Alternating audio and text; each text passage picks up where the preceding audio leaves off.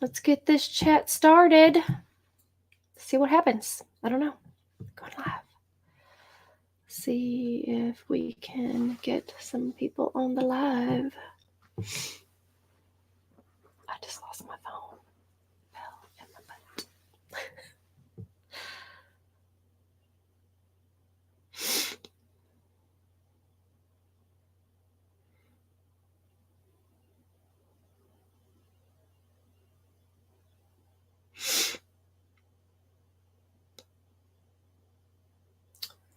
Go on TikTok.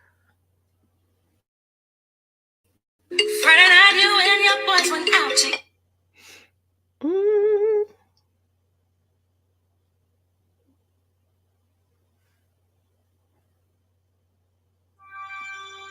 Don't want that. Hey y'all, good morning. We are live on the Alternate Point of View at YouTube. See, we're live. We're live. Join the live stream. I just impromptu'd the live stream, so letting you know, Alternate Point of View. Hey y'all, good morning. We are live on the Alternate Point of View at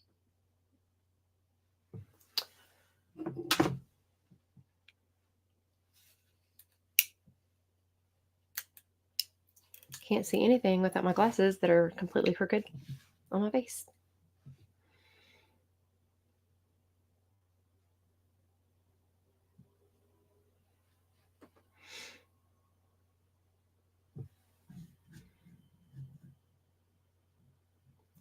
So I'm live all by myself. But hopefully I will get people will notice that I'm on here and join because there's so many things to talk about.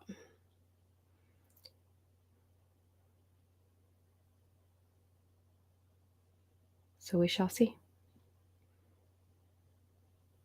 If no one joins, I'll just go back to my lovely little life.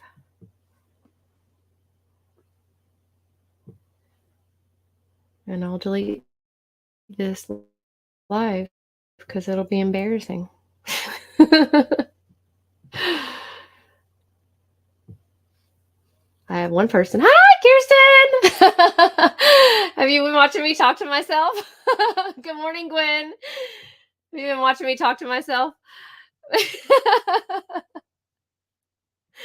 I was like, if this is bad, I'll just delete it.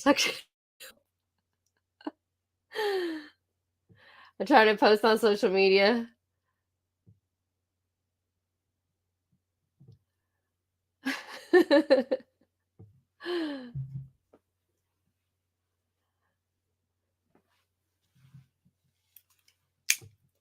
I was like, I haven't done a live.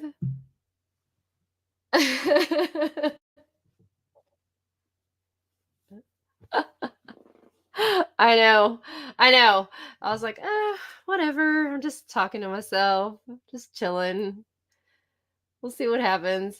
Okay, so I just wanted to talk about what's been going on all week, and then I definitely wanted to highlight Saraya, this missing child, Saraya Ong, who is missing since the 29th of May, as it turns out. So I wanted to go over some details about her, which are wacky crazy, if anyone has heard about her. In the little town called Moscow, Idaho, that is putting itself on the map again. So yeah, I just wanted to talk about a couple things that are going on in the Karen Reed, good Lord, that trial. And then the YSL Young Thug trial, that is getting wacky crazy. It's actually quite entertaining. I have not watched. I started to watch that trial, and then I realized that trial was, first of all, I can't understand a word coming out of half of those witnesses' mouths because they talk in a whole nother language that is off the charts. And then that trial was just, what the heck is happening? And I don't even know what that trial is about. I think it's a murder trial. but it's a RICO case. I don't know. But anyway, it's just a bunch of thug rappers that are on trial, and it's been going on for like 90 days. It's ridiculous. I think there's like 30 lawyers in there. I don't know. It's crazy. But the big talk of the oh yeah, tomorrow's the sentencing for Wade Wilson. We need to watch that. Um uh yeah, the Young Thug thing, the guy Woody, he's the hilarious one. He's actually been the funniest thing. I've been watching shorts and stuff about him. He's funny. And then we need to make sure we keep up because I've been watching uh I'm just having a brain fart again. Corey Michelow's Facebook page for the sentencing date, but I think it's not till August for Gregor. I'm pretty sure it was August 2nd, if I remember correctly.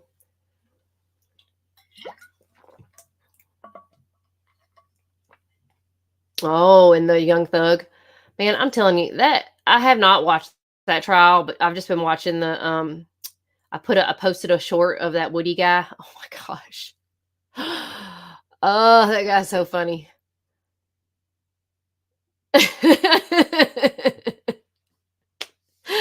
I mean, he is a bold short in the box, I tell you. Um, yes, the Brianna Facebook page. Yes. Yeah, it's weird. That trial, I don't know how many people are defendants in this trial because uh, oh, 282. Yeah, you're right, Kirsten. Um, yeah, so I don't know. It's crazy. I don't know who else just joined, but welcome. I just decided to do an impromptu live, and here we are. And I was talking to myself. I think people were just watching me talk to myself. That was probably more entertaining than actually listening to me talk to y'all. I don't know. Um, yes, and I wanted to talk about like so we've had a lot of cases like Lake and Riley. Is this Samantha one? There's another one. This guy in New York just got caught for rape of this girl in a park. It's just getting crazy that we're having so many crimes being committed by people that are not from here. And we're also having to spend money catching them, finding them, putting them on trial. I don't know. I don't know if you watched any of my videos about the rancher in Arizona who was put on trial for murder, um, who of a guy who wasn't an illegal immigrant in on his ranch. That I mean, it was a stupid trial. It was really bad, and the state of Arizona spent a lot of money trying to convict this 70-something-year-old man for a body being found on his land. They had zero proof that he even killed the guy. So it was terrible, uh, absolutely terrible. But he was found not guilty. But thank God. But or no, it was a mistrial. It was a mistrial, 11-1. One person would not find him not guilty. There was one person that was a holdout on that trial, but it was really bad. So, and also I want to talk about the uh, Giglio Beach or Long Island serial killer. I really wanted to go over the affidavit. Also, I wanted to talk about what y'all's thoughts are. Did you see the news conference? Do you want to watch the news conference from the attorney that did the news conference about the link between the Long Island serial killer and his daughter? I will tell y'all what I think about it. If you have not seen the news conference, we can watch it and you guys can tell me your thoughts on it, and then I will tell y'all my thoughts. We all kind of think alike, so I kind of have a feeling we'll have the same thoughts, but we'll see. Have y'all seen the uh, news conference?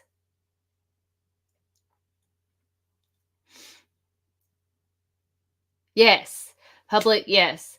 There was also one here in Round Rock, Texas. and yes, the pictures, oddly enough, that they show of the ones here are not um uh they didn't look, they looked of a different uh heritage. So yes, that it actually killed two bystanders that weren't even in relation to the incident at hand here in Round Rock. We used to live in Round Rock actually until before we moved to Dripping, or here where we live now outside of Austin. So uh, Round Rock is about well, now from here with traffic, it's about an hour away. So yeah, yes, that several actual incidents like that have been going on. If you guys haven't seen it, oh, here in the U.S., Kirsten, we have a lot of mass. Now they're called mass. Uh, I'll just say it. I don't care. I don't care about YouTube's things. Shootings. We have a lot of mass shootings here in the States, but here in the States, it's if there's four or more people involved, it's called a mass shooting. I mean, it's public shootings. It's people crowd shooting. I don't know, but they call them mass shootings now. So, but we've had several at the now we call it Juneteenth. I didn't even know that was a thing, but apparently it's a federal holiday now. So they celebrate Juneteenth. I think we started doing it. They say it's always been celebrated, but I don't know what it is. We never heard of it. I mean, I'm from being from Alabama, obviously I never heard of it, so maybe that's why. But Juneteenth is, what exactly is Juneteenth? I think it's the freedom of the slaves in Texas, but now they nationalized it.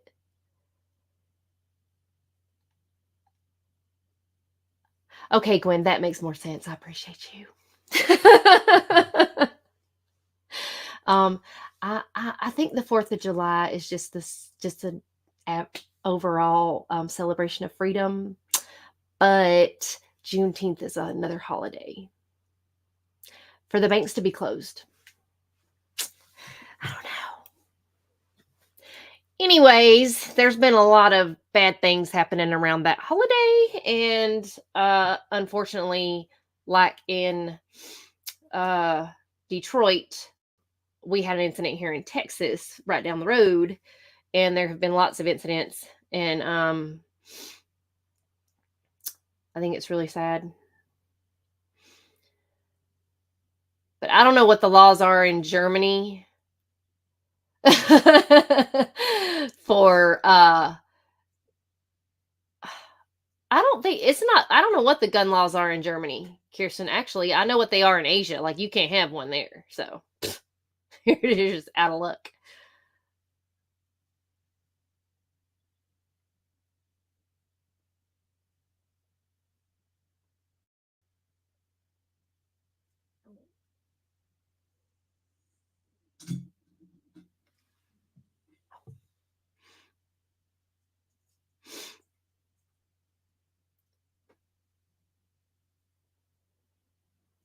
Did y'all want to watch did you guys see the attorney press conference about the Long Island serial killer?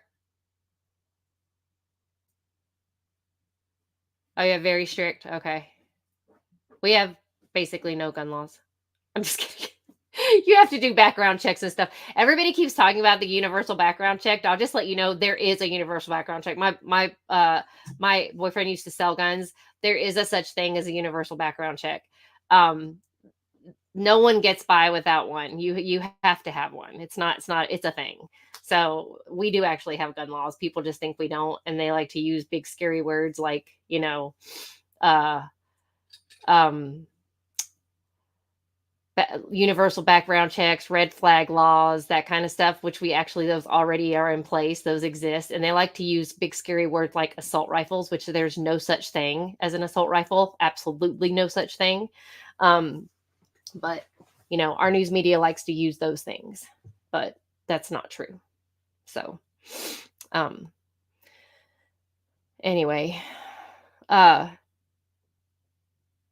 did you guys see the Giglio Beach thing? You saw it, Gwen? You said you saw it.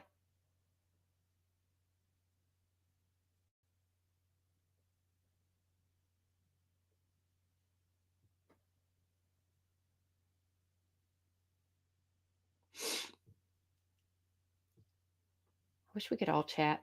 Like we have like 100 women here talking.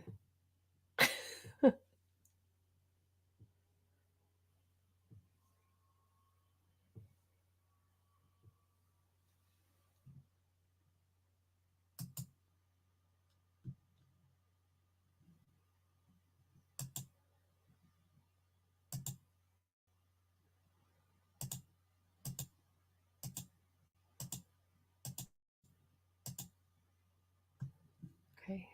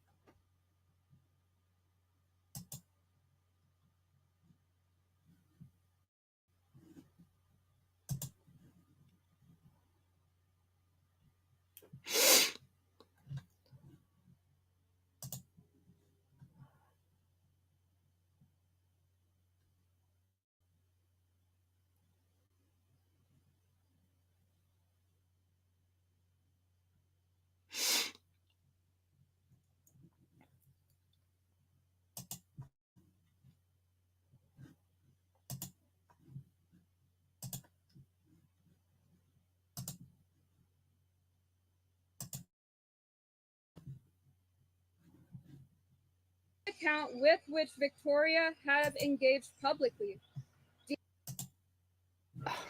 A lawyer for some of the victims of these. For those who are unfamiliar, a furry is someone who is an enthusiast for anthropomorphized animal characters, often portrayed in sexualized fashion. A sampling of this person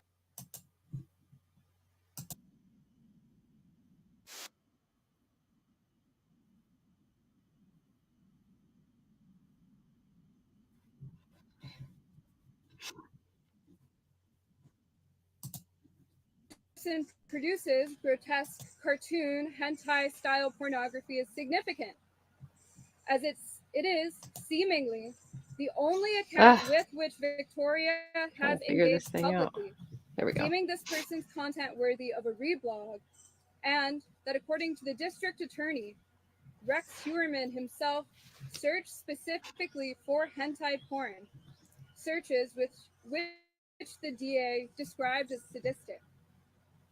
While Victoria's likes on Tumblr are not available for public review, some counts are. She has chosen not to make hers public. We can look to the list of accounts. Oh, this is Rex Howerman, the Long Island Beach Victoria is viewing. Serial killer. Upon examination of the roster of accounts Victoria follows on Tumblr, nearly. This is the press conference that they're talking about his daughter. They're going to show pictures that his daughter is very into the same things as he is. They both do searches on certain websites like porn sites. She's an artist, and the pictures that she draws are very similar to the crime scenes that he left and did. So I wanted to show y'all and see if y'all think lawyer for some of the that for those his who are unfamiliar, a furry is someone who is an if they are related. Have y'all seen this yet?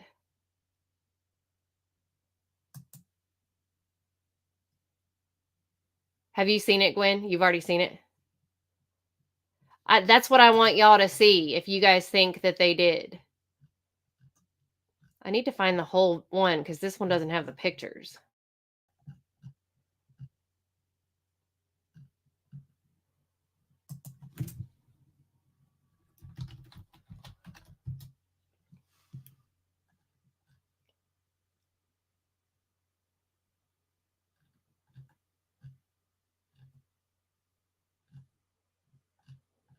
That one doesn't have the pictures, though.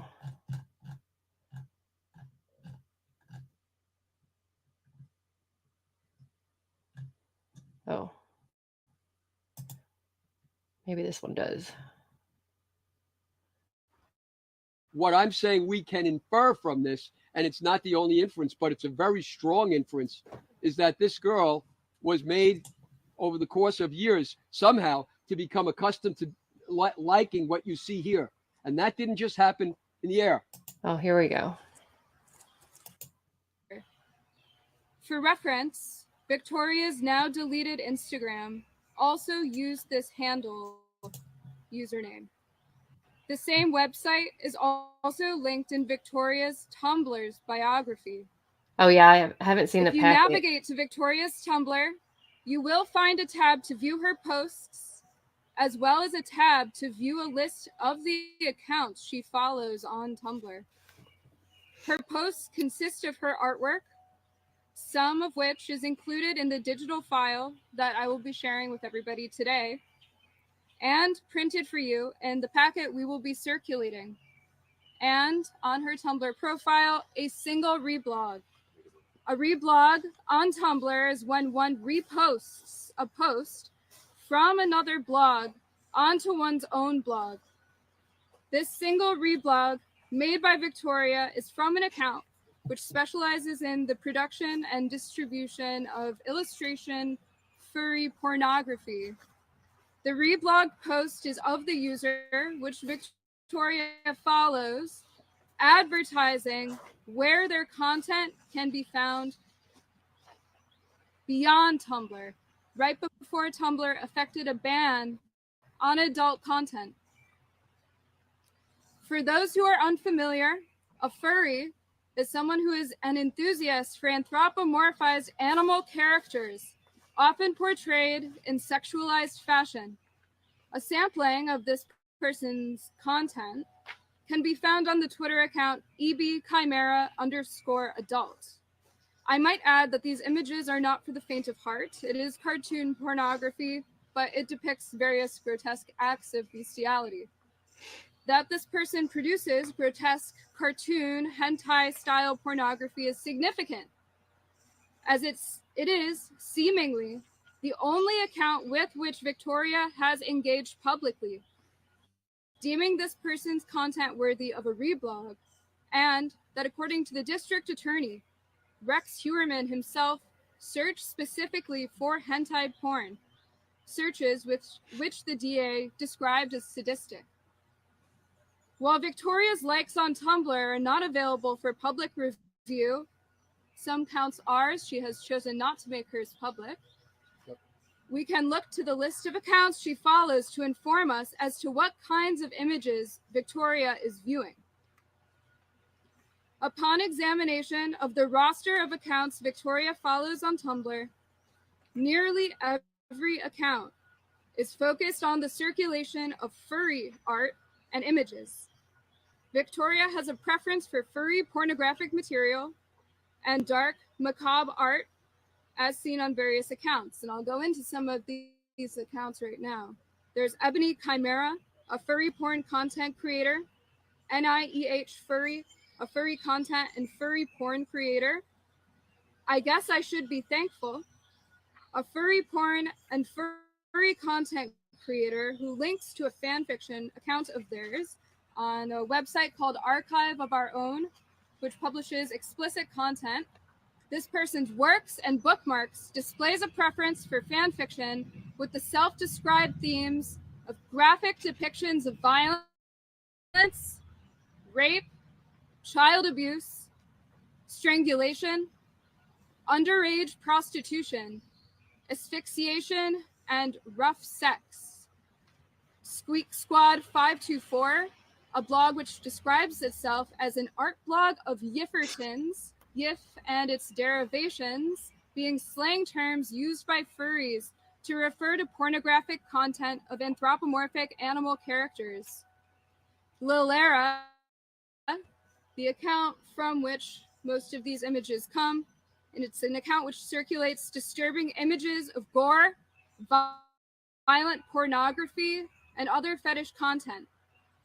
The content creator describes themselves and their blog and their bio as a gore whore, with content warnings, self-described as extreme gore, hard vor, violence extreme, vor being cannibalistic imagery of a victim eaten alive. This is to quote the dictionary, the prey's flesh being ripped, chewed, or bitten, resulting in horrific injuries and often loss of life. According to a translator familiar with Scandinavian languages with whom we consulted, Victoria's account handle Vinan de Madtour may itself be an allusion to eating and consumption, a disturbing reference when considered in the context of the hard vor fetish content Victoria views and follows.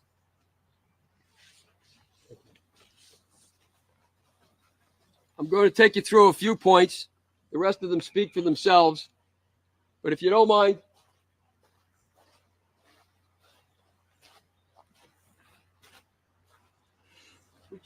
there are many pictures besides what I'm showing you that she's looked at that are equally as bad, if not worse. We just thought these. You're off mic, John. I'm off mic, so I'm going to shop. Or you, Because I'm going to have to go to these. you want to talk on the mic and then explain it? What do you?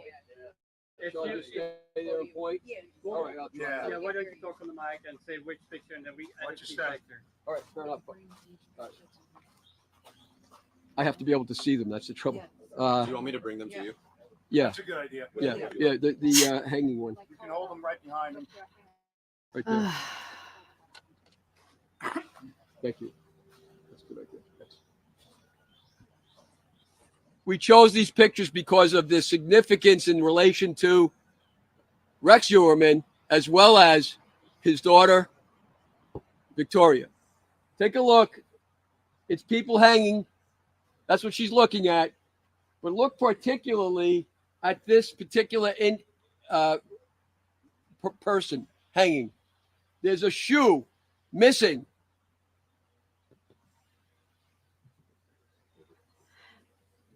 Gwen, who is the Sandra attorney? Castilla was found with a shoe missing. I forgot. This seems to be a fetish that was indulged in by Rex Uerman, a fetish that is depicted and looked at by his daughter.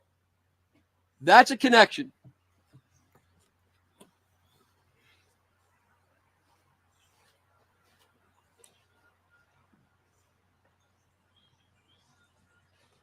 Yep.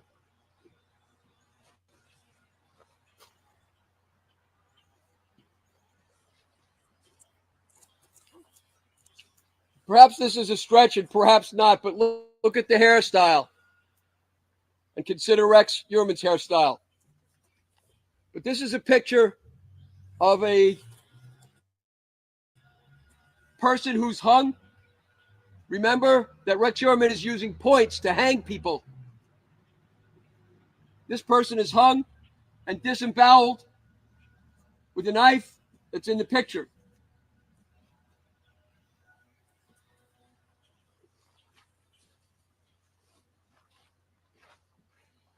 Yep.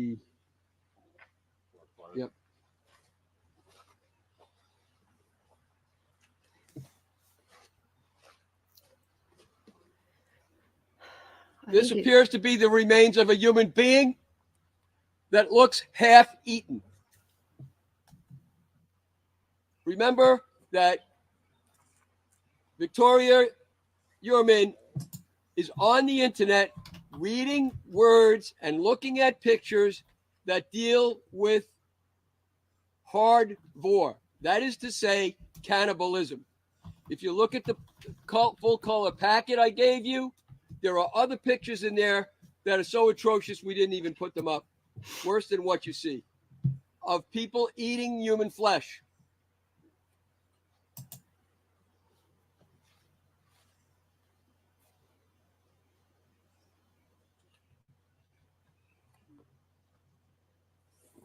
In this picture, if you look, it has a strange familiarity when you see it because the torso shows that the arm is chopped off at the elbow.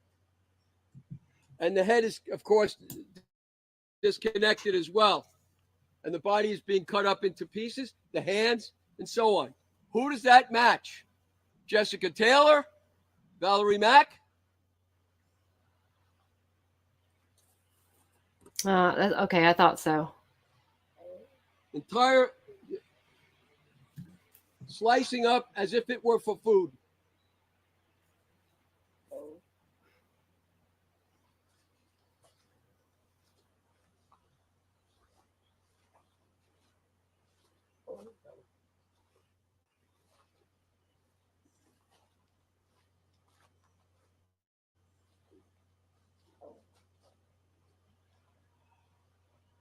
This is a picture of a female human body, completely disemboweled in the front, with her entrails hanging over her vagina and her legs chopped off.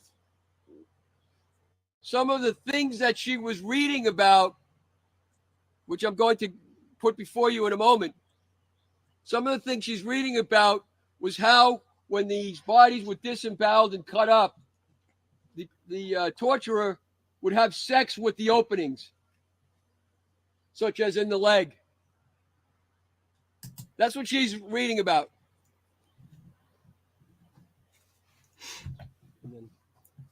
Yep.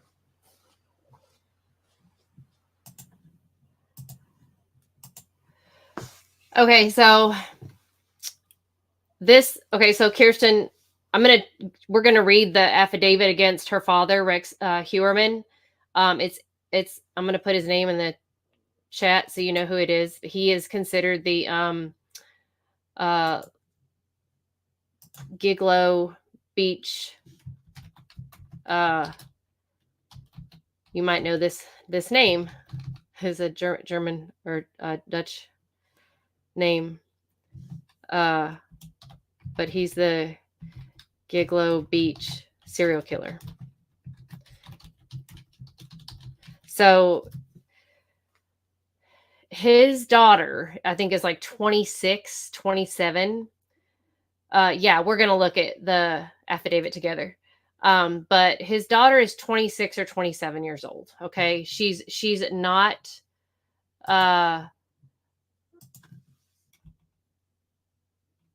very old. This lawyer is making accusations that this could be a possible family situation, that possibly his wife and daughter could know more than they are letting on because they did a search of the house.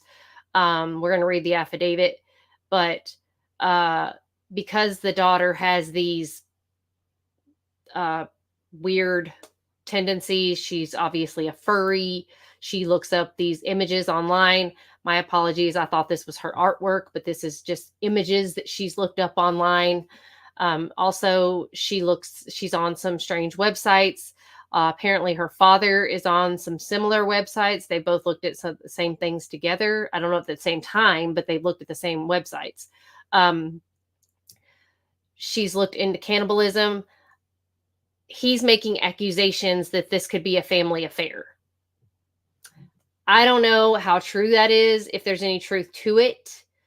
What I think it is, and I am no doctor or psychologist or anything like that, but what I took away from this conference that they had was that this daughter is extremely disturbed. And I feel that given her father's issue with women and girls in general, that she too could possibly be a victim. And I mean, kids don't turn out the way she turns out if they haven't been or had some sort of abuse themselves. So I think that that's what I possibly think is actually her issue. So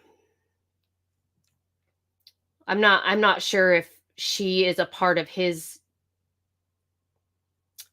what he's done, but I think she could be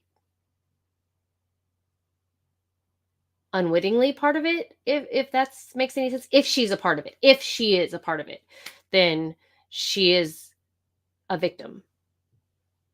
So anyway, but this is his daughter that they are trying to, put out there. This is his daughter. I don't know, uh, you know, if I don't know. I don't know.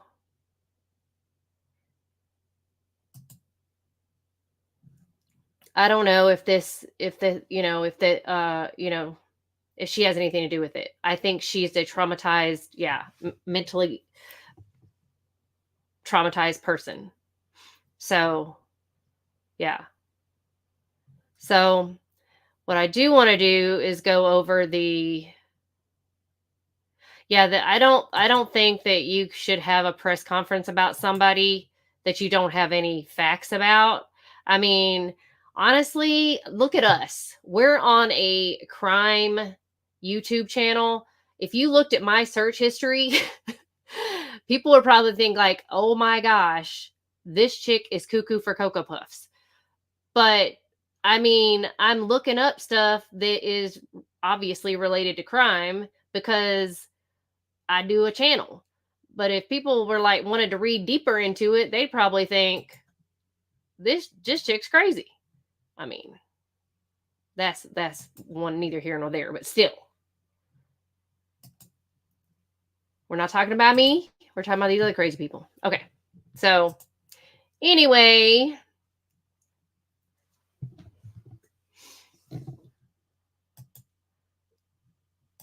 let's look at, let me just put it on the whole screen. Wait.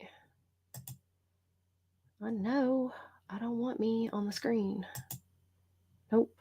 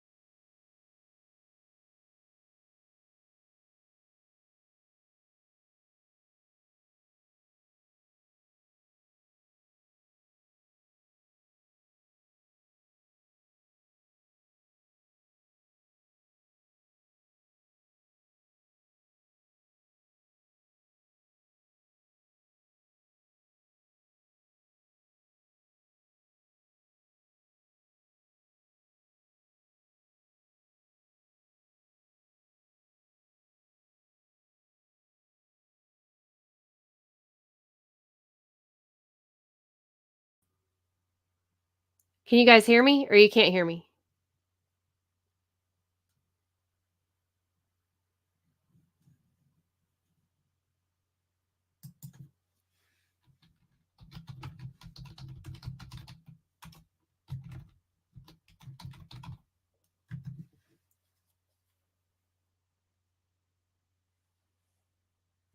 Oh, could you not hear me the whole time?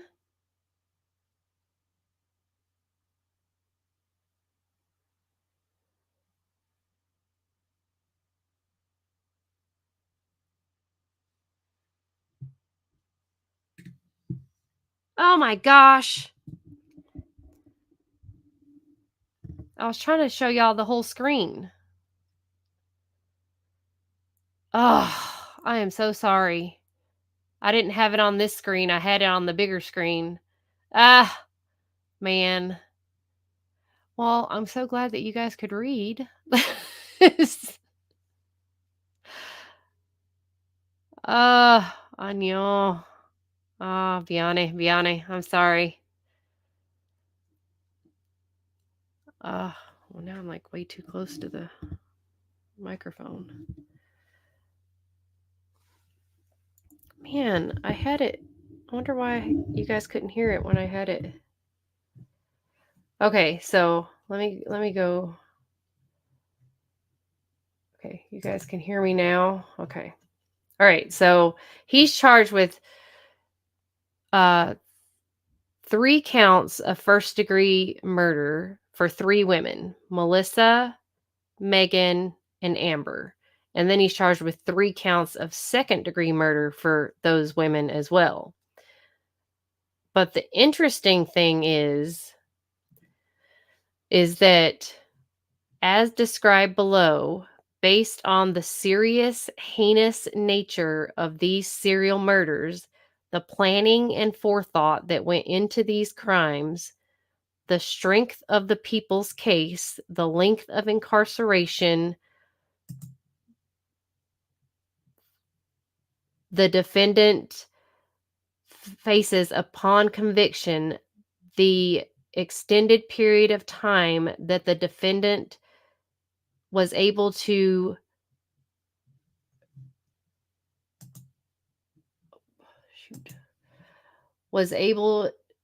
avoid apprehension, his recent searches for sadistic materials, child pornography, images of the victims and their relatives, counter surveillance conducted online as to the criminal investigation, his use of fictitious names, burner email cell phone accounts, and his access to the history of possessing firearms.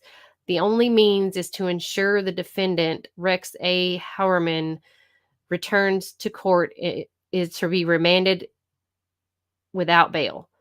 So he was like searching for the victims and stuff and their families this whole time. So actually, a police officer and his canine dog were training on the beach and they found a body. And then the police department went and searched more and found 3 more bodies. So this is where all the bodies were found, was along this beach path. And they have since found, they counted him with 2 other bodies. So the investigation into these deaths were linked, as in addition to other factors, the victims each appeared to have been placed in close proximity to one another, 22 to 33 feet from the edge of the parkway. All were petite females, approximately 22, 27 years old, believed to be working as sex workers. All had missing clothing and personal possessions. All had been killed by homicide. All had contact shortly before their disappearance with a person using a burner cell phone, cell phones without an associated verified identity, and cell phones of 2 of the 4 victims. Although the defendant is not yet charged with any crimes to the disappearance and murder of Miss Bernard Barnes as set forth below, defendant Rex A. Huerman is the prime suspect in her death, an investigation which is continuing and is expected to be resolved soon. Moreover, there is substantial evidence of defendant Huerman's involvement in the disappearance and death of Miss Bernard Barnes, which evidence closely fits the modus operandi of the defendant. If you don't know what modus operandi means, Kirsten, that means that's their mode of operation. That it means that's how all the crimes are similar. So it means that's obviously it has to be him. It couldn't be anyone else because that's the pattern. So, and for anyone who doesn't know what that means, but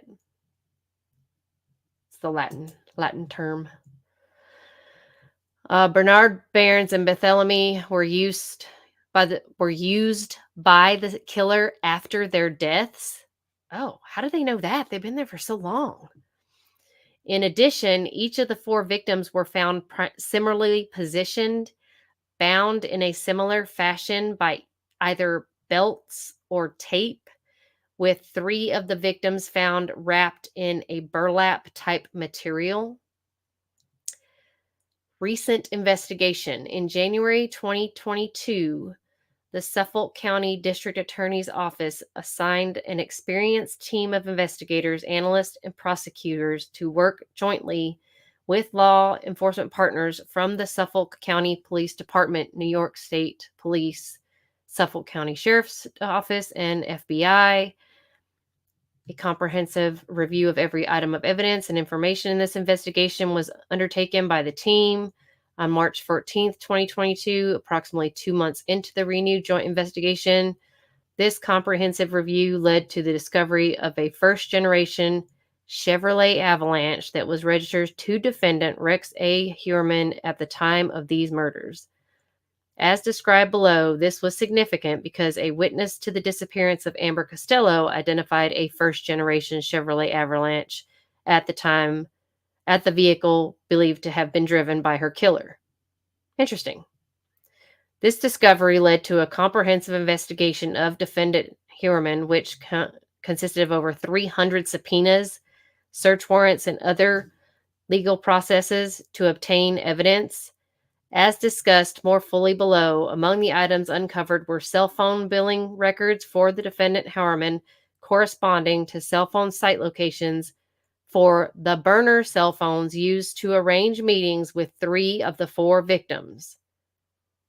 The taunting calls made to a relative of Miss Barthélemy, a call made by a detective to Miss Barthélemy's cell phone while looking into her disappearance, and calls checking a voicemail on Miss Bernard Behrens' cell phone after her disappearance. This is crazy. This is like the BTK guy. In addition, Heuermann lived in Massapequa Park, where the victims were believed to have disappeared from, and he worked in Midtown Manhattan in the vicinity where the taunting calls were made to the sister of Miss Barthélemy. As set forth below, defendant Rex A. Heuermann is believed to be the person who used the burner cell phones to communicate with each of the 4 victims prior to their disappearance, and who used Miss Bernard Behrens' cell phone and Miss Barthélemy's cell phone after their deaths. Both defendant Heuermann and these burner cell phones had significant connections to both Midtown Manhattan and Massapequa Park, New York. Oh my gosh, that's crazy. So everybody was saying it was like a piece of pizza caught him, but they actually had him long before the piece of pizza. Everybody, the media was like making a fuss about this dang piece of pizza, but it was really, he just was really bad at this, but good enough that he went undetected all this time. But he's like BTK. BTK did the same thing. He just taunted. There has to be more women.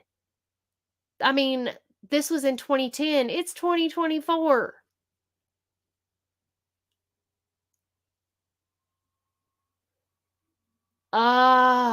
Yeah.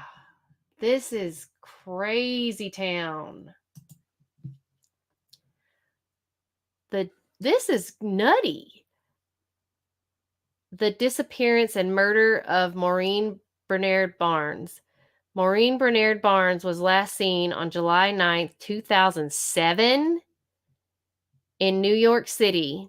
At that time, she was believed to be working as a sex worker. On July 6, 2007, Miss Bernard Barnes' cell phone was contacted by a burner cell phone between July 6, 2007 and July 9th, 2007. I mean, I'm old. When did cell phones come out? I can't even remember.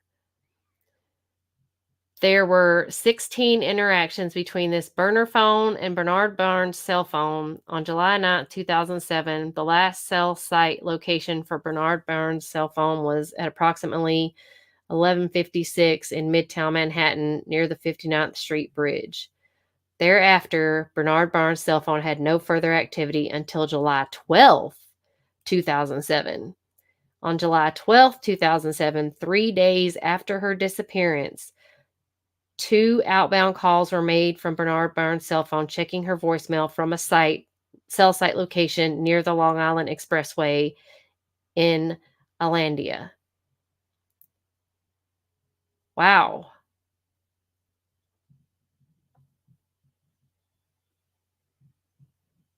So she was her last cell site location on July 9th. When was she last seen? The disappearance and murder of Melissa Bartholomew was last seen on July 10th. So did he just have like multiple chicks at this? Like, no, that's 2009. Okay, I was like, what? Does he just kidnapping girls at the same time? In New York City, at that time, she was believed to be working as a sex worker. On July 3rd, 2009. Do you have a thing about July? Miss Bartholomew was contacted by a burner cell phone. Thereafter, the Bartholomew cell phone was contacted by this burner cell phone on July 6th, 2009, which was the last day that she was seen alive. On July 10th, 2009, cell site records indicate the burner cell phone traveled from Massapequa Park to Midtown Manhattan. Later that evening, Bartholomew's cell phone traveled from Midtown Manhattan to Massapequa, with the last cell site location being in Massapequa on July 11th, 2009 at approximately 1:43 a.m. On July 11th, 2009, Miss Bartholomew's cell phone was used to make an outbound call, checking her voicemail from a cell phone site location in Freeport. On July 11th and July 12th, 2009, the Bartholomew phone made 2 more outbound calls, checking her voicemail from cell site locations in Babylon. On July 17th, July 23rd, August 5th, August 19th, August 26th, the Bartholomew phone made taunting phone calls to Miss Bartholomew's family members, some of which resulted in a conversation between the caller, who was male, and a relative of Melissa Bartholomew, in which the male caller admitted killing and sexually assaulting Miss Bartholomew. As described below, the cell site locations of the Bartholomew phone during these taunting calls were all in Midtown Manhattan. Oh my gosh.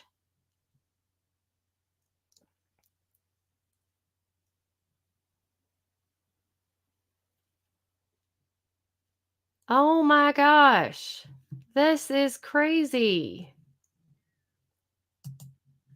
So, okay, when is this other one? Oh, you guys, he has something about the summertime. So, the disappearance and murder of Megan Waterman. Megan Waterman was last seen alive at the Holiday Inn in Hoppegaw, New York on June 6th, 2010. Okay. So is this a year, every year thing? This is kind of strange. At the time, she was believed to be working as a sex worker on June 5th, 2010. I mean, these are almost literally like a year apart. Miss Waterman's cell phone was contacted by another burner cell phone, which had been activated that day. Therefore, Waterman's phone communicated with this burner cell phone on June 6th, 2010. 1:31 a.m., which is around the time Megan Waterman was captured on video surveillance exiting the Hollywood Inn in Hauppauge for the last time. Following that communication, the burner cell phone had no further phone activity. However, the cell site records show that Waterman's phone traveled to Massapequa Park, with the last cell site location being Massapequa Park at approximately 3:11 in the vicinity of the residence of defendant Huerman. And that was it. This one's longer. Okay. The disappearance and murder of Amber Costello. Okay, he only waited a few months for this one. Amber Costello was last seen alive on September 2nd, 2010. This is different. Leaving her residence at 11112 America Avenue in West Babylon during the late evening hours. At that time, she was believed to be working as a sex worker. On September 1st, 2010, the day prior to the disappearance of Amber Costello, Miss Costello's cell phone was contacted by a burner cell phone. On September 1st, 2010, this burner cell phone had communicated with Costello's phone at approximately 11:33 p.m. and 11:34 p.m. During those communications, the burner cell phone connected to the cell site towers in West Amityville and Massapequa Park. Therefore, the burner cell phone traveled to West Babylon in proximity to the residence of Amber Costello and had contact with the Costello phone at approximately 12:05 a.m. on September 2nd, 2010. According to witnesses, around the time of the communication between the burner cell phone and the Costello phone on September 1st and 2nd, 2010, a prostitution client showed up at Miss Costello's residence located in West Babylon, New York. After the client entered the home, a ruse was executed on the client whereby a person pretended to be the outraged boyfriend of Amber Costello, and the client left the residence. While Amber Costello retained the money the client had brought to pay for her services. Based upon interviews, the client was described as a large white male, approximately 6'4" to 6'6" in height, in his mid-40s, with dark, bushy hair, big oval-style 1970s type eyeglasses. A witness described him to police appearing like an ogre. Furthermore, a witness noticed a first-generation Chevrolet Avalanche parked in the driveway of the residence. According to the witness, following the ruse, this client said he was just her friend. Tell her I'll give her a call, and walked out the front door. Therefore, at approximately 1:18 a.m. on September 2nd, after the ruse had been perpetrated, the burner cell phone sent a text message to Costello's phone, which stated, "That was not nice to do. I credit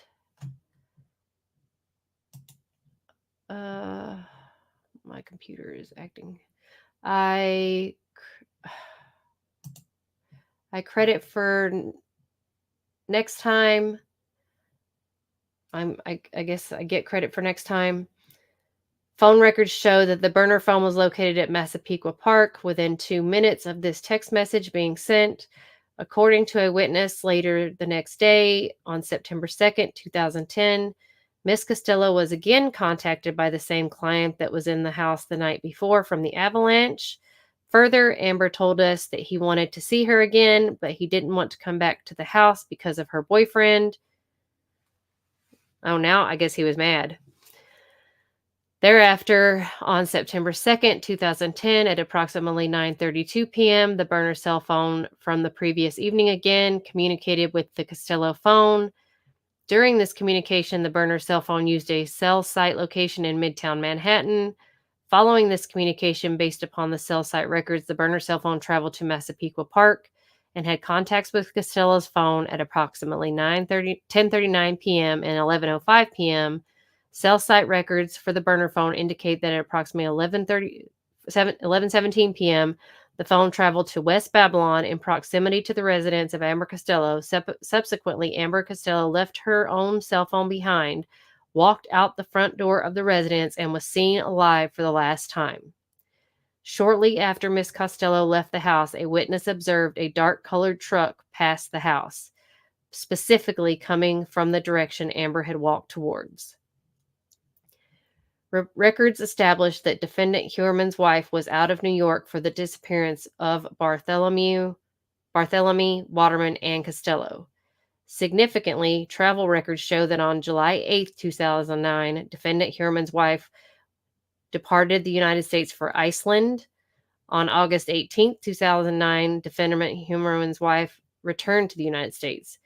Consequently, defendant Huerman's wife was out of the country during the time of Melissa Bartholomew's disappearance. Based upon cellular telephone billing records on June 4, 2010, the cellular telephone subscribed to defendant Huerman's wife traveled from New York to Maryland. On June 8, 2010, telephone subscribed to defendant Huerman's wife returned to New York from Maryland. Consequently, based upon cellular telephone records, the cellular telephone described to Huerman's wife was out of New York State during the time of Megan Waterman's disappearance. And based on her telephone billing records, August 28, 2010, Huerman's wife traveled to New York from New York to New Jersey. On September 5th, the wife was traveling from New York to New Jersey. Consequently, the defendant's wife was out of New York State during the time of Amber Costello's disappearance. So the wife was out of town.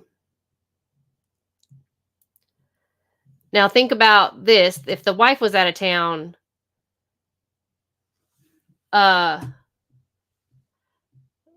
every time. So she had to have the daughter, right? Because it's 2024. The daughter's what, 26 right now? So she probably had the daughter with her. But so do you think he just kidnapped the Costello girl? Or do you think she finally gave in? It doesn't say whether or not she answered any of his text messages. So I can't tell.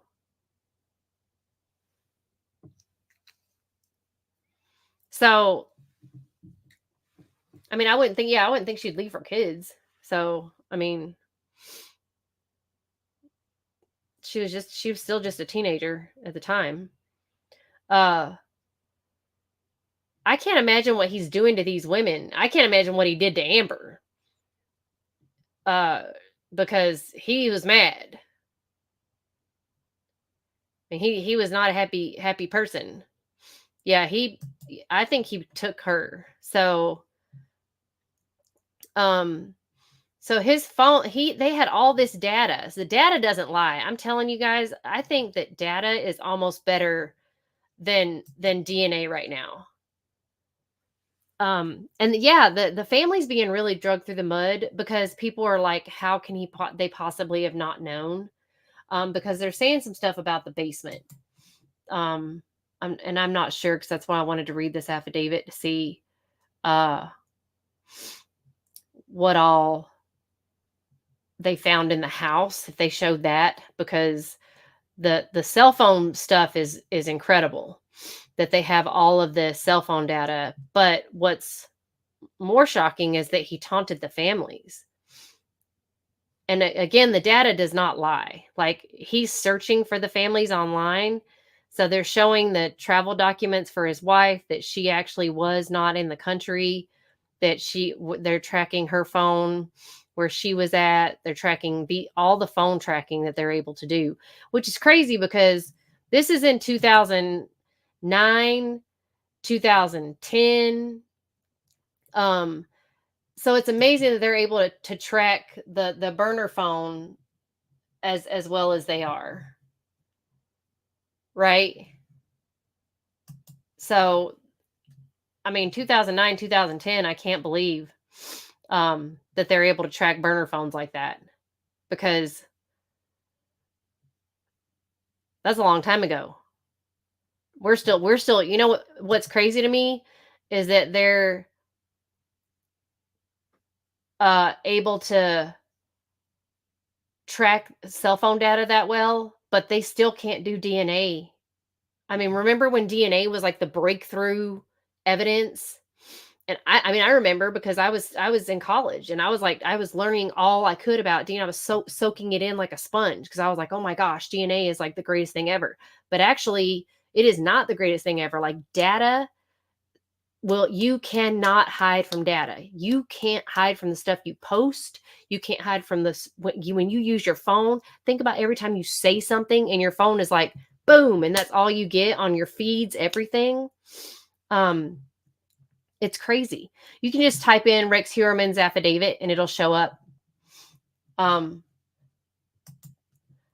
additional burner phones and online account activity linked to the defendant Heuermann. So through the course of the comprehensive investigation of the defendant, investigators located a number of online accounts and burner cell phones linked to defendant Heuermann. That is nutty to me. But which were held by him in fictitious names and used for illicit activities. American Express records obtained via subpoenas revealed recurring Google Pay payments made by defendant Heuermann to Tinder, an online dating and geosocial networking application used to find data or hookups within a user's immediate vicinity. Records were then obtained from Tinder, which revealed that Tinder profile was set up in the name Andy. Heuermann's middle name is Andrew, with links to a burner cell phone subscribed in the fictitious name of Andrew Roberts using an email account, which was established with AOL in the fictitious name of John Springfield with an Astoria, Queens, New York zip code using another burner cell phone, which records show was named no name subscriber. Records obtained from Verizon showed that defendant Heuermann's cell phone was used on December 11th, 2022 for a period of time over 3 hours to access the fictitious AOL account. Similarly, see, that's where he screwed up. He used his own phone. Similarly, records obtained from T-Mobile show that burner's cell phone was used in multiple data dates, including November 8th, 2022, to access this account. A review of call records for these two additional burner cell phones revealed that both cell phones were used extensively between 2021 and 2023 for prostitution-related contacts, either with sex workers or massage parlors. In addition, cell site warrants for these burner cell phones revealed that just like the other burner cell phone defendant Heuermann used to contact the victims prior to their disappearance, these additional burner cell phones had frequent cell site activity in the Midtown Manhattan and Massapequa Park. Specifically, the records revealed that both these burner cell phones consistently had activity on the cellular towers that provided coverage to the defendant Heuermann's residence in Massapequa Park and his business in New York City. So there's newer victims. Legal process served on Google seeking records or accounts associated with the device.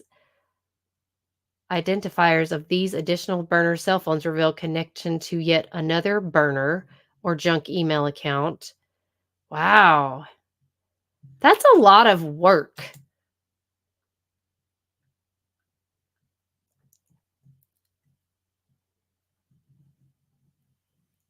That is a lot of work. Sorry. I'm on the other page so I can read this easier.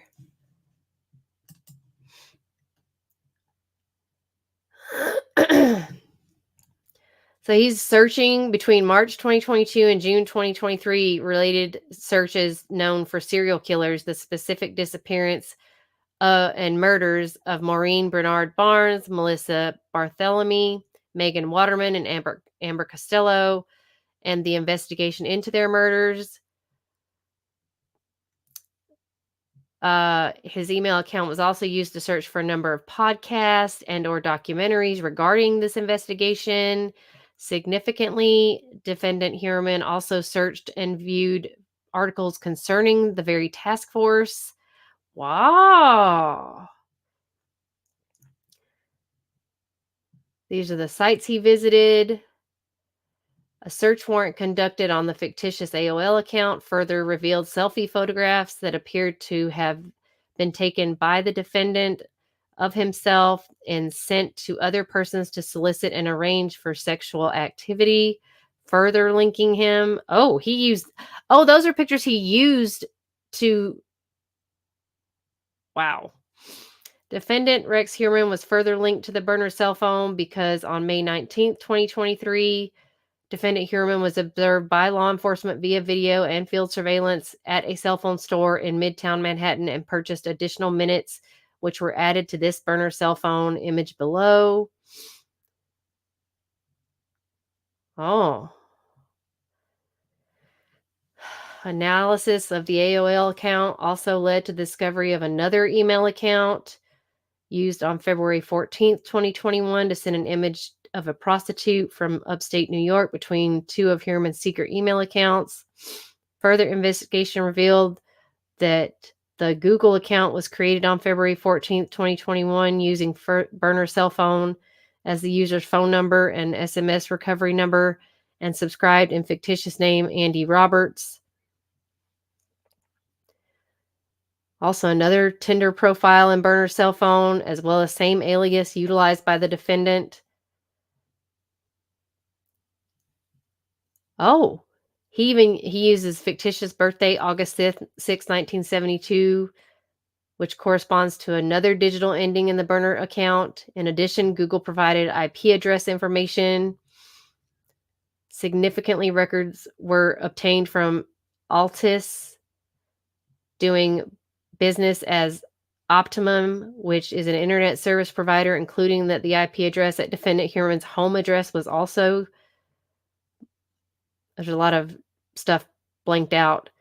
Moreover, based upon SCPD records for the official website, giglonews.com, a website maintained by the SCPD to dispense news pertaining to this investigation, Defendant Heuermann's home IP address was used on May 23rd, 2020, July 3rd, 2020 to access the official news concerning this investigation.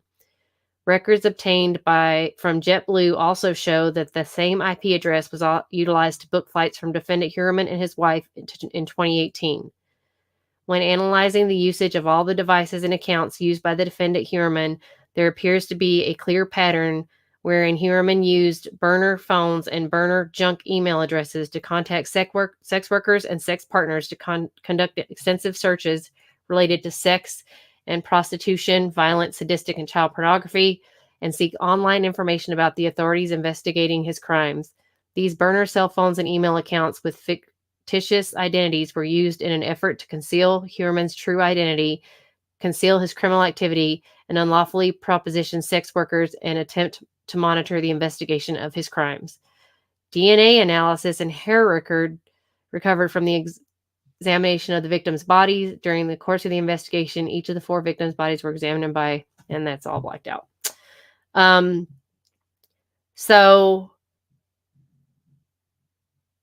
see, I would think, I know,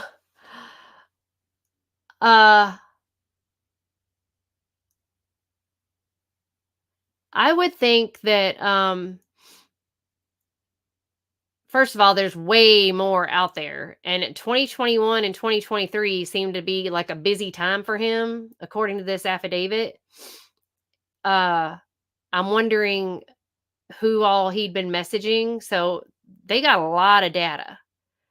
Also, I'm thinking, where did that news conference we just watched earlier, where did that attorney get all this information? I mean, I get he got social media for the daughter, but why is he on the daughter's butt? I'm sure if the cops has suspected anything about the family, they would have said something. So I think his family are victims like the BTK family. Like his daughter saw her dad. He was a deacon of a dang church.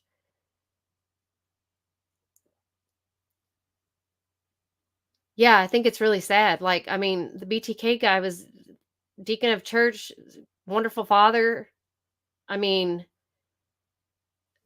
by all accounts, like she wasn't abused by her father. She was a daughter, and look what he was doing to women or anyone. So sad. But so in or about July 2022, forensic laboratory number 1 was able to determine that each of the aforementioned female hairs recovered on the 3 victims each belonged to a female individual. And this female was not any of the victims. Oh, that's interesting. It was female hair, and it didn't belong to any of the victims. On or about July 21st, 2022, an undercover SCPD detective recovered 11 bottles from a trash receptacle that had been left out for collection in front of the residence. The Suffolk Crime Laboratory took swabs of said bottles, which were subsequently sent to forensics lab for DNA profiling. Based on these new submissions, the lab was able to conclude that one of the DNA profiles generated from the aforementioned bottles taken from Rex Harriman's residence indicated a female individual belonging to the mitochondrial haplogroup, which is the same mitochondrial haplogroup as the female hair recovered from the 3 victims. Oh. Forensic lab number 2, on or about March 23rd, 2023, the Suffolk County Crime Laboratory requested forensic laboratory number 2, a lab specializing in forensic mitochondrial analysis, to conduct additional independent analysis. In a report concluded that the DNA sample from the female recovered from the bottles outside the residence of defendant Heuermann's wife, the female hair on Costello, indicated that the mitochondrial DNA profile are the same at all compared positions common to and between samples, specifically at a rate that would, as per the MPOP database, exclude 99.98% of North American people from the female hair on Costello. So the hair matches his wife's. So that could have got on them. That means they could, their body, that means they could have been in their house, right? Forensic lab number 2 then compared the profile associated with DNA sample from Heuermann's wife to the one aforementioned female hairs recovered from the remains of Miss Waterman, which also resulted in the conclusion that the mitochondrial DNA profile are the same at all compared positions common to and between samples. So they all matched the wife. So, yes, BTK killer, Kirsten. So, okay, I'm just going to say this, Gwen. Now, in the field of law, what we say is there's no such thing as a coincidence. Okay? So, for all 3 women, now, 3 women, 3 different times in, okay, a year apart. Each of these women were like a year apart, a couple months apart, okay, to get all of them to have his wife's hair on them that's a little weird. So what I'm going to say is it could happen because did he put them in their bed? It could be that. What did their basement look like? Because now you can't say the hair transferred from the basement, because if he's taking them to this torture area that they're calling the basement, what was the wife doing down there? Did he dress them in his wife's? I don't know. I'm just like throwing some stuff out there as to why in the world is his wife on 3 different women's bodies? I don't know. Just putting that out there. I'm just saying, no such thing as coincidence.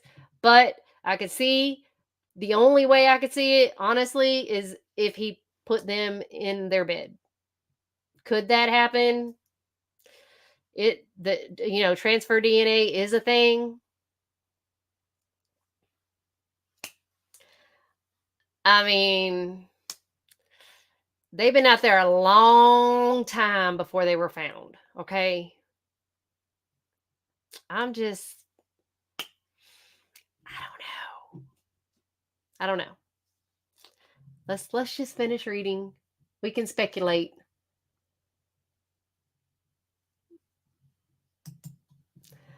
Okay, so male hair was linked to Rex Heuermann.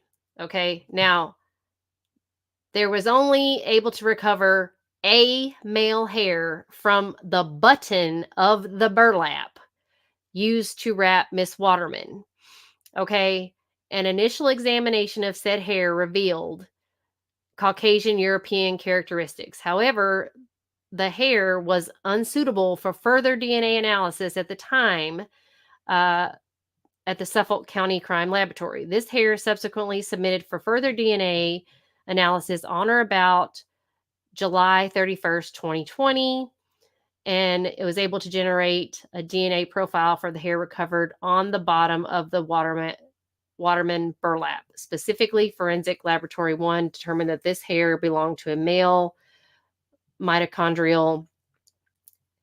Following the discovery of the Chevrolet Avalanche, which was registered to defendant Heuermann, the investigation of the cellular billing records and other items on or about January 26, 2023, a surveillance team observed and recovered a pizza box thrown by defendant Rex Heuermann into garbage can located on 385 Fifth Avenue in Manhattan. And bam, there comes the pizza. That's how they managed to connect him officially, was with the pizza and the hair on the bottom of the burlap. So they've been watching him for a long time. This has I mean, that's been a very long time. So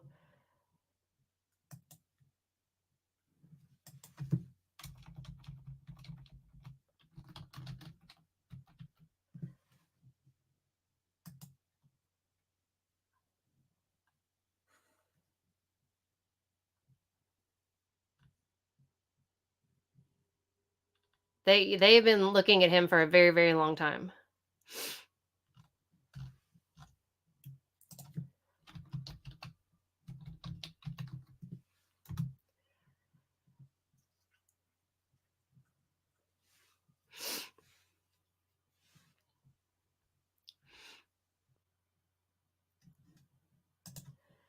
So yeah.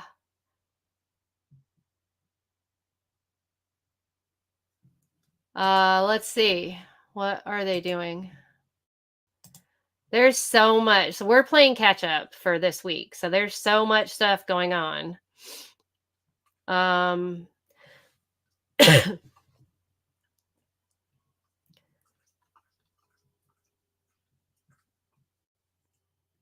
No, I just know that the gag order is still in effect for the Trump case.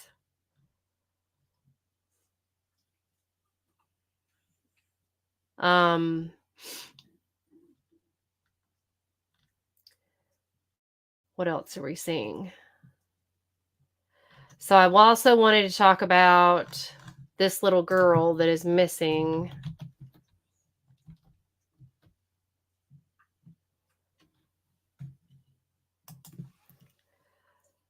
So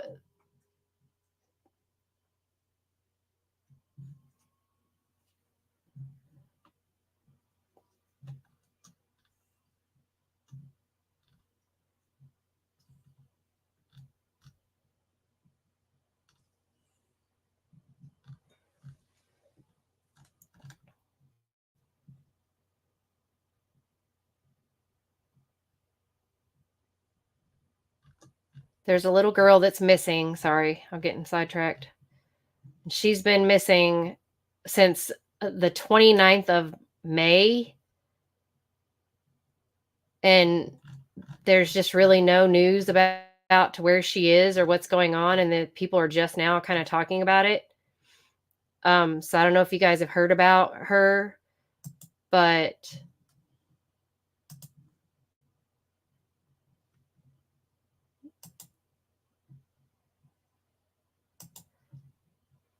yes.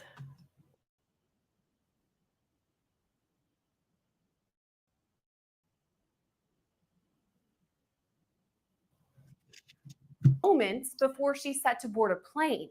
At the same time, her fiance and his 2-year-old daughter also disappear. The little girl's mother now speaking out for the first time since the disappearance of her toddler. I physically felt my heart like fall and hit the floor. And then I just started to fall apart. We sat down with Samara Harmon to get her take on the puzzling case. So Monday I got a call from the police asking about him, and that just kind of gave me like a weird feeling, kind of a weird gut feeling. Could the disappearances have been part of some master plan? My head spins constantly. I think of all different kinds of theories, just like everybody else does. Could the group have crossed the border? We aren't sure if the spotting in Mexico was real or not. We don't know anything. The police are looking at everything. And does Samara hold any animosity against her ex and his fiance? As much as this hurts me, I don't wish anything bad upon anyone. Plus, she shares a message for her little girl. Mommy's doing her best, and yeah, I'm so proud of you, and I love you, and I just want you home. This is a long crime legal alert. Google Incognito tracked users' It's crazy, but that little girl is missing. She's been missing since the 29th. So apparently the father, he's 21. He and his girlfriend or fiance, who's also 21, she just graduated with a criminal justice degree, she was about to board a flight to Europe with her family for 3 weeks to go celebrate her graduation. So she apparently comes from money because she was in a sorority. She, was about to go on a 3-week vacation with her family to Europe. She has a very nice Instagram account. She's also a photographer. I was looking her up and researching her, trying to figure out why in the world she would leave the airport when she's about to board a flight with her family and run away and go meet up with her fiance. I don't know how she got away from the airport. I don't know if she took an Uber. I don't know if he picked her up. I don't know what, but he was supposed to return the daughter to the mother and didn't do that. Instead, he emergency phone calls the fiance while she's about to board a flight, and she just vanishes. And now the little girl's missing, the fiance's missing, and the father's missing. They're all gone. We don't know where they are. Supposedly, he's of like Asian. I think he's like Filipino or something like that. I don't know if he has any Hispanic in his family, but they think he may have gone to Mexico. We don't know. But every lead that they supposedly are getting, the police are just kind of like, it's a custody battle. So they don't know what's going on. Yeah. So yeah, they found his car, but they don't know where she is. Like, I don't believe she would not contact her family all this time. I went on her Instagram page. She hasn't posted anything according to the page since November when they got engaged. I looked at all her friends' pages. I went to his page. His page is private. I think they're on other pages. Yeah, they say Canada too. I don't know where they went, but his family is dogging, obviously, the mother's family and saying that the law's here in America. So they're not from America. They're from Asia, I believe. And also, they did a search warrant on his family's house. And I'm like, whoa, like his family's house, they need to not be talking because they don't, those who throw stones, just saying. But they were talking some bad stuff about the mom and just talking, they're being very, very rude. So I believe they know more than they're saying because they're being pretty trash throwing on social media about the mom and her family. So it's really bad. I don't believe that he would harm the child. I would hope not. I don't want to say, I shouldn't say that after some of the stuff we watch, you guys, but yeah. And yes, Kirsten, or who said it? Yes, Kirsten. Sarah Boone has lost her 8th attorney. So this is what I'm excited about. I know this is terrible. This is terrible of me, but Sarah Boone, I hope, will end up defending herself, because it is going to be the most hilarious trial that we see. And I'm here for it, y'all. If Sarah Boone ends up defending herself, I am here for it, because she is going to be hilarious to watch. Probably cringy hilarious, but it's going to be hilarious. So, yeah. Yeah, I don't think that he would hurt the little girl. I think he's made a very juvenile mistake, and yeah. So, I just think that that's what's happening right now. And I think that the girl Nadia, I think she's not going to be able to stay away from her family, and she will come out, and everything's going to come out of the woodwork. I don't think they'll be able to survive this long, much longer, with a child in tow. So, but I also wanted to see what else is going on. So,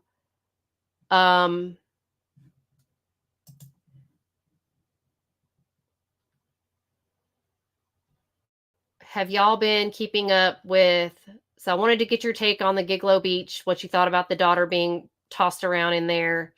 I don't think that was appropriate. Madeline Soto, have you guys been keeping up with Madeline Soto?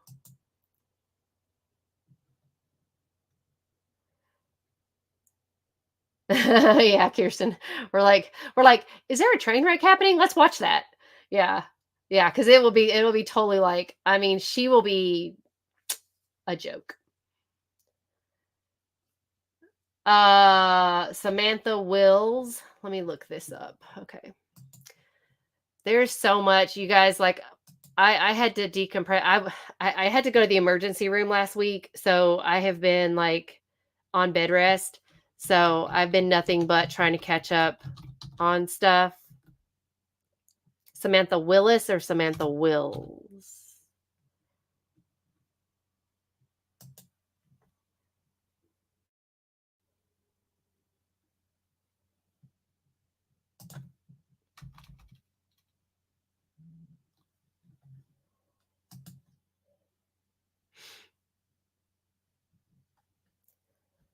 Okay, this must be a lesser known. Oh, W-O. Okay, I was like, this must be a lesser known case because I'm not pulling anything up.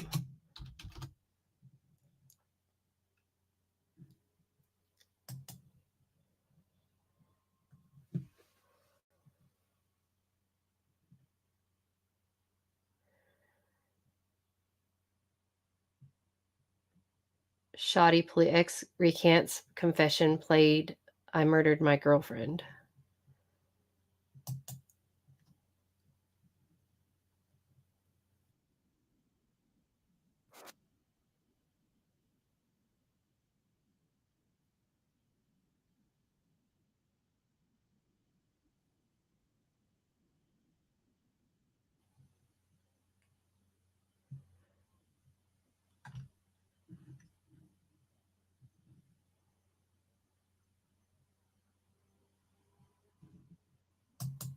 Hold on, I'm gonna put this up. Is this is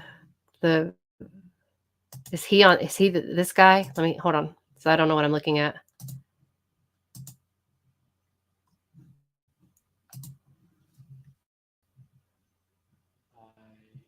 Is this the guy? You're carried over to possibly doing the same thing again that I couldn't remember. And so I was very Yeah, I'm not as in much pain, but I'm still in pain. They just haven't figured it out. I have I did get some diagnosis. I have what's called believe it or not, Non-alcoholic liver disease. And apparently, because I'm of Asian descent, it's common. But the good news is you can heal your liver. So Again, due to the adverse hopefully. reaction to the medication, So hold on. myself Oh, that, I think she's gonna take a plea. No, killed that's Samantha Tracy. just The child in the box case. that's what I was referring to at that time. Okay, the sound on here is really bad. Okay, so wait, why aren't they showing the confession? Did you use any other numbers at around that time, October and November of 2023? No. In the call that was played yesterday, there was some reference that you made of something to the effect of you were a danger to others. Do you remember hearing that? Yes.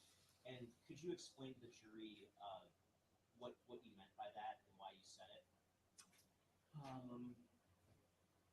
At that time, I was very fearful of. So who is this guy, Gwen? This is the ex. Have done, and Thanks, Kirsten. That fear carried over to possibly doing the same thing again that I couldn't remember, and so I was very concerned that if I had possibly harmed one person, then I could harm another. Ah. I desperately didn't want that to happen. Okay, and there was another reference. He looks like a very unassuming guy. What have I done? What have I done? He said, oh, that hurts. He said he's great.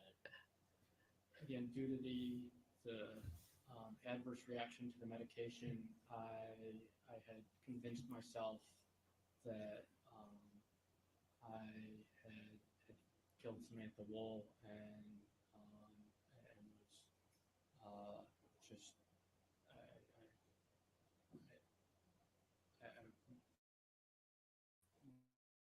that's what I was referring to at that time. Okay, and after you placed the 911 call, while you were in the Sheraton parking lot, did you eventually have some interaction with some police officers? Yes. And have you had an opportunity to review some body-worn camera footage of that interaction? Yes. And the footage that you reviewed, to the best of your recollection, does that fairly and accurately depict the interaction that you had with those officers in Kalamazoo? Yes. And that was back on November 7th of 2023, is that correct? That's correct. Okay. Would that have been after you made the 911 call? So who's on trial? Is this the guy on trial? Marked as proposed exhibit 28. Is it your understanding? Oh, okay. Footage Oh. of that interaction that you had with the police? Okay, I have not heard of this one, Gwen. This is a new one for me. All right, Kirsten. Gwen's going to have to catch us up on this one because I don't know what this one is. Yes. Your Honor, with that, I need to admit proposed exhibit 28. No objection. Thank you, Your Honor.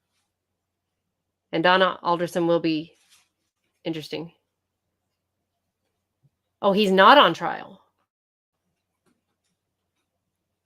That's crazy.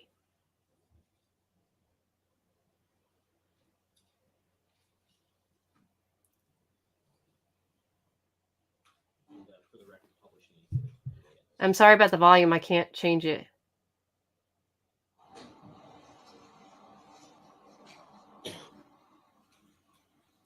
I'll come around to the other side.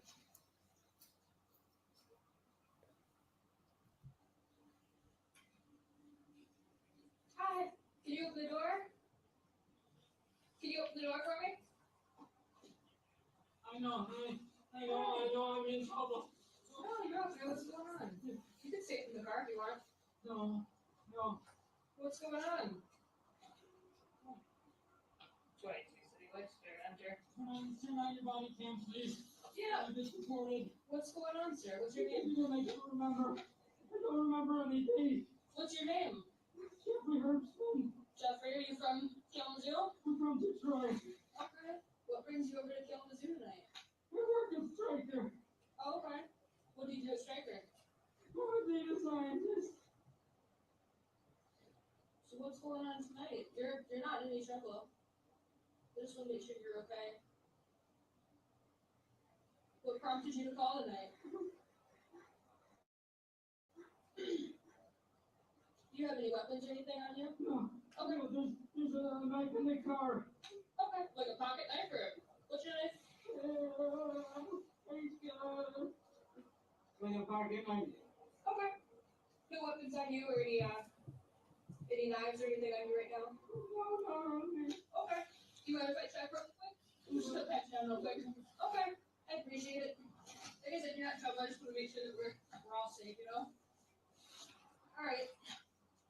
I'm ready to shut your car door here.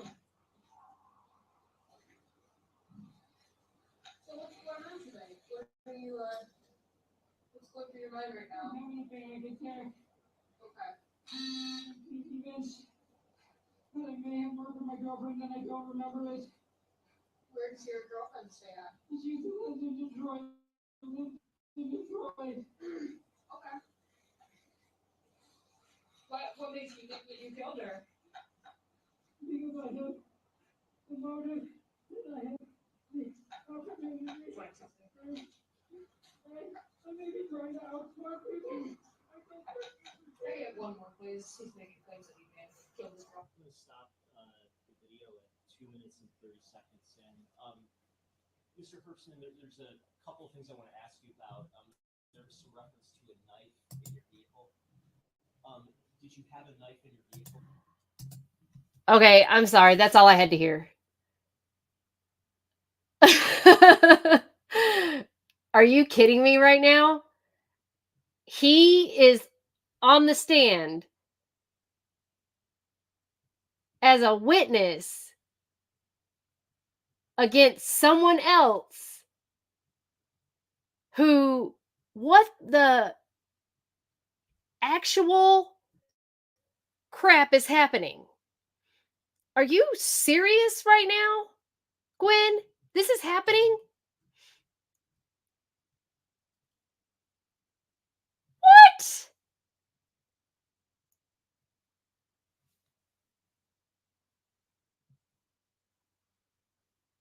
What?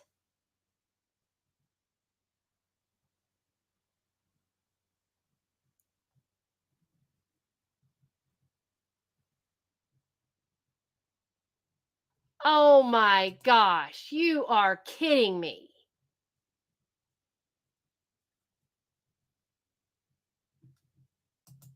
This is terrible. This guy, first of all,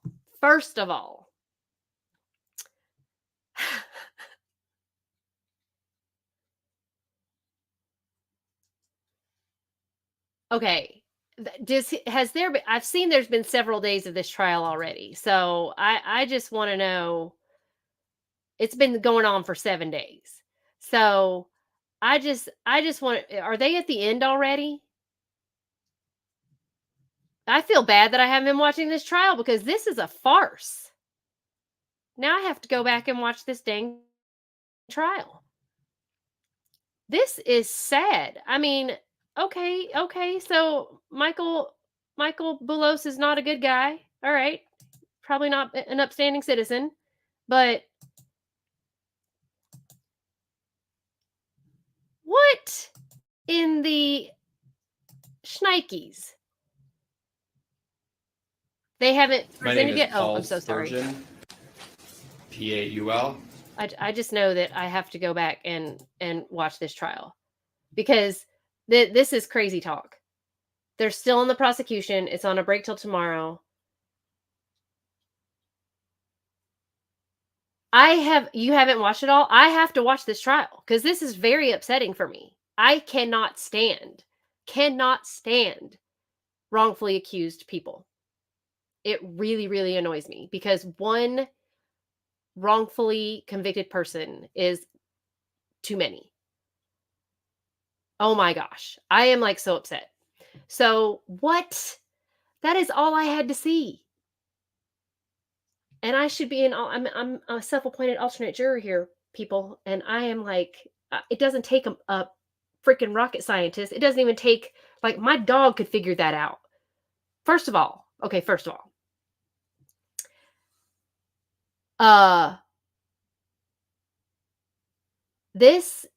anyone's had a panic attack, anyone who's had a panic attack in your life knows you can't speak, you can't give that much detail, you feel like you're having a freaking heart attack.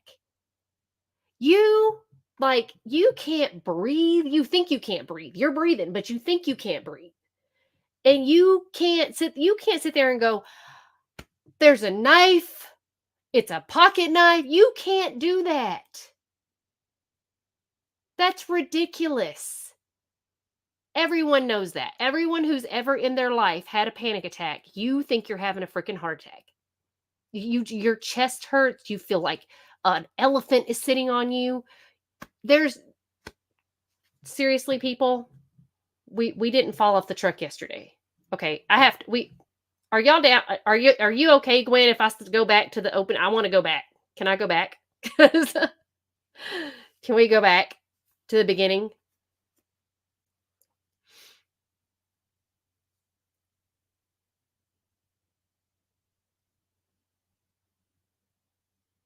Can we go back? I want to watch this trial. I'm sorry. Or do I have to? Okay. I mean, I feel terrible that I have not seen this.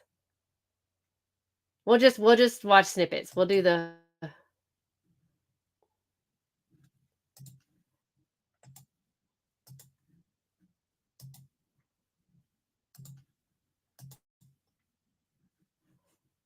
in the night, people who could do us harm. This is the prosecution. This case is about one such person, a person who you will see. I want to see what case they're building here.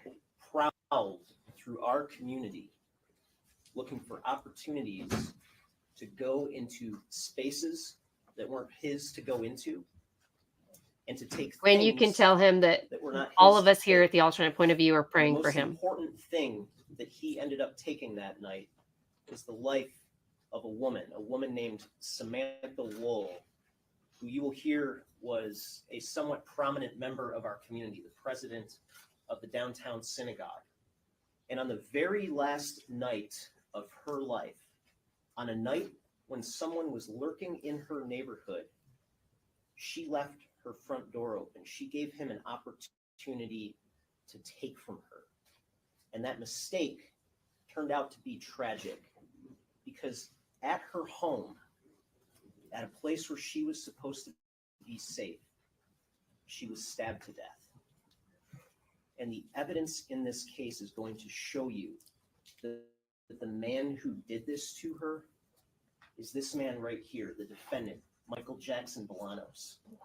They didn't catch him until close to 6 weeks after her death. But when they did, he still had her blood on a jacket that he wore that night and on a backpack that he wore that night. Now, I want to walk you through the evidence that you're going to see and hear throughout this case, but I want to frame some expectations and some understanding up front, because when Samantha Wool's body was found outside of her home on October 21st, 2023, her death was a mystery at that time with very few leads. And you're going to see that this case was investigated by something called the Homicide Task Force, which includes homicide detectives from the Detroit Police Department, investigators from the Michigan State Police, and personnel from the FBI who worked together to identify Samantha Wool's killer. And part of what you're going to see in this case is the many steps that were taken in this investigation to show you that this was an investigation that started out very open-ended at first, with other suspects, other persons of interest looked at. And the investigation used cutting-edge investigative techniques, including forensic data from various sources, including forensic science, to zero in on the defendant. And I want to caution you, the presentation of this sort of forensic data, it's not splashy. Despite the camera that you're going to see in the courtroom throughout the trial, it shouldn't be dramatic. It's tedious. It's time intensive, which is why this trial is going to last so long. So I'm going to ask for your patience throughout this process. And that's especially so because for the first few days of the trial, you're not going to see any evidence even directly implicating the defendant. Instead, we're going to show you the same evidence that investigators had to work with at the early part of this investigation, the same clues that they had, the same limitations that confronted them, and the same foundation of evidence that was ultimately put into place that led them to the defendant. Now, Samantha Wool lived in the Lafayette Park neighborhood of Detroit, just across the I-375 freeway from this courthouse. And she lived in a community of townhomes. And on October 21st of 2023, at about 6:20 a.m., one of her neighbors found her body outside. She was outside of a unit right next to hers, 1368 Joliet Place. She was bloody. She was barefoot. She was cold to the touch at that time. When the police arrived, they found a trail of blood that led from her body to her townhome at 1366 Joliet Place. There was blood on the door.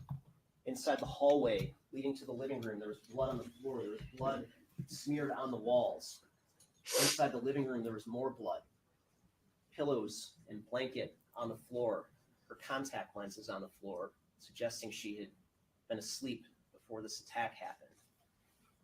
And when the police started to investigate her activities leading up to this night, they found that she went to a wedding in Sterling Heights that night and got home at about 12:30 a.m. And the police got a hold of her cell phone, which was found near her couch, and they performed something called a forensic extraction on that phone. They got all the data that they could on that phone so they could analyze it and try to see what her activities were leading up to her death. And they found a couple of important things. First, they found that her last outgoing text message was at 1:02 a.m.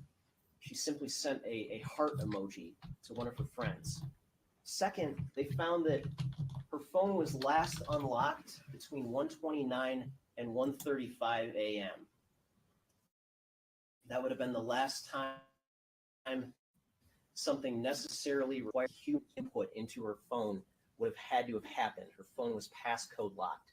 So that narrowed the suspected time range of her murder between when her phone was last used to 6:20 a.m.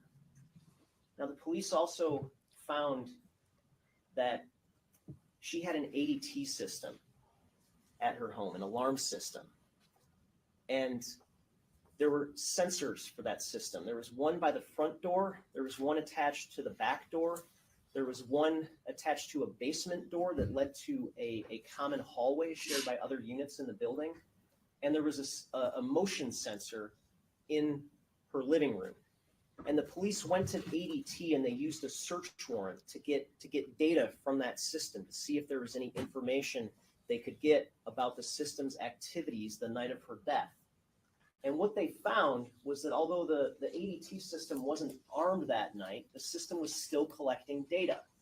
And they found that at 12:31 a.m., her front door opened, consistent with her getting back from the wedding. They found that at 12:32 a.m., there was motion present in her living room. At 12:35 a.m.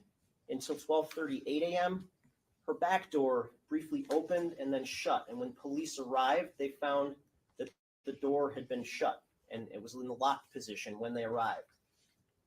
At 1:01 a.m., there was a message in the data indicating that the front door was still open, and there's no indication that the front door ever closed that night.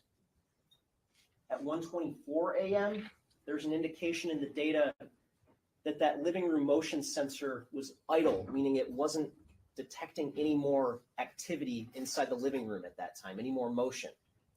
The next time that activity was detected The next time motion was detected in the living room was at 4:20 a.m.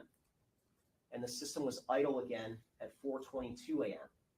So that naturally made 4:20 an important time in this overall timeline, because that was the last time motion was detected in her living room after she stopped using her phone. Now, the police went back to the scene a couple of weeks later and they tested the ADT system, and they pulled another data set to try to see whether the system was working and to see whether the times were accurate. And they found that the times that were in the data were accurate within about 12 seconds of real time. You're going to hear that an autopsy ultimately concluded that Samantha Wool died of a total of 8 stab wounds. All of the wounds were concentrated at her shoulders and above, focused on her neck and her head. This is the general information that investigators had to work with at the outset of the investigation. But there were limitations. There wasn't a video inside of Miss Wool's home that showed what happened. They looked for videos of other townhomes in that area to see if they could find anything capturing who came and went that night, but they couldn't find anything. They canvassed the neighborhood for eyewitnesses to see if anybody heard or saw anything relevant that night, and they didn't find anything. The closest thing they found was, you'll hear from one of the neighbors who will tell you that he heard what he describes as a woman's voice at around 1:24 a.m., but it sounded to him like an older woman's voice and nothing violent. Now, there was a lot of blood at the scene, but that blood, to the extent it was tested, was identified as Miss Wool's blood. There were some fingerprints left at the scene, mostly in blood on the walls. And you're going to hear that many of those prints were not of sufficient quality to be analyzed to identify someone, and those that were came back to be Miss Wool's. There were footprints in the blood on the ground, but the footprints were bare footprints, suspected of being hers. The police talked to people at the wedding that she went to, but they couldn't find anything suspicious that had happened that night. They talked to dozens and dozens of people, friends, colleagues, family members, current, former romantic interests, but they couldn't find anything alarming or actionable. They couldn't find anything that led them to a true suspect. Now, the first major potential break in this investigation happened on November 7th of 2023. And that potential break, you will hear, was something that didn't even involve the defendant. You're going to hear that Miss Wool had an ex-boyfriend named Jeffrey Herbstman. And you're going to hear that on October 22nd of 2023, the day after Miss Wool's body was found, Mr. Herbstman came in to speak with the police and gave a statement and was cooperative. And he will tell you that the last time that he saw Miss Wool was on October 7th, after seeing her at synagogue. He will tell you that the night of her death, he was home after he returned from synagogue, and he stayed there all night. He will tell you that they dated for about a year, from approximately October of 2022 until July of 2023, but that their breakup was generally amicable. But you will hear that Mr. Herbstman has a history of depression and that he did not take her death well. And on November 7th of 2023, you're going to hear that he was in Kalamazoo for work, and he called the police during what he will describe as a panic attack. And when the police came and questioned him about why he was upset, you will hear that in a frantic state, he told them that he had essentially convinced himself that he may have killed Miss Wool, but he couldn't remember anything about it. And he couldn't articulate why exactly he felt that way. Now, because Mr. Herbstman made that incriminating statement, when he testifies at trial, he's going to testify with something called use immunity. And what use immunity means is we can't force somebody to sit in that witness chair and acknowledge that they previously made an incriminating statement. And so for the hour or so that he's in the witness stand, whatever he says can't be used against him in a future criminal proceeding. But you will hear that what he says is not anything that could be used against him in a future criminal proceeding, because he will tell you that he had absolutely nothing to do with Samantha Wool's death. And he will tell you that when he said what he said on November 7th, he had just gotten an increased dosage of the antidepressant that he was on. He used some cannabis, and he had this one-time delusional panic attack that set in and prompted him to feel what he felt and say what he said. But because he said what he said, he was deemed a suspect, and the police looked into him, and they tried to collect evidence against him. And they had this ambiguous statement from Kalamazoo. You're going to hear, though, that the police did not find any evidence placing Jeff Herbstman at the scene the night that Miss Wool was killed. They didn't find his DNA at the scene. They didn't find his fingerprints at the scene. You're going to hear about a lot of video that was collected from surrounding areas. He didn't materialize in any of that video. You're going to hear that they didn't find any evidence that he left his home that night, that his phone placed him at his home the entire night after he returned from synagogue, consistent with his statement. You're going to hear that they searched his cell phone. They downloaded it and forensically extracted it at 2 different points. First on October 22nd when he first came into the police, and then again in Kalamazoo when he was taken into custody after he said what he said, and they didn't find anything incriminating on his phone. You're going to hear that they tore up his car, they tore through his home, and they didn't find any physical evidence connecting Jeff Herbstman to Samantha Wool's death. They found a knife in his car, a pocket knife. It was forensically analyzed. There was nothing relevant found on it. They found a couple of items in his car, including a dog collar that initially tested positive for suspected blood, but it turned out not to be human blood. Samantha Wool's blood did not show up in his house, in his car, on his clothing. And Jeff Herbstman was eventually released and cleared as a suspect. Now, what you will see. So the knife didn't have any blood on it? It was publicly reported that a suspect was released in this case on November 11th of 2023. And the very day afterward, it was later found, once the defendant's phone was recovered, that the very day after that news report was made that a suspect had been released, the defendant was searching the internet for how to get out of town. Detroit same-day passport showed up in his search history for that day. Huh. Now, while some of the investigation team was focusing on Jeff Herbstman, another part of the investigation team was focusing on the one other major lead that they had. And that is some video from near Miss Wool's home. Near her building, there is an elementary school called Chrysler Elementary School. And that school has a camera that points down Joliet Place.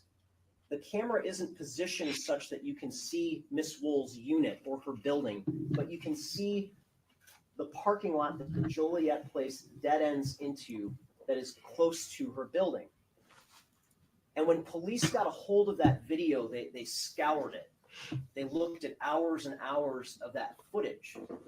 And what they found was that at 3:52 a.m.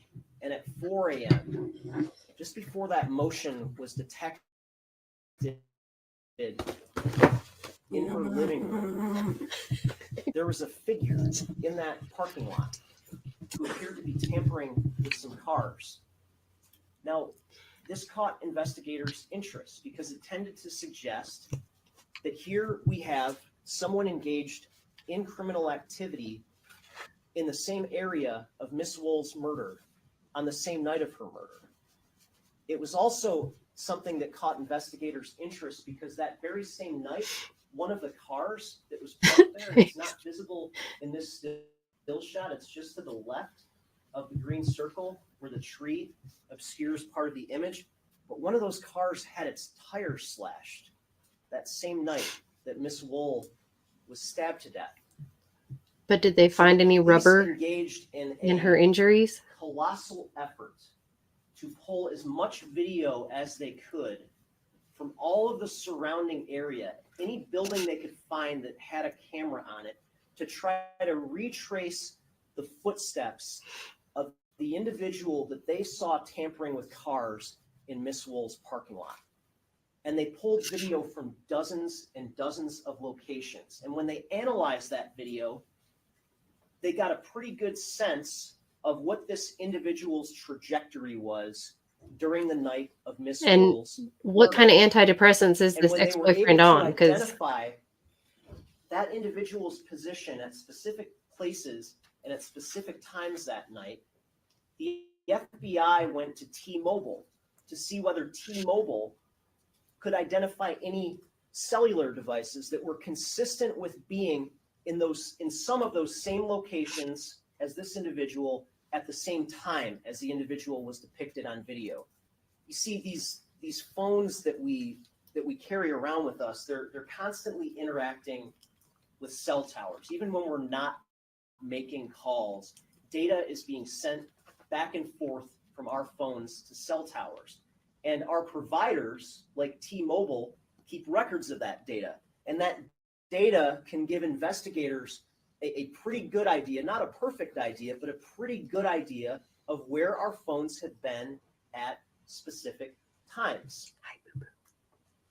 And when the FBI worked with T-Mobile to identify devices consistent with following the trajectory of the person identified in the video, they found that there was one device that matched that trajectory, and it was the defendant's phone. And you're going to see through a combination of that. I mean, if he was cell around phone there breaking into evidence and cars, then video, of course his phone's you're going gonna to pop see up. the defendant's route that he followed that night. And you will see that at 12:42 a.m., just as Miss Wool's night was ending, as she got home from the wedding, the defendant's night was just getting started. And you're going to see at that time, he left his girlfriend's apartment in Midtown, Detroit. He was wearing a black North Face jacket, dressed all in black. You're going to see that at 1:44 a.m., and in between these two times, 12:42 and 1:44, you're going to see that a combination of video and phone records trace him going from the Midtown neighborhood south into downtown Detroit, across downtown Detroit, and then over to the Lafayette Park neighborhood right near Miss Wool's home. And you're going to see that at 1:44 a.m., he is in that neighborhood. He's just about But a look block where he away from right her now. at I her mean, home, honestly, he and would have he's still been wearing that North Face jacket. he would have been And you're going in to for this see anyway. that He phone wasn't data wrong. suggested that he stayed right around that area for about 18 minutes on a night when her door was open. The first time he passed through the area that night. You're going to see that at 12:16 a.m., and this comes from materials recovered from his cell phone, that at that point in time, he took a video from inside a secured parking garage at a building called the Ducharme Place Apartments, which is just down the street from Miss Wool's home. He simply took a video of a car and then later texted it to his girlfriend. You're going to see from there, phone records and video then trace him leaving the Lafayette Park neighborhood and going into. I mean, the I Rivertown usually don't neighborhood. use And the then about racial thing, 3:05 but a.m., you literally had a white guy he's confess observed and on say, "I video killed my going girlfriend," into a parked car and but I don't emerging with remember. a white bag. Why would you say I And killed that my white girlfriend, bag is but I don't important remember? because in some of the video going forward after this, But then you have a 3:05 black guy a.m. with a mark, record the that videos just that will happens to bring be in the it's area hard to see doing exactly who shady you're stuff. looking at, but you will see that in the grainier video, I that the person mean, that's being tracked is carrying a white bag, and you will see why would you charge that a the person tampering white Jewish with the guy cars in the that was parking at lot synagogue all right near Miss night Wool's home who actually right before confessed to it? motion was And you have activated a in her living room, was criminal right carrying a here. white bag. Get down. You're going to see that at 3:12 a.m., video and phone data places him in the Harbortown area where he is observed jumping over a brick wall into another secured parking area to tamper with more cars. You're going to see at 3:24 a.m. that he crosses back over Jefferson and starts moving toward the Lafayette Park neighborhood again. And at that point, at 3:24 a.m., he's wearing the North Face jacket, he's carrying the white bag, and he's wearing what appear to be blue surgical gloves while walking alone in the middle of the night. From there, you will see that the phone data traces his route back toward the area of the scene, where you will see this individual tampering with cars in the parking lot near Miss Wool's home. There is a gap in video between 4 a.m. and 4:20, but you will hear from the FBI special agent who mapped the defendant's phone records that during that time, and especially at 4:20, at the very moment that that motion was activated in Samantha Wool's living room, that the defendant's phone was consistent with being right in that area. And in fact, he will tell you that if he had been looking for the defendant in real time at that point, using the data that he has, that's the very first place he would have looked for him. Is it? You're going to see that at 4:24 a.m., after that motion ceases in the living room, that the defendant is then on this side of the freeway, on the other side of the freeway, moving away from the scene, still wearing the black North Face jacket, and now wearing what appears to be a gray backpack, something that he acquired along the way.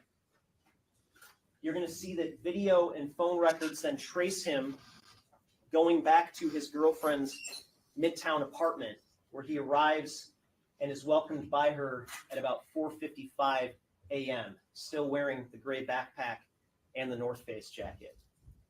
Now, the police arrested the defendant on November 30th of 2023. And when they arrested him, they had a search warrant to search that apartment, his girlfriend's apartment in Midtown, located at 454 West Alexandrian Street. And when they searched that apartment, they found a North Face jacket that looked an awful lot like the one he was wearing on video that night. And that North Face jacket was sent to the Michigan State Police Crime Laboratory to be forensically analyzed. And they found that there were 2 spots of blood still on that jacket. And that blood was swabbed and it was tested for comparison with Miss Wool's DNA to see if her DNA was in that blood, to see if that was her blood. And you're going to hear that forensic scientists, when they testify, they don't talk in terms of matches or certainty. They talk in terms of probabilities, scientific probabilities. But what they found was that the probability, the likelihood that that blood on his jacket was Miss Wool's blood was astronomically high. For a swab of the blood from the higher right sleeve, they found that it was 2.2 trillion times more likely to be her DNA in that blood. For a lower right sleeve swab, they found that it was 32 quintillion times more likely to be Samantha Wool's DNA in that blood. 32 quintillion is a number that is so large, it is 32 followed by 18 zeros. Now, when that jacket was found and recovered 6 weeks after Miss Wool's death, Gwen put me onto this Samantha Wool trial. It wasn't visible to the naked eye. But forensic scientists now I'm having a backpedal to locate hard to find blood, to locate blood that could have been concealed in some way. One of those tools they have is something called an alternative light source. It's kind of like a black light. And interesting, you'll see that the defendant searched the internet for the phrase black light sees what? October 31st, just over a week after Samantha Wool's death. You're also going to hear that this particular jacket was washed. Now, you're going to hear that when the defendant was in custody after his arrest, he placed a recorded phone call from the Wayne County Jail to his girlfriend, who's named Tierra White. That's the woman whose apartment he was staying at, the woman who saw him off before he left the night of Miss Wool's murder, the woman who greeted him when he came home. And you will hear on one particular recorded call from the Wayne County Jail that they discussed this jacket. They discussed this jacket. And she told him that she washed the jacket. As they were discussing why there wasn't a lot of blood on the jacket, she told him that she washed the jacket. And as soon as she told him that, you will hear that that call suddenly ended. And you will hear that several minutes later, he called her back and he lashed out at her for saying that. And he said, and I quote, "I don't want to hear what you got to say about that shit." Now, at any rate, when the police arrested the defendant on November 30th, they also searched his vehicle that he was arrested in. And inside the vehicle, they found a backpack that looked a lot like the backpack that he was wearing that night. And that backpack, it turned out, still had some visible blood on it, a small spot, but still visible to the naked eye. That blood was swabbed and sent to the Michigan State Police Crime Laboratory, and they found that it was 20 septillion times more likely to be Samantha Wool's DNA in that blood than somebody else's. And again, that is a number that is so high, it's even bigger than a quintillion. It's 20 followed by 24 zeros. Now, when the defendant was arrested on November 30th of 2023, he was given his Miranda rights and he agreed to make a statement with some detectives. And you're going to hear that during the course of this statement, he provided 4 different versions to them about what his activities were the night of Miss Wool's death. You're going to hear that at first he denied he was engaged in any criminal activity whatsoever. He then claimed that he was out taking pictures of cars for other people to steal, but that he didn't do anything wrong himself. He then claimed he may have tried a couple of car handles, but didn't take anything out of cars, and then finally acknowledged that he broke into cars and broke into parking garages and took things that weren't his to take. You're going to hear that during the first part of this interrogation, that the investigators did not tell him what he was that he was under investigation for a violent crime. They did not tell him that he was under investigation for Samantha Wool's murder. Yet, during that first part of the investigation, he repeatedly volunteered to those detectives, even though there was no mention of violence on their end, that he didn't do anything violent to anybody. He didn't hurt anybody. He didn't rob anybody. And you're going to hear that he had no innocent explanation for that blood that was ultimately found on his jacket and his backpack. He denied seeing any body. He denied seeing any crime scene. He denied seeing anything out of the ordinary whatsoever. Now, when he was arrested on November 30th of 2023, there were also some knives that were recovered. There was a knife recovered inside his girlfriend's apartment, a pocket knife that was inside of a men's jacket. And there was also a knife that was recovered from his own person when he was arrested. And you're going to hear that when he was originally arrested, he was pulled over in Roseville. And the trooper who placed him under arrest patted him down but didn't find the pocket knife. And so he sat there with this trooper on the way downtown for about 30 minutes without letting him know that there was a pocket knife on him. It was finally recovered once he got into the interview room at police headquarters. And when asked about the knife, the pocket knife that he had on him and why he had it on him, he said that he carried the pocket knife on him as a seatbelt cutter, to cut his seatbelt off if he ever got into an accident. He was released on November 30th pending the DNA testing, but when the initial DNA results came back on December 10th, showing the blood on his jacket, he was taken into custody again, and he was questioned again. And again, he had absolutely no innocent explanation for how Samantha Wool's blood got on his clothing.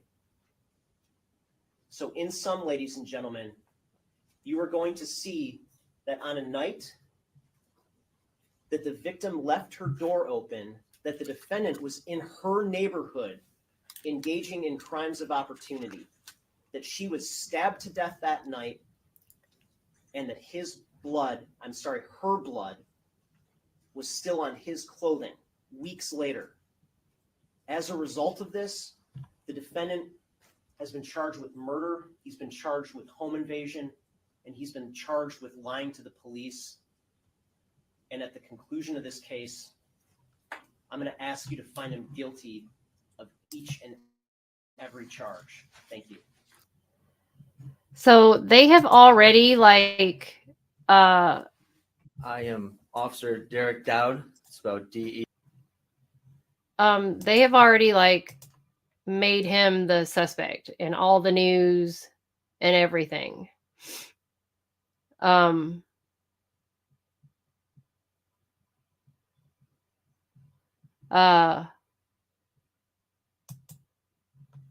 All the news, everything basically says he did it. And really they were trying to say it was ladies and gentlemen. right. Now, my version and my reviewing of the facts and the evidence, I believe will be like yours. Completely different than what the prosecutor indicates. Yes, Samantha Wall tragically died on October 21st. However, it was not Michael Jackson Bolanos who did this. She was stabbed 8 times in the neck, in the back of the head, in the back of the neck. To me, that would indicate a crime of passion. This wasn't just some random person walking into her house trying to steal anything. And another thing the prosecutor would not indicate, nothing of value was taken from her house. So Jenny, the crazy thing is her ex-boyfriend confessed to killing her. Credit cards, cell phones. On police body cam. Plain view. Now, I suggest if anybody came into this particular house to steal something and to stab her 8 times, surely they would have taken something of value. Another thing that the prosecutor would not mention. She was beaten up. She had contusions on her face. She had bruises on her face. She struggled. Whoever this was, she struggled with them. And this particular situation took time. This wasn't a situation that took 1 minute to do. It was evidence that there was a struggle in multiple rooms. There was fruit from the kitchen, a basket that was knocked over. There was indication that the pillows were moved on top of the blood per their own blood splatter analysis expert who would testify that it would indicate that the pillows fell on the blood afterwards, which would indicate that there was a struggle, in my opinion. Also, there was a high concentration of blood in the hallway leading out to the front door, which in their own expert's opinion would indicate that the body was there for a time.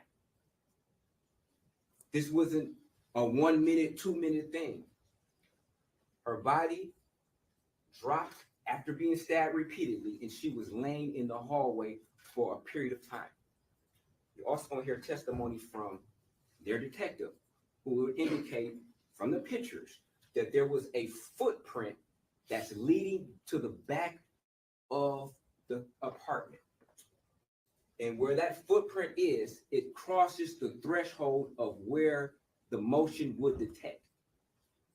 There's an OIC who would testify that it takes approximately 218 inches from the front door towards the motion sensor in the back to trigger the motion. These footprints were exactly in the position where they would detect the motion on the motion detection. Then the footprint goes outside. Now, the prosecutor wants you to believe that allegedly my client went in there at 4:20, stabbed her 8 times, tussled with her from room to room, and then there's no more the system went into idle mode at 4:22. We would have to agree and assume that it takes a period and of barefoot time in order for the system to go into idle mode. Idle mode is where it's a lack of motion inside of the apartment for a predetermined amount of time. And once that amount of time happens with no motion, the system goes into idle mode. Now, there was tests that were done on November the 9th by the OIC Stockmeyer, along with other law enforcement. And she indicated she found out how far it would have to be and for the motion to detect. Now, there was a preliminary examination, and a question was posed to her.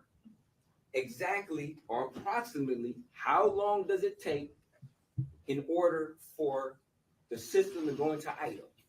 She didn't have an answer for that. Question was asked, were you curious of that?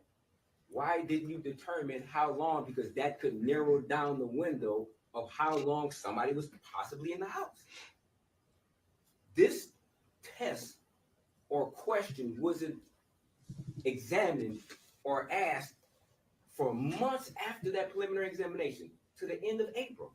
It's when they finally determined that they wanted to know when or how long it would take for the system to go into idle mode. Oh, Now, in the basement. Samantha Wall was found outside. And you would hear testimony from an individual, Kevin Moore, who indicated he touched the body to see if she was alive. Now, a question was asked of him, if he wouldn't know, of whether or not when he touched that body, did he get blood on his sleeve? Now, of course, the OIC or law enforcement never did any analysis of his clothing. But I just want you to think, if they had, I'm sure they would have found trace amounts of blood on his sleeve or his clothing from just touching the body to see if she was alive or not. Yeah. She had an ex-boyfriend. And you will hear testimony from him, as indicated by the prosecutor, Jeff Herbstman, who called the police in a guilt-stricken situation where he indicated that he thought he had killed her. And not only that, that he felt that he was trying to outsmart people. Now, one of the evidences that they say that they use to clear Mr. Hersman is the lack of his phone being in the location of Samantha Wall's apartment. I just think, if you're trying to outsmart somebody, would you bring a phone? And you also hear testimony from officers who indicated when they got a search warrant, they felt that that is a tactic that is used by certain individuals to leave their phone before going to the scene of the crime. You will also hear evidence that Jeff Hersman's location cannot be accounted for from October the 20th at 8 o'clock until the next day. They can't even account for where his phone was at. You will also hear testimony and evidence that he had a camera system in his house, that none of the pictures or footage from this camera could be obtained because they were all either deleted or the memory card was taken from there, but there was an inability to extract. Did she live in a house or an apartment? Mr. Hersman's camera that could suggest him leaving, because that makes a difference that particular night.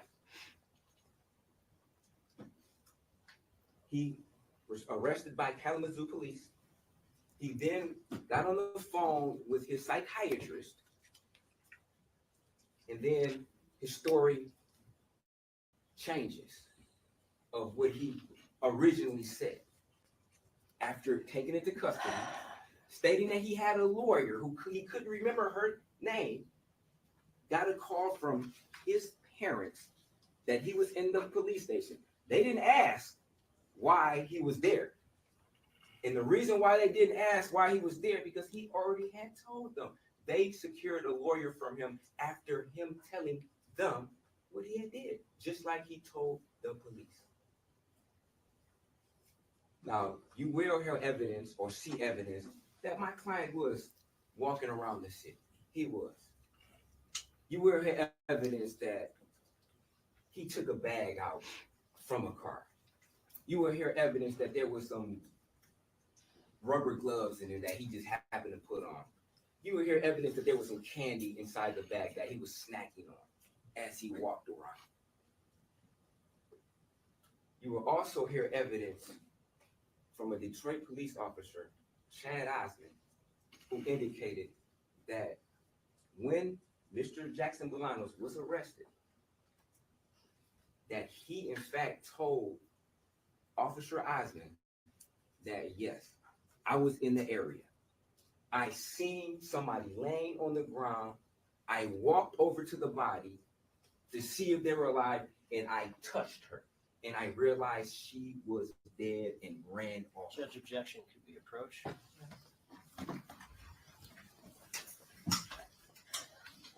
What? It's gonna, if it's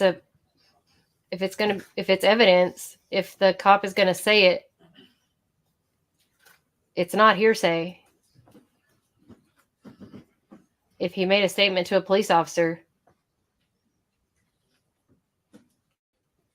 if he made a statement to a police officer and the police officer, if it's in a statement, it's not hearsay. But he's saying it's what the attorney's saying is it's hearsay and it's not evidence. But it's opening statements are supposed to be That would be stricken. Yeah, I figured. Hearsay. I figured that's what they were saying. Any statements. Yeah, because it's not evidence. Because the opening statement is supposed to be nothing they say is evidence. Supposed to be considered You will evidence. hear evidence from Yeah, it can be only what evidence is presented. Expert who would indicate that there was a projection of blood that came from this wall that was on the wall. Now, you would see video footage of my client who left, was walking around, not covered in blood at all. You would see a copious amount of blood inside of this particular location. No shoe prints, nothing that would indicate that my client walked through a pool of blood in multiple rooms. None of my client's clothes were ever discarded. Now, you will hear evidence that a Tierra White, in fact, washed his coat as a matter of her ordinary course of washing his clothes. She would state that he would wear this jacket, which is more akin to a hoodie, that he would wear, she would wear it, and when he comes home from wearing it, or when she comes home from wearing it, it's thrown into the dirty clothes hamper and then subsequently washed as a matter of course. Now, the telephone call that was referenced by the prosecutor is my client at that point in time had no idea she washed it. He's indicating like, hey, if I did what they said I did with all this blood, I'd have been covered in blood. It had been covered in blood. And then she makes a statement like, oh, I washed it. Unbeknownst to him, this was news to him, unbeknownst to him that she washed this particular jacket. He never instructed her to wash the jacket. He never tried to discard the jacket, throw the jacket away, the pants he was wearing, the shoes he was wearing. None of these items were ever discarded. Now, the prosecutor is going to try to submit multiple knives that my client just happened to have, one of them in an old jacket that he didn't wear for months that they found in a pocket. One of them was in another pouch, and one was on him when he was subsequently arrested the second time. These knives were sent off to be analyzed. And of course, none of the knives came back with any evidence whatsoever that would associate my client with Ms. Wall or being at this particular scene. So they first tried to make this out to be some sort of anti-Semitism crime, hate crime. Is a trace spot on the back of a sleeve. The back of the sleeve, not the front. There's no blood anywhere on the front of his jacket. There's no blood on the front of pants. There's no blood on the shoes. 2023. At all. October 2023. The prosecutor. So it was very fast. Theory out that it's possible because he's in the area. Very, very fast. And that if he was looking into cars, then he must have went into an apartment to commit a murder. Yeah, it literally taking anything just months ago. Like they had to take this. It made headlines. Now I remember because when they were trying, when it was, they were trying to make it a hate crime. Photographed his body. I never heard about the boyfriend part. That's why I didn't recognize it, Gwen, when you were like, you've got to see this boyfriend. But I didn't know what the heck you were talking about because they really buried the boyfriend admitting to killing her. They really made it an anti-Semitism thing, and they took this guy, arrested him, Johnny on the spot, and now he's on trial, like that. On November the 30th, and they really buried this boyfriend situation because I didn't know what the heck you were talking about. No attempt whatsoever to but as soon as you type her name in, law enforcement, it pops up. He repeated president of a synagogue, the detectives, anti-Semitism, hate crime, Jewish, Hamas. It all just started popping up. Of him. Simultaneously, they had him under surveillance, unbeknownst to him. Mm-hmm. He went about his lifestyle, going to work, going to home, taking his friend to work, made no effort whatsoever to try to leave, to conceal, or do anything whatsoever. Now, when he was questioned by the officers originally made reference to glasses that my client had previously pawned. Yeah, Jenny, it's coming back now. But it was really focused on her, obviously. She's the victim. They know that but they were trying to make it a hate crime. You know how the media tries to spin stuff. People want these glasses. So when the police are asking him about glasses, he's thinking like, man, what you saying? I found these glasses. I didn't take them from anybody. I didn't rob anybody for these glasses at all. So they were being very vague. So, and he indicated, no, I didn't rob anybody for these glasses. Why would they be talking about glasses? So they failed to mention that was the topic of the conversation. So he's already on guard. They're already using deception tactics against my client. They then indicate that they saw him walk inside of this apartment, and they can pinpoint him being inside this apartment, which was a lie. They said they had video of him going into this apartment, which was a lie, which naturally would put him on guard and say, hey, if I did see her, now I don't want to say anything because now you're saying that you saw me do something that I know is untrue. So now I'm on guard. I don't even want to tell you anything because you're using deception against me. Okay, you never answer a question with if I did this, you never would answer a question that way because then you're already putting yourself in the situation. Just really, really stupid. Jury, after all the evidence is submitted, we want you to use your logic and reasoning skills to realize that the time frame that they say that this happened in is virtually impossible. Virtually impossible for him to come in there and stab her that many times, beat her up in less than a minute, and then he's seen on camera at 4:23, not 4:24, at 4:23, walking. Yeah, he's not running. Town casino, walking towards individuals who were outside, striking. Made no attempt whatsoever to conceal himself. Had he been involved in a bloody murder, surely you're not going to walk towards people. You will be covered in blood. People it can happen as you walk by somebody being covered in blood after the way that crime scene looked. You're going to hear from a witness, James Griffin, who indicated he was sure he distinctively remembered hearing At 1:38,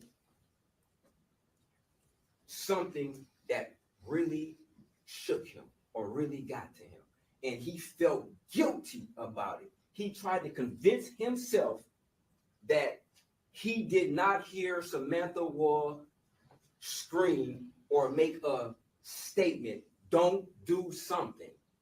Maybe don't stab me, don't hurt me. He distinctively remembers and tried to. I mean, somebody had to hear something.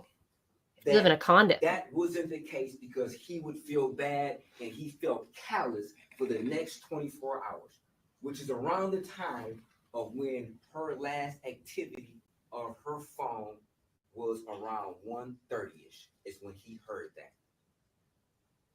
He's then approached again months later by officers. Yeah, but I can see if he had that backpack from somewhere and he did find her and he reached down to check her pulse, the backpack would fall also and possibly obviously have a smear of blood, and he would have a speck on his jacket sleeve.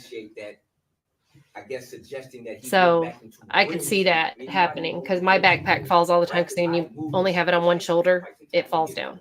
So he went back from walking his dog, from waking up, I could see that. Dog back to REM sleep in a matter that makes of sense to 4 me. minutes, which I would think that. Did she crawl out of the house? He just wanted to convince himself that he did not. I mean, I'm just trying to figure out how of Samantha Wall she got to the outside.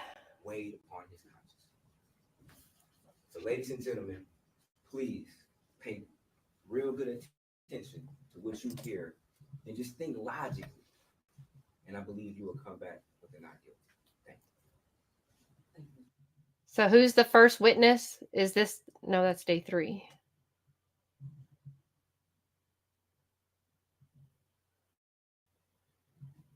My name is James Griffune. The last name is G-R-I. Wow, they're fully exposed on the stand.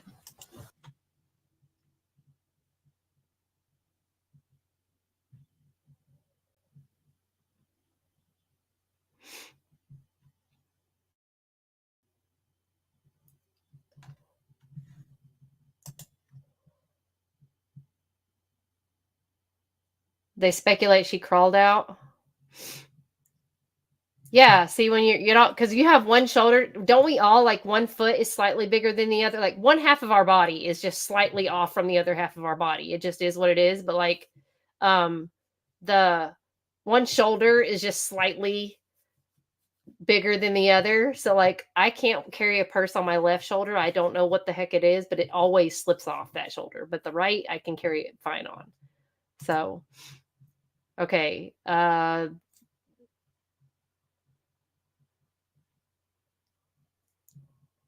The bald guy. Oh, wait. Which bald guy?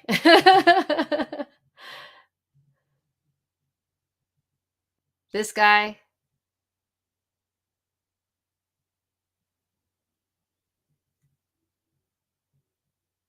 Hey, Kirsten.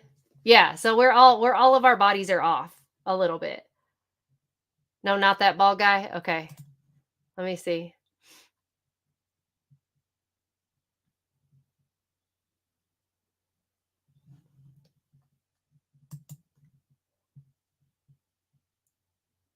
None of them yet. Okay.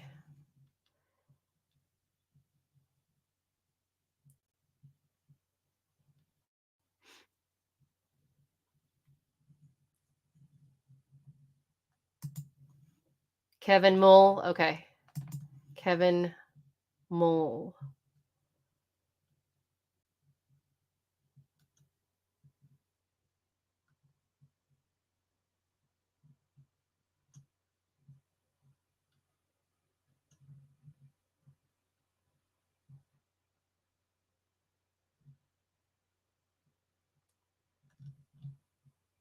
Kevin Mull.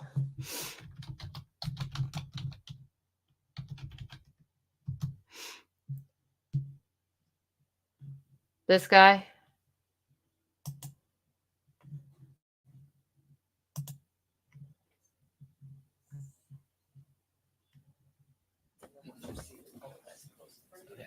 Good morning, sir. Could you please state your name and spell it for the record? Yes, Kevin Mull, Kevinmull. Hey, ex-lawyer, welcome back. Sir, could you please? We are watching the Samantha Wool. We're trying to catch up on Samantha Wool trial.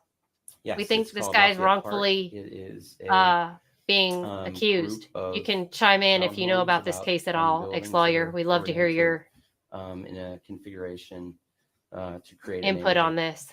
And that particular neighborhood, is that in the city of Detroit, the county of Wayne? It is correct. And how long have you lived in that neighborhood? I have been there about 4 years. And I want to take you back to the early morning hours of October 21st of 2023. Does that day have some significance to you? It does, yes. What were you doing when you woke up that morning? My wife and I Okay. were dog sitting for a friend. So we had a dog in the house, and the dog woke me up to go outside. So I was in the process of taking the dog outside. Okay. And did you take the dog outside? I did, yes. And approximately what time did you take the dog outside? About 6:20 a.m. And when you took the dog outside, did anything come to your attention at some point?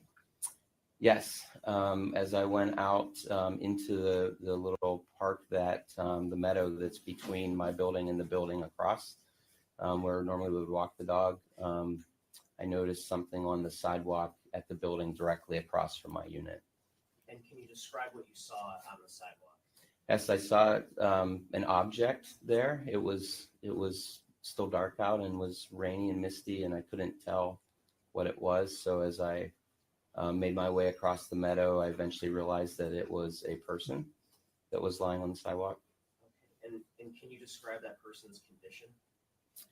Yes, the person was laying on the sidewalk with their back towards me, and in what I would describe as a fetal position. And I noticed that right away that the person did not have any shoes on, which obviously was unusual for that location and the temperature and so forth. Okay. Did you notice anything else about this person's condition? Yes, obviously the person was not moving, so I called out, and as I got closer and heard no response, and it was very clear that that person was in distress based on, the lack of shoes and the position of the body and the state of the clothing. Okay. Did you see the person moving at all? No movement. Did you see any evidence of injury? But he called 911, right, Gwen?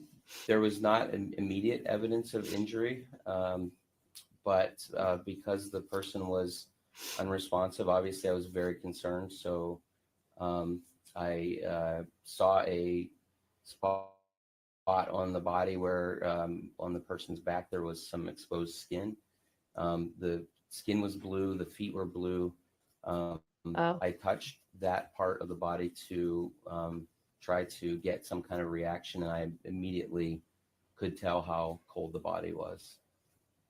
And was there any reaction when you touched the body? No reaction. At the time that you saw the body, were you aware of who this person was? I was not. I based on the condition, I immediately returned to my home and put the dog in the house and called for my wife to call 911, in which she did. When we returned, it was my wife that recognized her. I did not know her. And what is your wife's name, sir? Jessica Robinson. And can you explain to the jury What time do you say he was walking the dog, Gwen? relative to the closest building? Yes. So the way the buildings are configured, there are 2 units side by side with 2 doors next to each other to enter the units, and there's a sidewalk approaching the unit. And she was laying more than halfway up the sidewalk, approaching those 2 doors. And the night that the night of October 21st, that night, did you stay at home that night in Lafayette Park? I did, yes. Did you hear anything that night? I did not. Did you see anything out of the ordinary that night? I did not.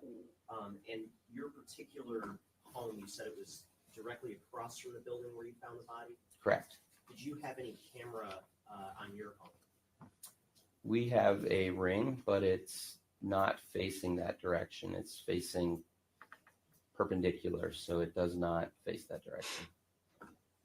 And when you touched the body, did you get any blood on you? I did not. Would you What? have had any reason to have your elbows or your back come into contact with the body? I did not. I was at a distance and reached out, stretched out, and touched only the spot that the exposed skin had.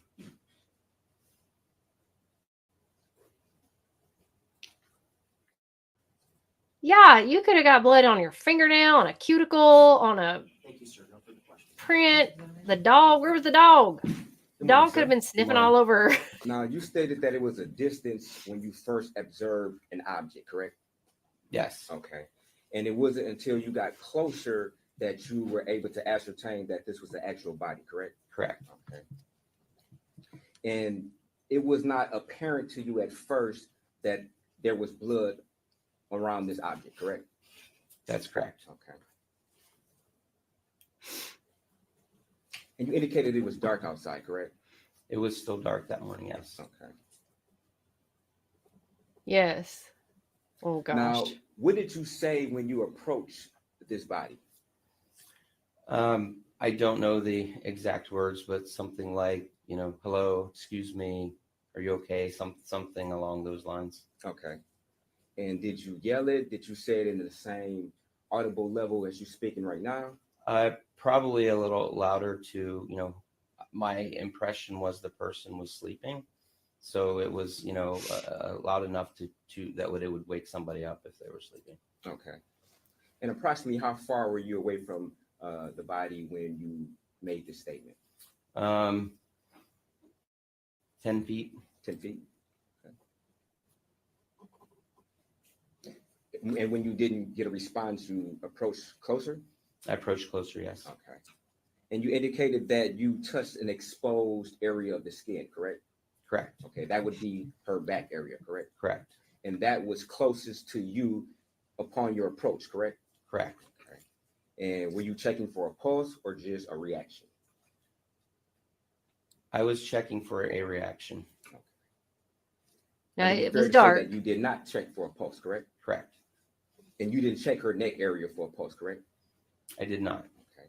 Would it be fair if you had checked her pulse from her neck, you would have to reach down over her, correct? Correct. Okay. And you would have to get closer to her, correct? Correct. Okay. And it's a possibility if you had checked her neck, then possibly your elbow would have came in contact with possibly her hair or something. I know, because he said she was blue, but yet it was dark outside. How would he know she was blue in color? Now, you indicated that after touching her, you didn't get a response, correct? Correct. You then went home to your wife, correct? Yes. And your wife called 911. Yes. And while on the phone with 911, they instructed you to provide or attempt to provide CPR, correct? That's correct. And you refused to do so, correct? Yes. What?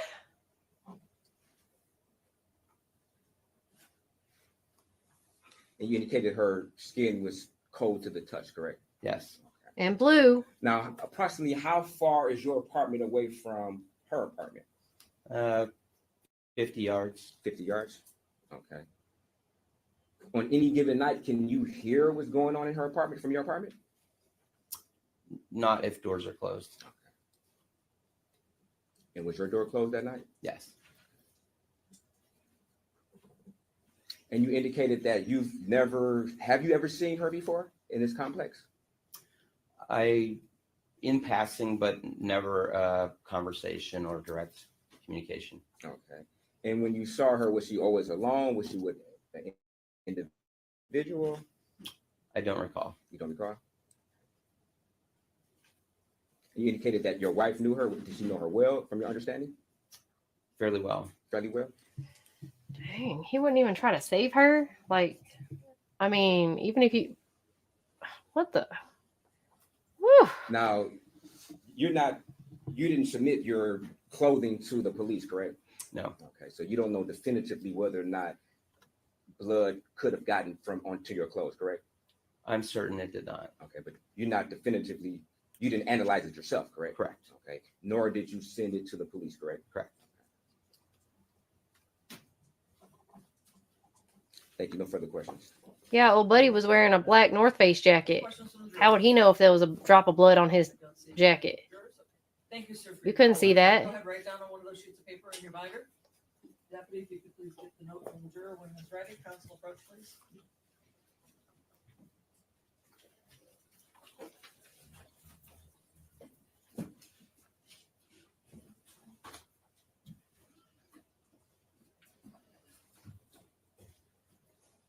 How are you just going to refuse? Like, nope, I'm not going to help this person. She's gone. I'm not a doctor, but what the?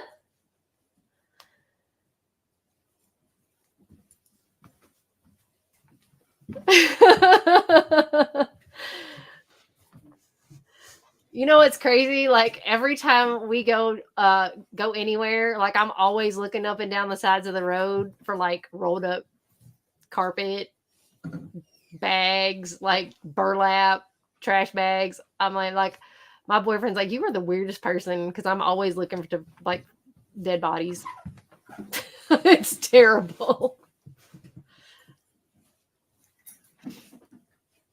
Sir, what was your reason for not wanting to do CPR? It was very clear to me that she was deceased. Any other questions based on that? No, Your Honor. No questions. Any other questions from the jury? I don't see anything else. Thank you, sir. You may step down. Follow the deputy back. Oh, this is one where the jury gets to ask questions. Please state your name and Sweet. spell for the record. Jessica Robinson, JESSICA I love those. ROBINSON. I don't know. You never know what you do until you get in the situation. The gentleman that we just heard from, Kevin Mull. Here I am thinking how exciting it would be to find a dead body. Can you tell the But jury what happened when you? I don't know how it'd actually be. You know how people scream when they went on TV and movies when they find dead bodies? They're like, ah! So we Like, were why are you dog screaming? It's sitting dead. for a friend, and our dog was downstairs, and she was getting whiny. It was early, and so we were deciding who was going to go let her out, and he said, "I'll go do it." So he got up, got dressed, took the dog outside, and He's clearly the more assertive one in it the was a number of relationship. minutes. He came back in, and he said, "Hey, Jessica, there's a Objection to hearsay. That's hearsay. Thank you. Don't tell him what he said. Anya, I understand what the answers were. I'll allow it. what the? Your husband came inside and he said something to you. He did. He came inside. I was upstairs. It's a 2-bedroom home. He came in the door. I could hear the door shut, and he said, "Jessica, there's a body outside." And I said, What did you do in reaction to him saying that? "Yes." I said something like, "Oh my God, what do you mean?" And he said, "There's a body outside." And I said, "We need to call 911." And did you ultimately call 911? I did, yes. And have you had an opportunity to review an audio recording of the call that you placed previously? I have, yes. And I'm holding what's been marked as people's. Yeah, I worked in forensics and had to sort out cold cases and photographs and match photographs to cases That's my understanding. in an area that there was a lot of gunshot suicides, and it was pretty. Appear to fairly and accurately depict the actual call that you placed to 291. It was pretty gruesome. So It does, yes. Your Honor, I move to admit proposed exhibit 6. No objection. People 6 will be admitted. And you may publish. I can look at that stuff all day. What I can't handle, which is really bad, is like human torture, like that kind of stuff. I can't like, ugh, can't handle that. But I can look at autopsies and that kind of stuff all day. But stuff like that happens in Saw movies and Final Destination films, I cannot handle. Eli Roth movies, those are crazy. October 21, 2023, 06:24 and 52 seconds. Is Victory 911, what's the address of your emergency? It's 1368 Juliet Place.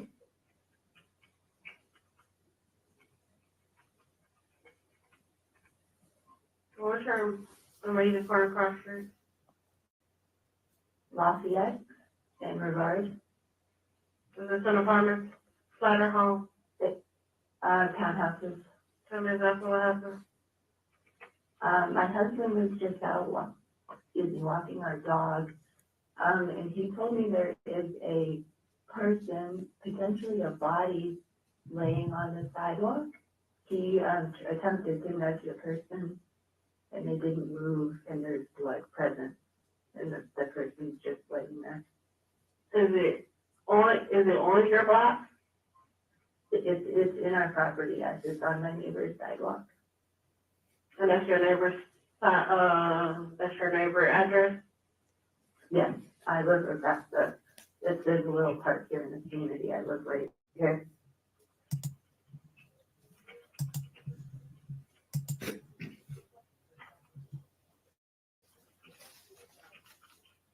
And where's the blood at?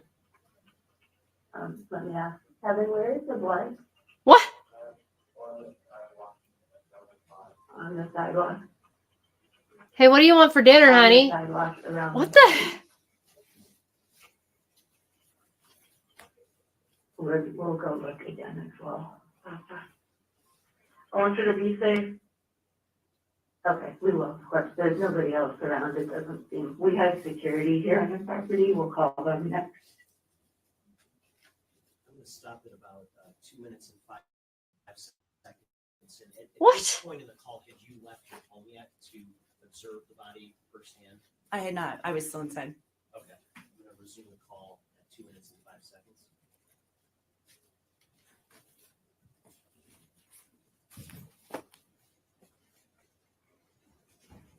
Oh, I'm sorry, Jenny. It's hard to see loved ones, though. That's different.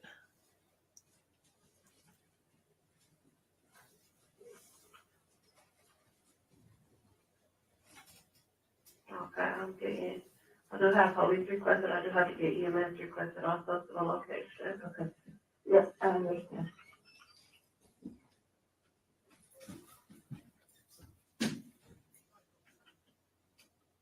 Kevin, can I give you another number to call? Wait, can I give you another number to call? Are you with the patient now? No, we're still in our home across the street. We're putting our people back out.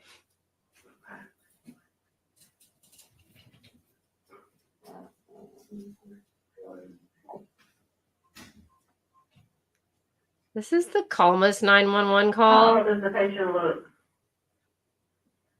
I'm sorry, ma'am. I cannot, the way the person is laying, I cannot see their face unless I, move the body. And all curled up in a ball, and the person's barefoot, and there's a lot of blood on the sidewalk around. It looks like there's possibly a younger woman that may be pregnant. I'm not sure. There's a female? I think so, just by what I can see. She's all curled up like in the fetal position in a ball, so it's hard to see. Okay. Is she awake? No, I prodded her to see if she would wake up, and no reaction. Okay. Is she breathing? It did not look like it. She looked somewhat blue. She looked blue? Looked to be a little bit blue, skin color, like bluish skin color. Okay. I'll go back over there It's dark outside, but she looked blue. That's our security. That's the guy in the truck. He says that on the 911 call, too, that she looked blue. But it's dark outside. I am so confused. He didn't even notice the blood. He didn't see the blood because it was dark.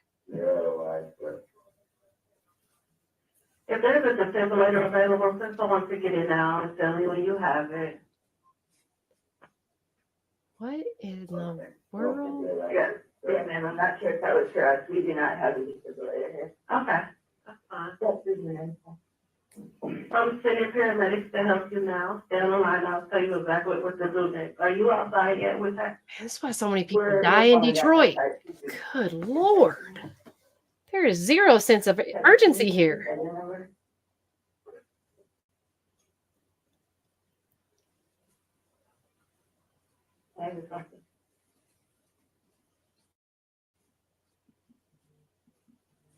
Three one three 656 2172.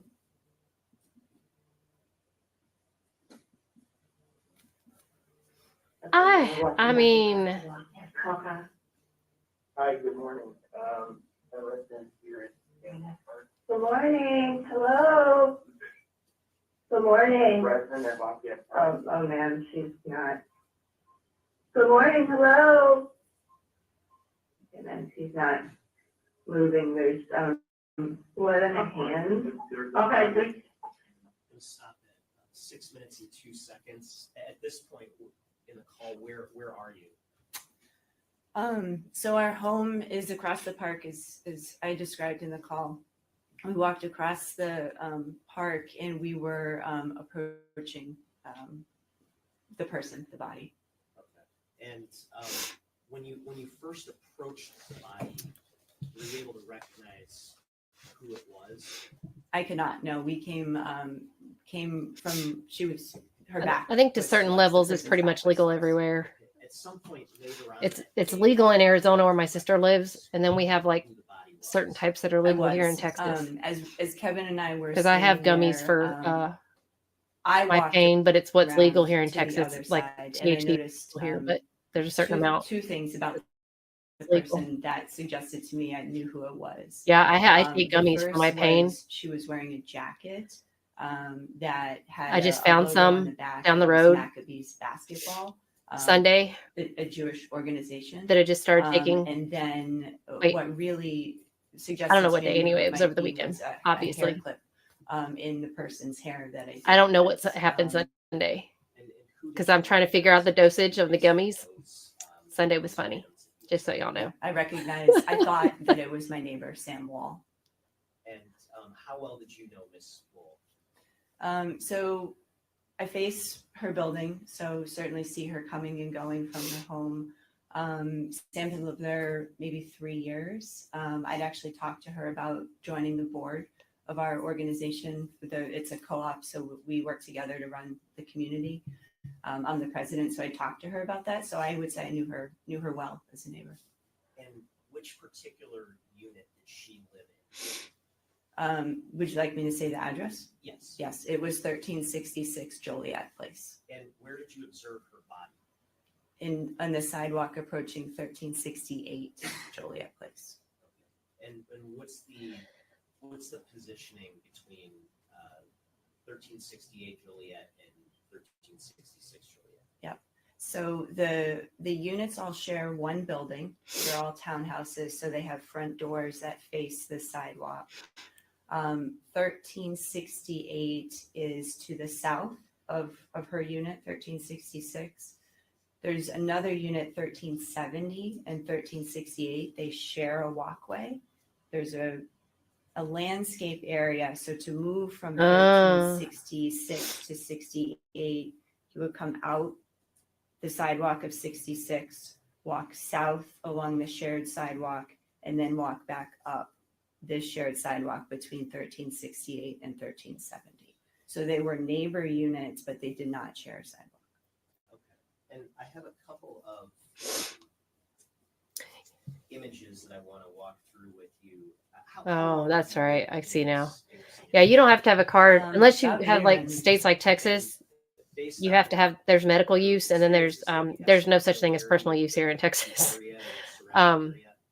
Because that's against the law. But in Arizona, it's all legal. You can go to stores and buy it, totally fine. But here, that's not how it works. There's CBD here, and then there's a certain level of you can go to the store and buy, but it's still called it's called Delta 9 or Delta 8 or whatever. It is. They're trying to they just decided to keep that legal because Texas passed It is that. accurate, yes. Your Honor, I move to admit proposed exhibit 3. But that's enough for me because I was like totally stupid this weekend.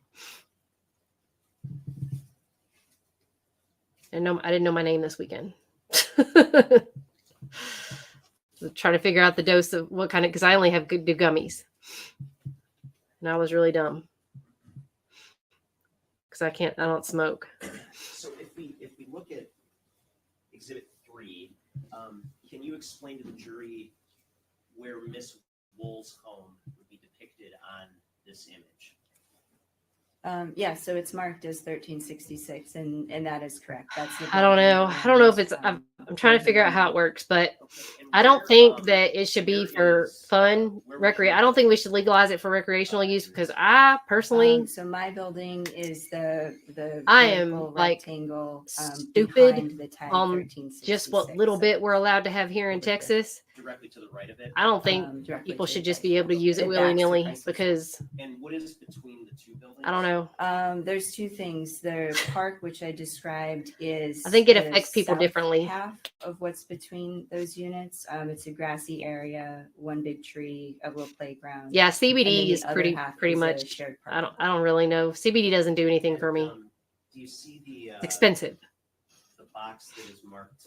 So she lives. Okay, so they're townhouses. I'm just trying to figure out like what would make that's an Michael elementary go school, into her and, townhouse specifically there's, if he a felt like shared, he needed to go in there.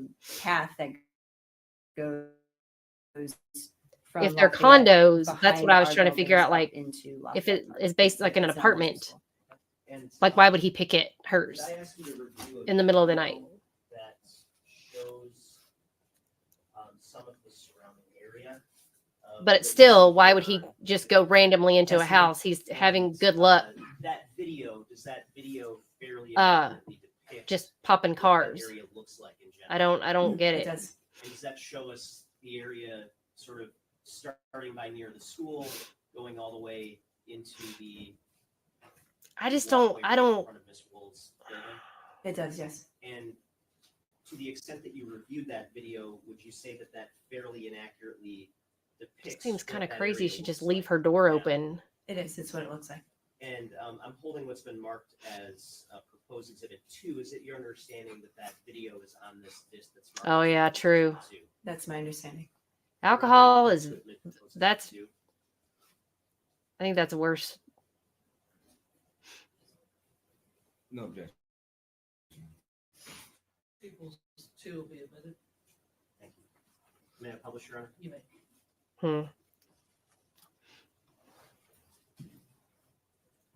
That's interesting. I gotta remember these timelines. I need to start.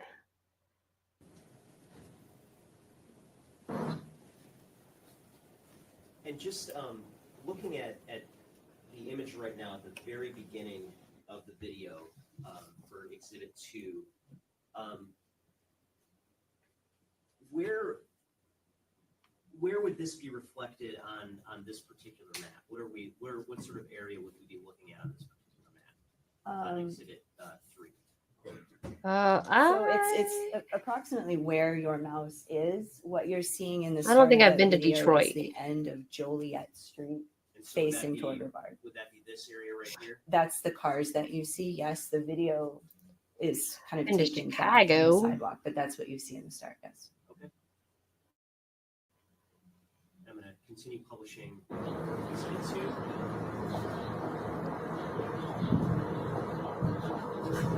2. Is this where she was found?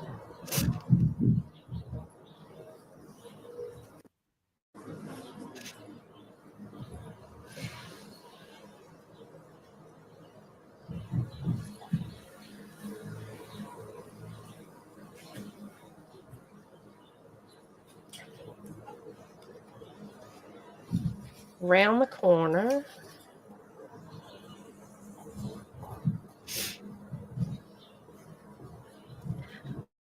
I mean, that's a lot of cars in the parking lot. He could have been spending a lot of time. We're at 48 seconds in the video, and go back to Exhibit 3 just to kind of reorient ourselves. At that point in the video, on Exhibit 2, where would that be reflected in Exhibit 3? Your Honor, I think he's kind of leading the witness with his mouth. He's hovering over the area where it's obviously he wants her to indicate that this particular video is being depicted. He did that Do you earlier. have a pointer or something where she can point it out? I don't have a pointer, Your Honor. May I stand? Yes, you may. Okay, first of all, why is he asking her and not the guy who found the body? Over there, but you can sit down and go see if you can point to it. She didn't find the initial. She's not the initial finder. I don't understand. So in the video, what you see, you're right here. There's street parking right here, and that's the cars that you see here. It's right here. Okay. And is there an additional parking area in addition to the street parking? So there's street parking along Joliet. There's street parking here. There's street parking here. This is private parking for our community. There's actually a gate arm. Okay. And I'm going to resume the video, Exhibit 2 at 48 seconds.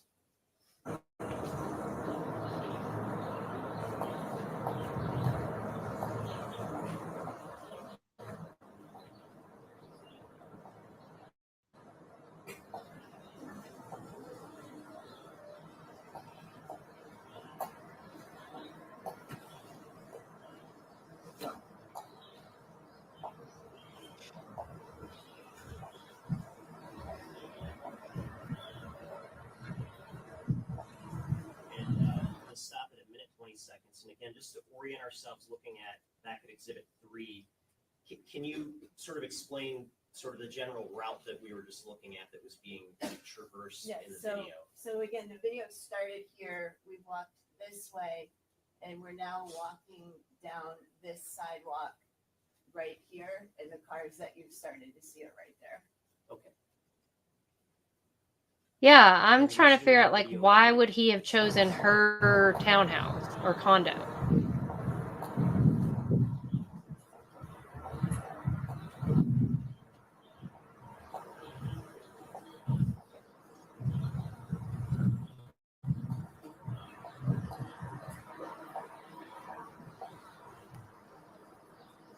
Oh, because she was on this one of these inside sidewalks. And so stopping the video at 1:49. What are we looking at here? Okay. At this particular moment. Right. So now you're seeing the shared sidewalk with Unit 1366 Sam's unit facing into the building. Okay. And resuming at 1:49 on Exhibit 2.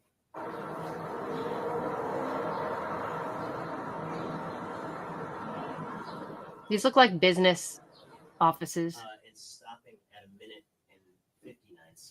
on Exhibit 2.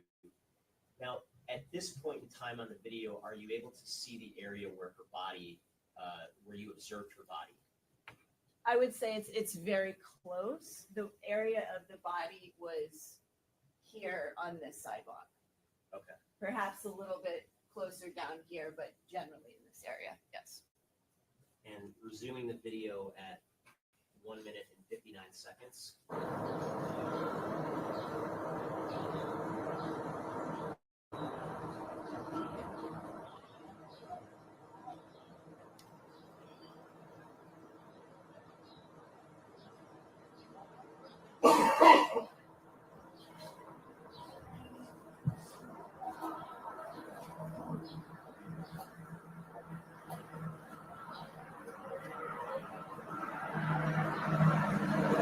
Man.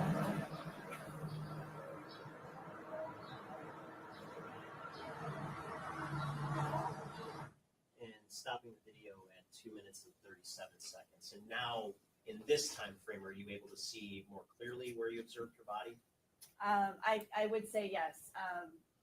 I assume the body was right here at where the intersection of the sidewalk and the main sidewalk and the sidewalk to the units is. So right. She got pretty far. Okay, thank you. If you can have a seat again, I think we'll move on She was trying to go for help.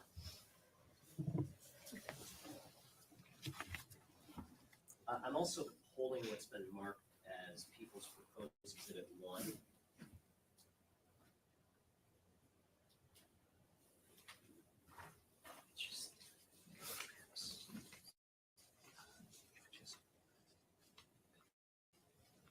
May I approach the witness, Your Honor? You may. And ma'am, handing you Proposed Exhibit 1.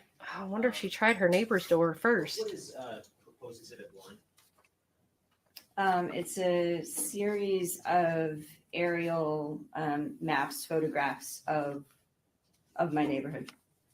And do those maps appear to fairly and accurately reflect your neighborhood and the surrounding area?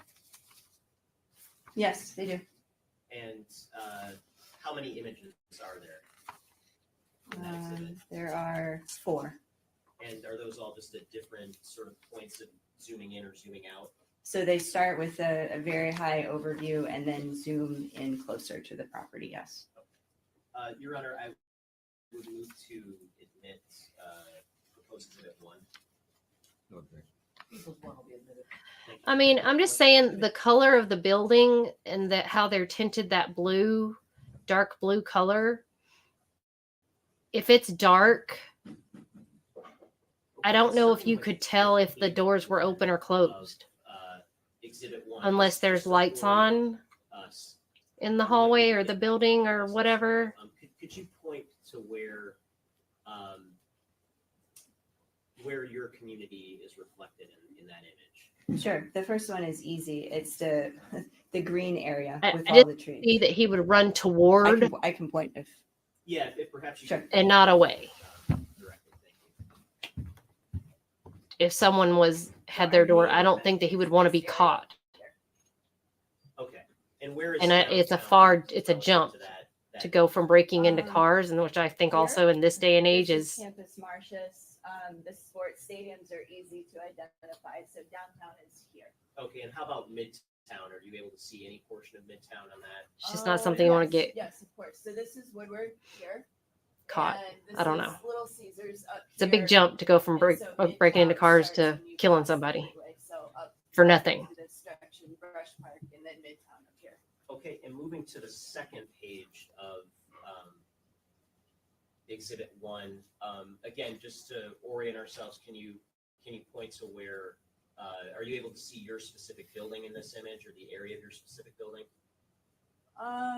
Yes. So the Chrysler Elementary School is here. And then my building is this one here. And then you see the tree canopy, and then this is the building across the way. So she's just map questing for Third page. why they had to get all these camera footages to place I guess Michael do you in the see scene. Michael's building in this image?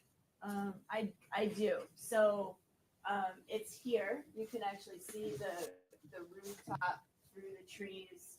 Again, my home is here. Chrysler Elementary is up Yeah. there. So we had to get Okay, and Chrysler then Elementary's the cameras. final Okay, page, we got just, it. Does that just bring us a little bit closer in? It's closer. That's the building. Yes. Okay, thank you, ma'am. You can have a seat, thanks.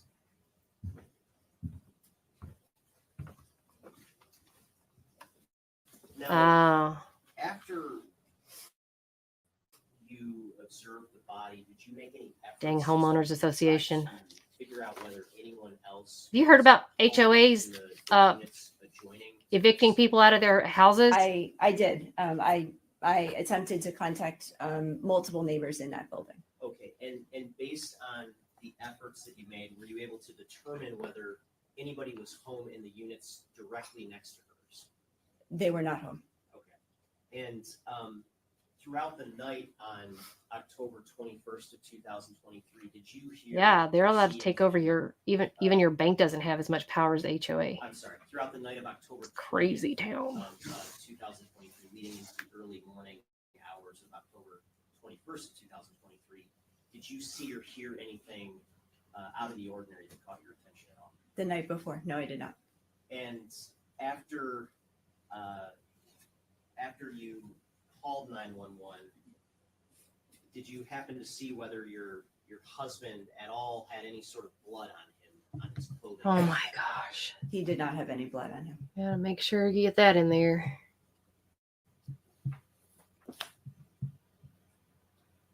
Okay, thank you, ma'am. No further questions.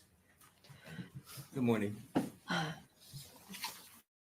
Now, you were inside the house when you were first notified by your husband of a potential body on the sidewalk? I was in the house, yes. Okay. Your husband never instructed you to call 911, correct? No, I said we need to call 911. Okay, so it was your choice to call 911, correct? Yes. Okay. And when you called 911, you did not immediately go outside to observe the scene, correct? I had just woken up. I was not dressed to go outside. So as fast as I could, I got dressed and went outside. I didn't have my makeup on. You were on the phone with 911 and they were asking you questions and giving you directions. One of the directions was to provide CPR, correct? That's correct. And you refused to give CPR, correct? That's correct. Okay. And one of the reasons why you refused to give CPR because you felt that the person was too far gone, was already dead, correct? That's correct. I wasn't You dressed. didn't check for any pulse or anything, correct?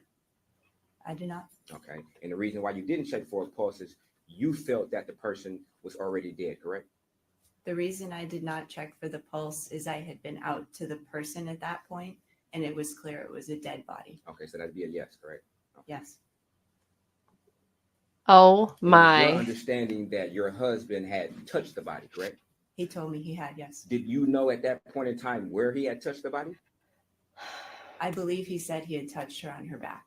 You believe, or are you sure, or are you just speculating right now? I recall he told me he touched her on her back. Okay. Did you ask him if he had checked for a pulse? I did not.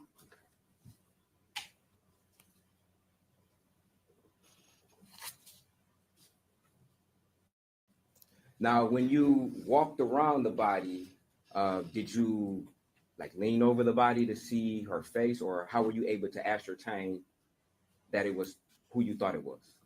So I walked around the body. Again, when I got to her back was to us. I walked around the side of her head. All over the crime So, scene. excuse me. So my back was to the unit facing now her face. And I could see her face, but not entirely well. So it was not her face that I recognized first. It was the other items I described. Okay, and you said you recognized a hair clip. A hair clip. And did you recognize that from approaching from the rear, or did you have to walk around before you noticed that? I don't recall when I noticed it. Okay. Would the hair clip would it have been in the back of her hair? Yeah, it was on the back of her hair. And it'd be fair that you approached her from the back, correct? Mm-hmm. Okay. Yes, yes. And when you walked around the front of her, you were looking at the front of her, correct? Yes, I was. And the lettering on the jacket, would that been on the rear of her jacket or the front of her jacket? It was on the back, on the back side of her jacket. Okay. Well, So they it'd be wouldn't fair know that if they you noticed fell off this walking back across that lettering on the back of her field link jacket when you approached from the rear, correct? between them. I would say what I noticed when I approached from the rear was the body. And as I walked around to the front, she was curled up. You could still see her back, wall facing from the front of her. You would agree that there is a line of bushes that connects the joint sidewalk of apartment 1364 and 1366 to the joint sidewalk of 1368 and 1370. There's a row of shrubbery there, yes. Okay. And when the prosecution asked whether or not you were able to see where the body was from the vantage point of 1366, that joint sidewalk, you would agree that the shrubbery would have clouded your image or obstructed your image from seeing where the body was, correct? No, I said from that particular picture, I would say you could see the body. Not all of it, but you could see it from that sidewalk. Okay. And you did indicate that the body would have been somewhat, I guess, shielded, for lack of a better word, by the shrubbery from that particular image that was showed to you, correct? Where I saw the body was from a different direction. Okay, but my question is when the prosecution showed you that video and paused it at the joint sidewalk of 1366 and 1364 and indicated where the body was from that vantage point, you would agree that the shrubbery would have had obstructed your vision from that particular vantage point of where the body I was. would not agree with obstructed. I would have said it would be part of the field of view, but you would have been able to see the body. You said it would have parted. It would have been part of the field of view. You would see the shrubbery and the body. What's important about this picture is this is a summer picture. Okay, thank you. And you had Ring camera on your particular house? We do. Okay, and your buildings face each other? They do. Okay. Does your Ring camera face her unit? It does not. It does not. Okay. And you indicated that you're the president of The president of the co-op. The home is a co-op association. Okay. And as the president of the co-op, are you, one of your, I guess, duties is to provide maybe surveillance cameras for the different units? It's not one of our duties, no. Okay. Can you request surveillance cameras? No. Okay. Have you ever requested surveillance cameras as a president of the co-op? For my home or for the community? For the community, for each individual building to have its own surveillance camera? Not prior to this event, no. Not prior? Okay. Do you know whether or not these buildings were equipped with any type of surveillance? I do know that, yes. Were they? Some were. Okay. Do you know whether or not Ms. Wall's building had surveillance? I do not know. You do not? Okay. Did you ever inquire as the president of the co-op? No, we're each our own homeowners. Okay. Do sometimes different co-ops, is it one co-op per building or is it one co-op for the whole complex? Our co-op is 5 buildings. There are 4 co-ops in that neighborhood. Okay. Does her building exist inside your co-op? It does, yes. Okay.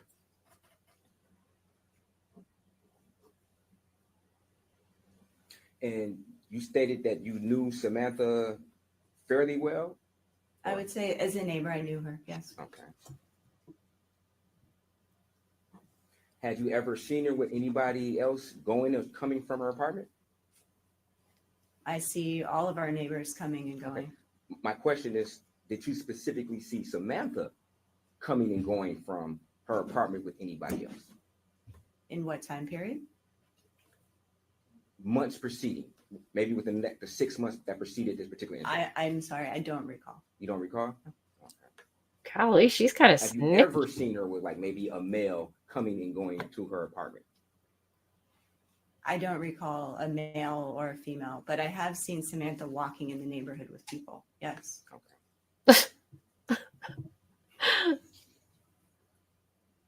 And you knew her approximately 3 years? I would say that's about right. Yes. Okay. Did you ever have casual conversations with her? Yes. Okay. Did you know if she was dating somebody? I don't know that. That conversation never came up? It did not.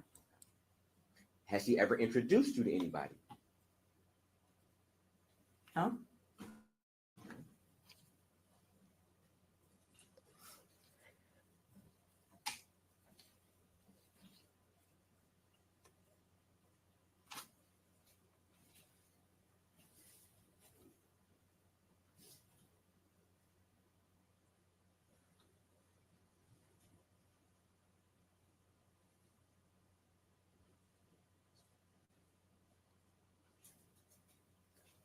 Thank you. No further questions. Nothing, Your Honor. Thank you. Questions from the jury? Write down, please. That guy's so excited. He's like, yes, I get to move to get up.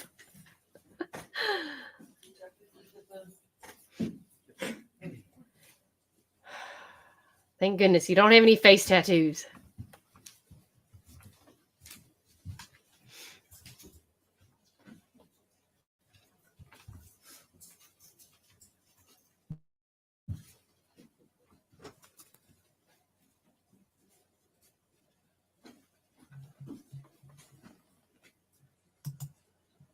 He's like over it.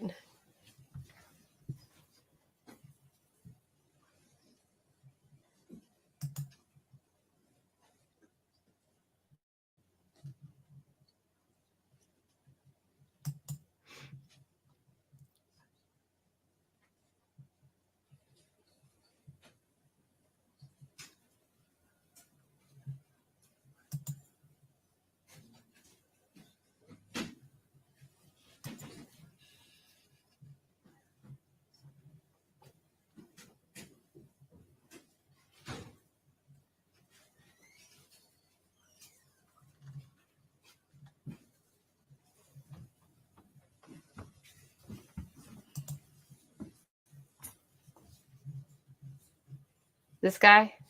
Could you see if Samantha's door was open that morning? I could see that, yes. If the door was open? I could see it and it was open. Any further questions based on that? Yes. Oh. And just to be clear, you were able to see that her door was open when you approached the body and you walked to her door? No, that's not correct. So we approached the body. As I described, it became clear that it was Samantha, which didn't make sense because that was not her home she was laying in front of. We noticed drops of blood on the shared sidewalk leading back to her unit. Okay, I didn't mean to cut you off, but just to be clear, where were you at when you noticed her door was open? I'm describing that for you. We followed the trail of drops of blood back the sidewalk and toward her unit. And it was when we were standing in front of her unit, we noticed the door was open. Thank you. And to be clear, you did not notice when you walked out of your own unit that her door was open, correct? That was not my focus at that time, no. Okay, thank you. Any follow-up? No, Your Honor. Any further questions from the jury? Thank you. You may step down. Thank you. Come back around. Okay, because State your name and spell it for the record. My name is Preston Koo, Preston, last name Koo, Kue. Thank you, Your Honor. Sir, what do you currently do for a living? I am a police officer currently at Clinton Township, And how long have you been with Clinton Township? 3 months. And did you work as a police officer somewhere else before you joined Clinton Township? Yes, sir. I used to work for the city of Detroit for 8 months. And during the time you were with the city of Detroit, what were your responsibilities? I was a patrol officer at the 11th precinct. Okay. And as part of your duties as a patrol officer with the 11th precinct, did you find yourself dispatched to the area of that's hard. He's brand new. Joliet Place?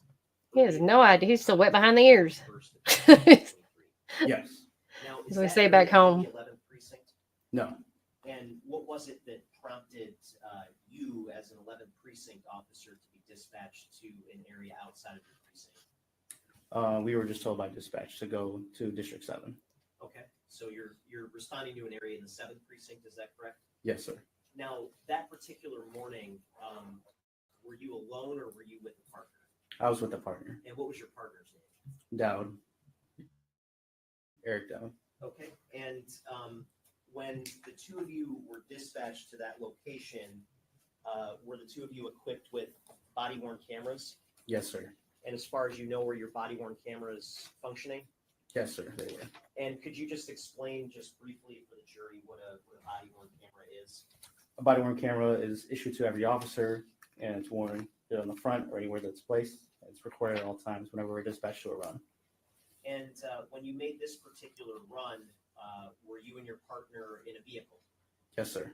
And was that vehicle equipped with any sort of camera system? Yes, sir, it is. And what sort of camera system was that vehicle equipped with? It's equipped with a dash cam and a back camera for the prisoner. And to your knowledge, was that camera system functioning during the police run that you made on October 21st, 2023? Yes. And what was the reason that you were dispatched to 1368 Joliet Place at that date? We were dispatched there for a dead person observed run. Okay. And do you recall what time you arrived at that location? I do recall it was around 6:38 a.m. Okay. And when you got to that location, can you describe what you saw? We first arrived on scene with Medic 8. We walked towards the home of 1368.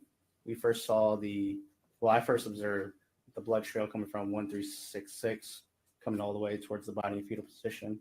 And When you say Medic 8, what are you referring to? Fire EMS Detroit. Okay. So were they on scene before you got there or after you got there? Before we were there. Okay. And once you made those, I guess, basic initial observations, what was your role on scene that morning? My role on scene that morning was to preserve the crime scene and to do a protective sweep of the area. Okay. What did you do to preserve the crime scene? We blocked off the area with tape, and to do the protective sweep, went inside the home to make sure there was nobody inside. Okay, and when that protective sweep was done, was anybody else located inside of the home? No, And when we're saying the home, which home are you referring to? it was 1366, the one that she resides in. Okay. Before your testimony today, did I ask you to review a clip of your body-worn camera? Yes, you did. And that clip that you reviewed, does that clip just encompass the first couple of minutes of your time on scene? Yes, sir. And does that clip fairly and accurately reflect some of those initial observations you have seen when you initially arrived on scene? Yes, it does. And I'm holding what's been marked as People's Proposed Exhibit 7. It's a disc. Is it your understanding that that clip, that the recording of that clip is located on this particular disc? Yes. Your Honor, I move to admit Proposed Exhibit 7. No objection. And 7 will be admitted and made public. thank you, Your Honor. How come is it some trials we watch, like admitting evidence is like a freaking chore? Like the Karen Reed trial. Oh, Yes. it's like the 3,000 pieces of evidence that have been entered is like taking up half the trial.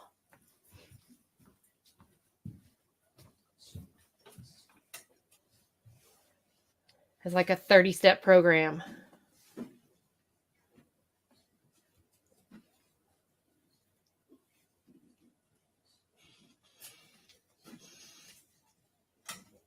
This guy looks pretty chill and relaxed for like being charged with first-degree murder. Like they're going for the jugular.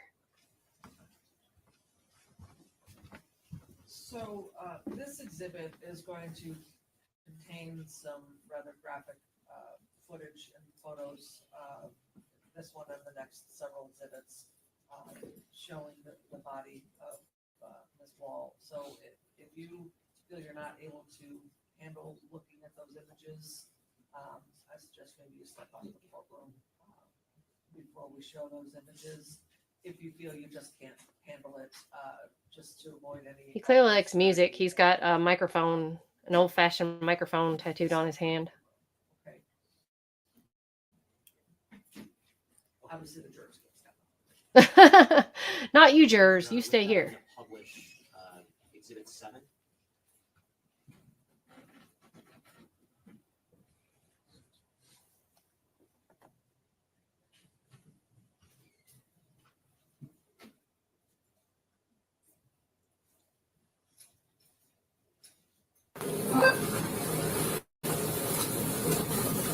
Yeah.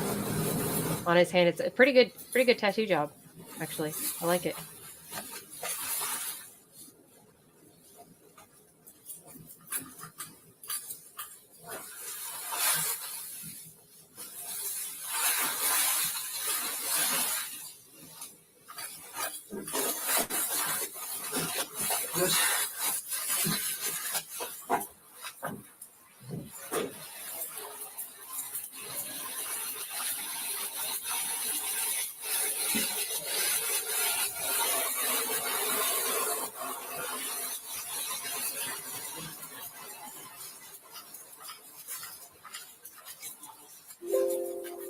Oh my gosh. Are you serious?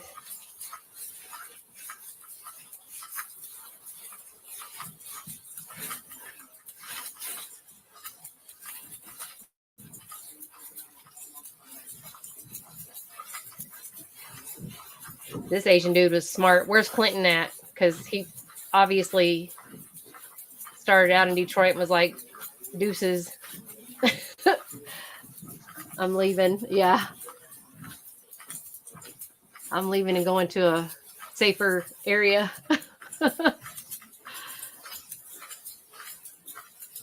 Got my training out of the way. Went to a smaller precinct. So just stopping the video at 1 minute and 51 seconds. What unit or what address are we looking at this point? 1366. Okay. And was there anything significant about the door that you observed? Nothing about the door, no. continuing at 1 minute and 51 seconds.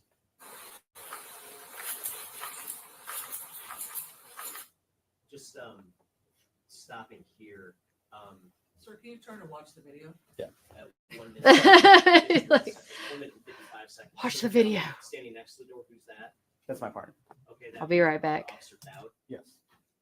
And were the two of you able to peek inside of the unit at that point? Yes, at that point. And how was it that you were able to peek inside of the unit? To the window. The window being positioned where? On the door. Okay. And so was there a door that was open behind the screen door? At the time, yes. Okay.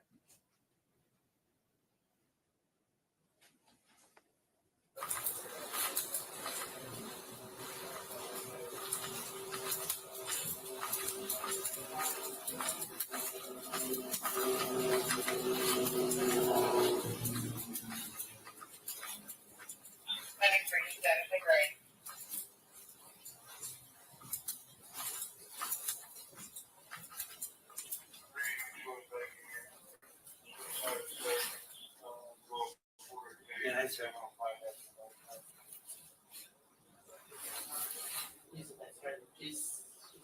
Yeah. I ran the address. Okay, fair enough. Well, I thought we might have been in conjunction. You guys are? We're looking forward. Yep. Okay, and just stopping the video there at the end of it. You mentioned that your vehicle that you had that morning was also equipped with a dash camera system. Yes, sir. And have I asked you to review some footage from that system? Yes, sir. And the footage that you reviewed, does that appear to fairly and accurately reflect your dash camera footage from that morning? Yes. And that shows the positioning of where your vehicle was that morning? Yes, sir. I'm holding what's been marked as people's proposed exhibit 8. Is it your understanding that that footage is on this particular exhibit? Yes, sir. I'd move to admit proposed exhibit 8, Your Honor. No objection. People's aid will be admitted if they publish. Thank you, Your Honor. And I'm not going to publish at that time. Okay. Or at this time. No further questions. Thank you. Cross-examination? Yes.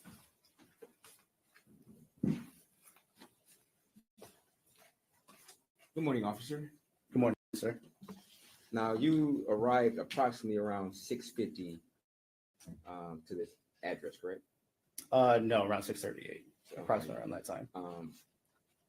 Were you able to watch your body cam that we just viewed? Yes. Okay, you would agree that the time on your body cam indicates 6:51 or 6:50, correct? Well, it was around the time, but yes. Okay, and that's when you first arrived, correct? Yes, sir. Okay, so you would agree that you arrived on the scene around 6:50, correct? No. Are you stating that your body cam your body cam timer or time is off? I wouldn't say that, sir. So it's just the time of activation, and when we call out, we're okay. there. But you would agree when this particular video started, you were driving, correct? Yes, sir. You were driving to the location, correct? Yes, sir. And then you got out of the car, correct? Yes, sir. And then you walked up. Yes. And you would agree when this video started, it was approximately 6:50, correct? Yes? Yes, sir. Okay. And you would agree at that point in time when the video first started, you haven't even arrived at the scene as of that time, correct? We arrived in the vicinity, sir. Okay. So yes. you would agree that you arrived at the scene around 6:50, yes? No, sir. You would not? Okay. So I'm just to be clear. Yeah, okay? I understand. Just to be clear. Mm-hmm. This video starts at 6:50, correct? Mm-hmm. Is that a yes? Yes. You can't say aha or oh. Yes. Yes. This video shows you driving to the scene, correct? Yes, sir. As far as you know, the time on this video is accurate, correct? Yes, sir. You would agree that this video shows you arriving at the scene at 6:50, correct? Yes. Okay. So you would agree that you arrived at the scene at 6:50, correct? Yes. Okay, thank you. Okay, so we Now, all know when those body asked, cams did are on you a 30-second delay. see So when they anything turn them significant about the on, door? You it takes indicated no 30 at first, seconds. correct? So 6:50. Yeah, I did say no. Okay. And you would agree Pretty that accurate. in your report, you never indicated that this particular door was open or anything. You would agree to that, correct? Yes.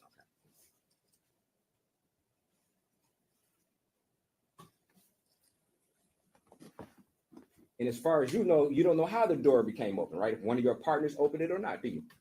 Yeah, I don't know.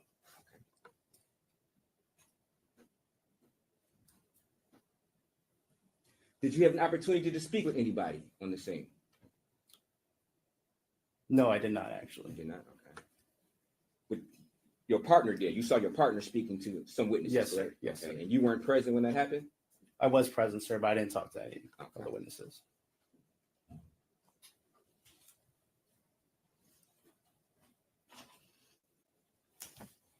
As you were walking down the pathway leading up to 1368, were you able to see the body as you were walking up? Yes, sir. Okay. Do you know approximately how far away were you when you first were able to notice the body?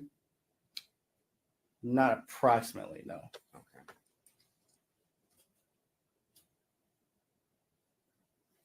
Would it be fair to say that there was some shrubbery or some bushes that were around this particular body? Yes. Okay.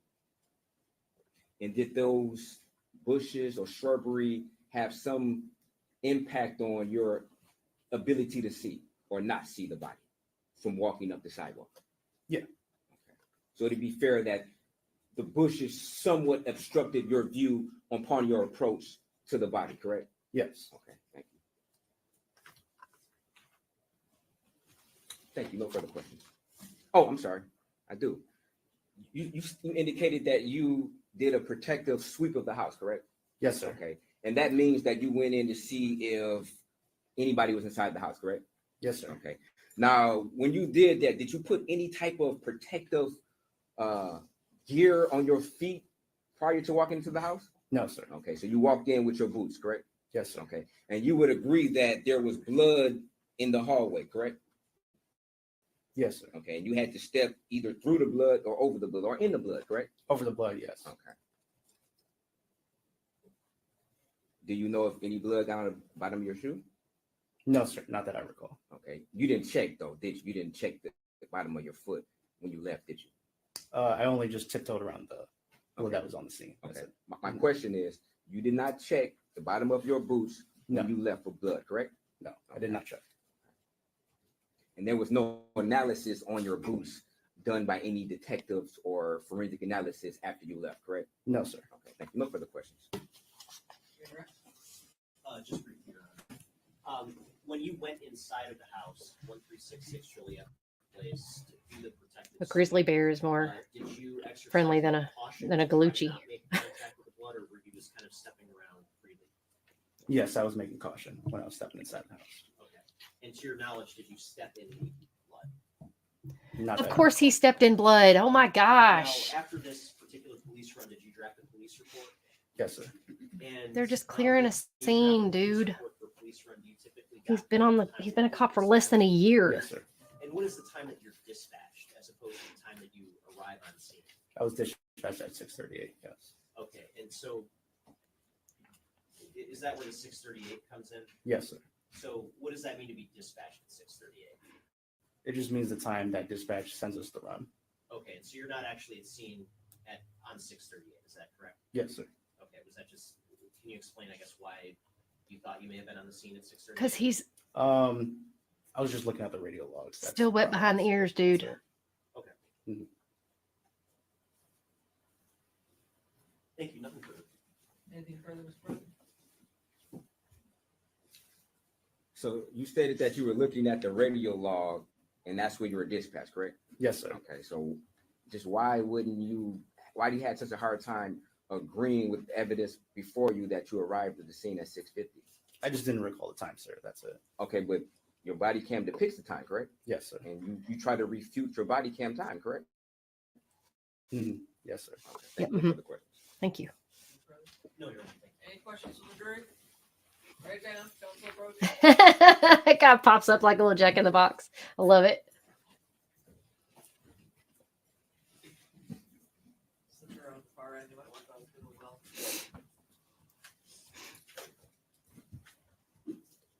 Definitely who's over there.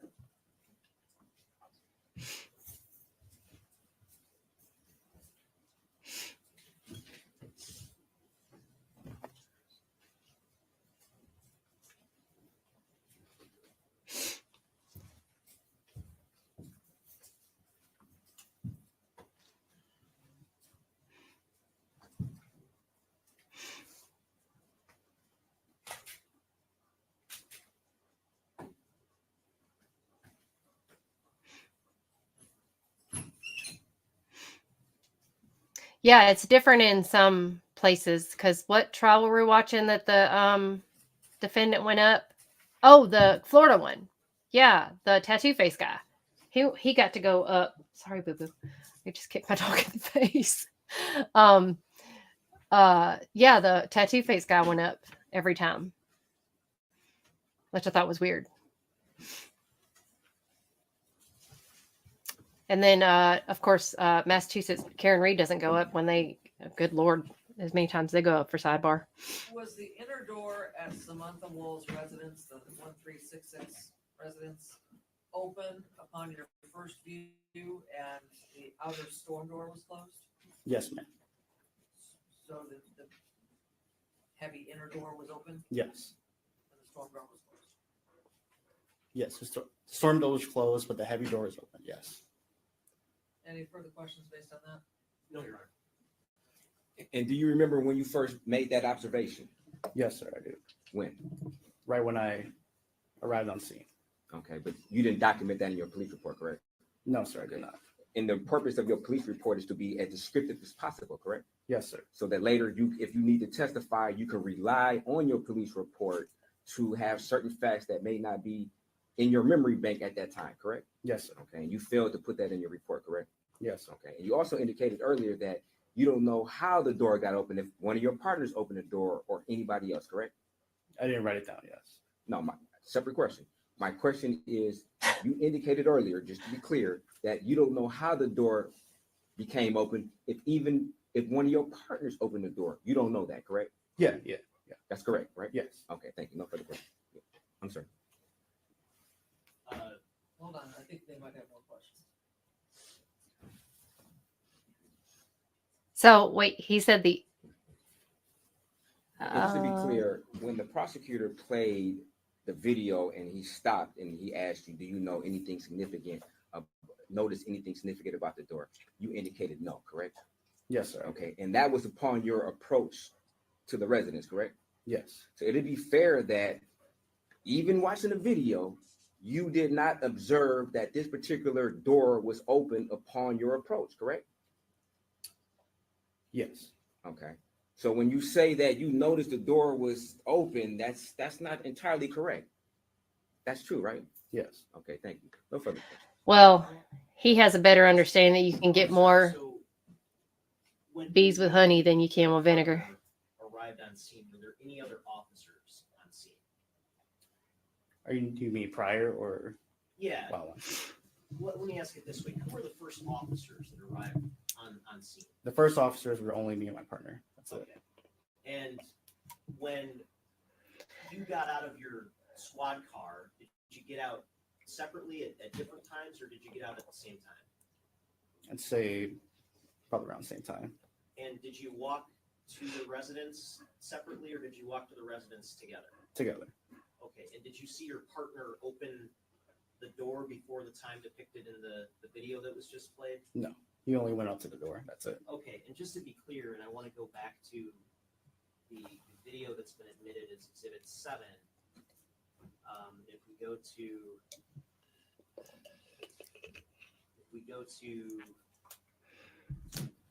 1 minute and 48 seconds. This poor kid. Into the video, he's like me. He's really bad at math. Now he's a cop. I'd object. I believe we're asking based upon his knowledge. We're not asking him to look at the video and then make some determination on what he sees or deduces from this video. We're going based upon his memory. Overruled. He can ask him. Yeah. Woo. What he observed himself. Right, but I believe he's going to ask him, okay, this is the point in time you're approaching the video. Let him ask before. Okay, 1 minute and 48 seconds into the video is shown on the screen right now. Yes. Correct. And can you take a look at that for us? Up until this point, have you or your partner approached that door? No, not at this point, because we saw the trail of blood first. That's why we're standing right there. This judge just slapped him in the face, though, with that overruled. Through that front door. Yes. Into where? Into our home. Why and why? Because the door is open. No further questions. Jeez, prosecutor, did he just throw the pen down? Like he dropped the mic? Dang. Please state your name and spell for the record. Carrington Sheridan, CA.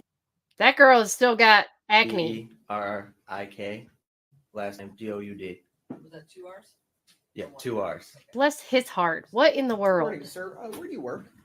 Detroit Police Department. And how long have you been a police officer for? 2 years at this Does point. he have a And were you watch working as a police tattooed officer on back his on wrist? October 21st of 2023 at around 6:30 in the morning? Yes, sir. And who were you working with at the time? Officer Preston Q. And were you dressed in like a standard police uniform, or were you like in an undercover uniform? How were you dressed? Standard police uniform, marked. And when you say marked, are you talking about like the police car that you were in, or Police- the clothes? The police car is marked as well, but I was referring to badge, full uniform. All right. And were you equipped with a body camera at that time? Yes, sir. Okay. Now, I take it were he's you not a cop dispatched anymore? At around 6:30 in the morning to 1368 Joylette Place. Yes, sir. And why were you dispatched there? For a dead person observed. Okay. And do you remember specifically what time you were dispatched? After referring to the radio log on our system, it said about 6:38 a.m. And did you also complete a police report? Yes, sir. And did you recall whether you noted it? That's highly inappropriate. I'm just going to say Yes, sir. right now. And what time was that? That was 6:38. Okay. Oh, that's right. That's great. That information that you received, did you receive it over the radio or on a phone? How did you get the information? On our system, our computer-aided dispatch, we call it CAD, on the events, there's a tab that you can look at what time runs were dispatched, times that are received, everything like that. And what I referred to in the report was the I wouldn't trust label of the protect and dispatch serve. time. So when I said unit dispatched, My green that's what I tea. referred to. This And so, from wherever you were when you first received the information Jesus. about that Lord potential help scene, us. do you recall how long it took you to get from where you were when you first received the information to the location itself? He needs a different haircut too, because Referring that hair back to the makes him look radio like he's log, got a really weird dome. We arrived about 6:48 head. a.m. So about 10 minutes. All right. Approximately. And were you did you have to take a car to get there? Yes, sir. We were in the marked scout car. So while you were in your car, Honey. did you do anything to You can't get away from find out more information about what's any happening potential in the world occupants today. This that is were living happening in that everywhere. area? Yes, sir. Yeah. So can you just describe what you did? So prior to our arrival on scene, I checked through our lien system the address that was provided through our dispatch of 1366 Juliet Place and checked who was the occupants of that location. The only occupant of that location was Samantha Wolf. All right, so if I can just break this He's down. trying to You sound said- you smart, mentioned but Something he's called the not lien smart. system. Yeah. What is the law I'm sorry, God. enforcement information network? Just briefly, if you can summarize that. It's a system that we use that we can run names, addresses to find out information. So you would register to an address, run firearms, vehicles, all sorts of things. It's a network that's used by law enforcement to check on information as such. And are you able to access that from your police car? Yes, sir. And so you managed to look up the potential homeowners at 1366 Joliet? Yes, sir. All right. And along with the name, were there any photographs that you're able to access of that individual? Yes, sir. All right. There's a lien photo that's provided when you run somebody's name, and I observed that lien photo just in case it was that person prior to arriving on scene. And so did you arrive at that location? Yes, sir. And so just describe what occurred when you got out of your car and you arrived there. So upon arrival, we were met with medics. He like spoke 5 with the feet medics. tall. They walked us over to where the victim was located. At that time, they showed us where the trail leading out of her Like a little residence leprechaun. was, and that she was next door. Sir, if I can actually stop you here for a second. Yes, please stop. Now you referred to medics. Are you referring to like EMS workers or medical professionals? Yes, sir. EMS. Yeah. So they were already there by the time you got there? Yes, sir. They were already on scene. Were there any other police officers besides you and your partner? Negative. And No I'm other. sorry. What See, was your partner's name? he's trying to use Preston Q. cop terminology so he can So sound the copy. EMS workers directed you to go to a location, and so describe what you saw as you were approaching the location that they directed you to. As we approached where the body was located, we observed a trail of blood exiting the residence of 1366 Juliet Place. Followed the sidewalk out from the residence, south on the sidewalk, and in front of it. If you're walking south, you make a right to the walkway that leads to the residence of 1368 Juliet Place. Now, when you're approaching 1368 Juliet, did you make any observations about whether or not there were any individuals who appeared to be suffering from some form of trauma? Yes, sir. While approaching 1368 Juliet Place, I observed the victim in a fetal position on the sidewalk in front of the residence. Now, did she appear to be moving at all when you first saw this person? No. Did that person appear to be breathing at all? No. Did you notice any apparent injuries or trauma to that person's body when you first approached them? So there was a large amount of blood.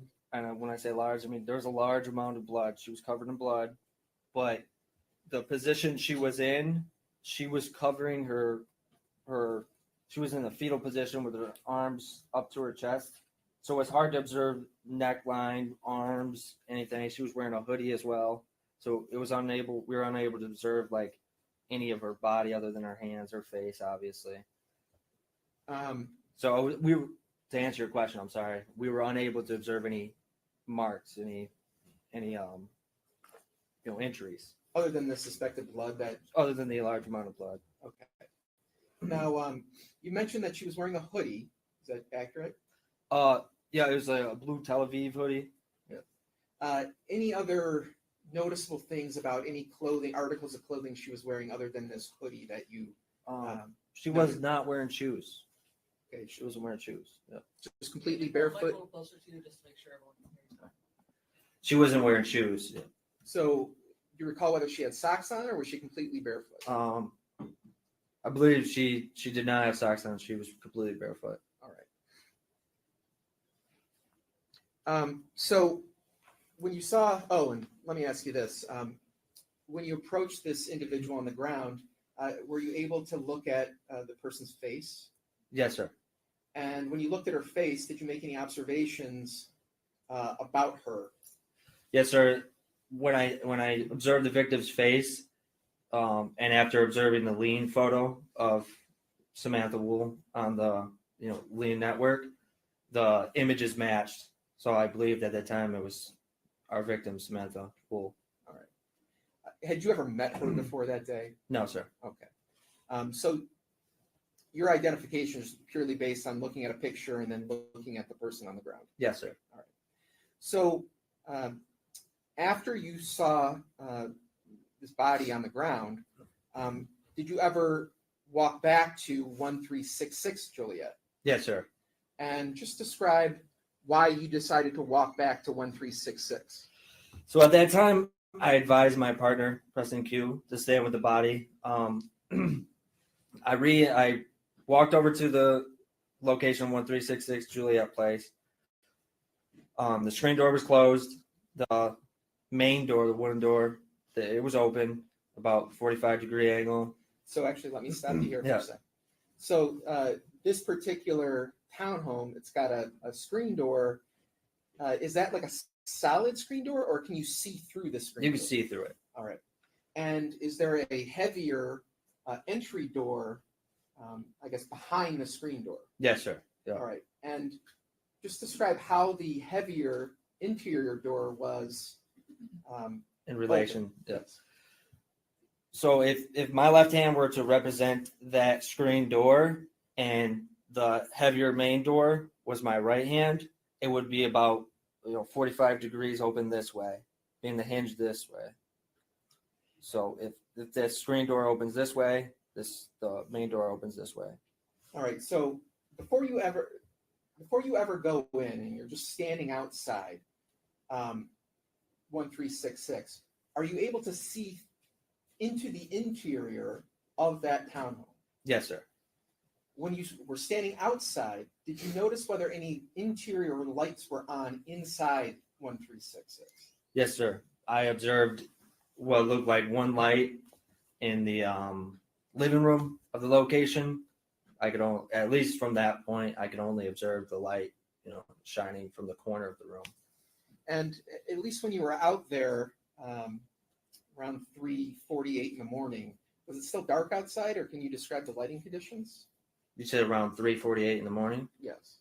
Do you recall? As in the afternoon? No, I'm sorry. 6:48 in the Yeah. morning. When you arrived there, can Yeah. you just describe what the lighting was like when you first got there? It was nighttime. Okay. So, from your position on the outside of 1366, you were able to see that there was a light on inside. Yes, sir. Okay. So, when you were standing outside, what did you decide to do at that point? At that point, I placed on latex gloves, opened the screen door, entered the residence. At that time, I observed a large amount of blood collection at the top of the let's say the basement stairs, the landing, and the main hallway. I tiptoed around, made sure I didn't step on any of the blood. Tiptoed, went around the blood. At that point, I was in the living room. Okay, so let me actually cut you off here for a second. You mentioned that before you went in, you put gloves on. Yes, sir. What was the purpose of you putting gloves on? Preservation of evidence, so I didn't contaminate the scene. All right. And you also mentioned that when you went inside, you were describing that you tiptoed around. Yes, sir. So, were you trying to be careful when you were walking around on the inside? Yes, sir. Very careful. What was the purpose for doing that? Because at this point, obviously, I was thinking we had a homicide scene. So, Sorry, so I have to interrupt. Guess what? I just got off the phone with Brian Brown, the attorney for Michael Jackson Bolanos, and he's going to talk to Michael and see about being on this channel and talking to us about Michael. And he's going to get Michael's permission to be on the channel. So fingers crossed, prayers that we can learn as much as we can about Michael. And I told him that, obviously we're looking for justice for Samantha, but we want to know, we want freedom for Michael because we feel like he's being wrongfully accused. And we're watching the trial. We're going to do a live watching the trial tomorrow. And I'm playing catch up with the trial, but we want to, I said, I'm a small channel, but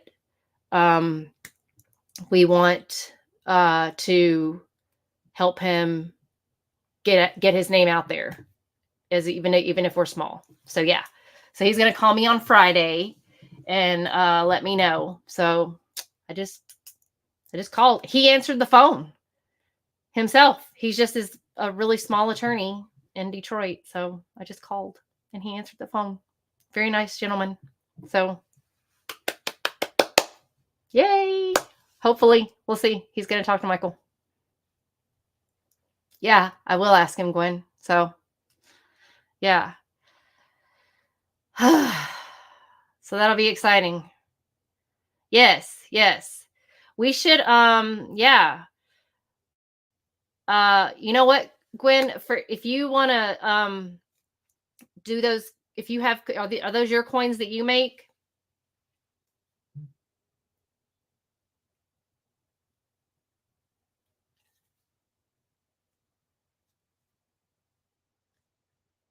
We could oh,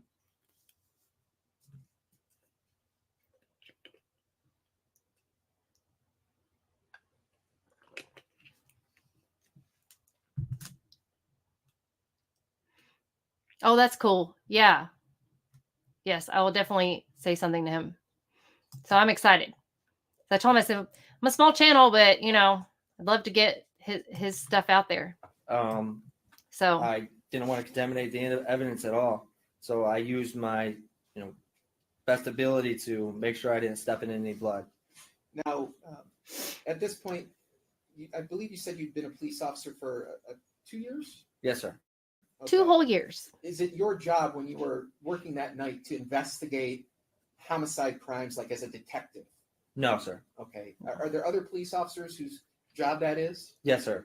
In terms of collecting evidence, swabbing items for DNA, is that another one of your job responsibilities? Negative, sir. That's not.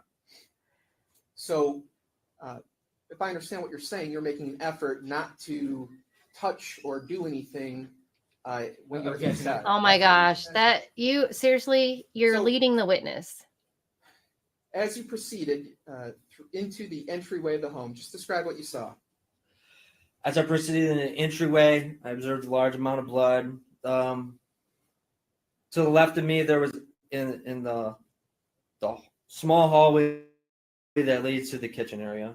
There was a kitchen table. I observed there was a bowl of fruit that was turned on its side with the fruit knocked out, which I thought was a little irregular. That was weird. So I tiptoed over the blood to make sure that I didn't step in any of the blood. I then was standing into the living room with the location. At that time, I observed the couch in the living room. Okay, they had a I observed there was 2-year cop. a tray of beets that looked like rice, 8-month that was cop. knocked on the floor. Is that a the best laptop Detroit on can the do? right armrest that had blood on top, a half-eaten banana on the left armrest. I get it. was checking the rear don't wanna be door cops right to now, see but- if it, was an entryway or an exit way, and I observed that it was locked. Okay, so let me stop you here for a second. Yeah. So what was your general purpose in going into 1366? Just to clear the scene. The general purpose of me entering the residence at that time was, one, to gain more information when I made the call to homicide or notification control, to let the detectives know what we have, what the scene was, and then 2, to check the residence if somebody was inside the residence and whether there was other points of entry or exit. Okay, That's so right, when Jenny. you went Somebody's in got to and now do you're it. Proceeding into the living room and you're checking the door. Did you see any other people inside that? We heard that in residence? another Okay. And you said you trial. checked, Was it there's a the rear, Wade Wilson exit trial? They're only allowed to collect because so you much. go into the townhouse? Yes, sir. There's a rear sliding door located at the rear of the living room, and I checked whether to see that was locked, and it was locked in this case. Okay. So the person just went in through the front. So there's blood all over her apartment, right? There was a fight. Now, aside from making your observations about the nature of the room itself and checking the door, did you do anything inside 1366? No. Okay. Okay. Did there come a point where you left? Did you not check the every interior of room? 1366 and exited the townhome? Didn't. Yes, check. sir. At that point, while exiting the residence, I used the Yeah, I would think they run in the kitchen same area circles because when it did not have any blood. they both go There was to no the blood same located in the synagogue, I'm ground of the kitchen imagining. area. So I walked through the kitchen to get to the front door, exited the residence to make sure I didn't step in any blood, and met back up with my partner, waited Okay. for. At that time, then I called to make notifications. I know they have what to we put that had, in there, waited but for homicide evidence text. So when you say you made notifications, what exactly are you doing to notify other people? Just picking up my cell phone and giving the call to the number of notification and control. All right. And so while you were there, did you have an occasion to talk to any non-police personnel who may have been potential witnesses? Yes, sir. And you don't have to tell me what they said, but did you take down their names? Yes, sir. And what were the names?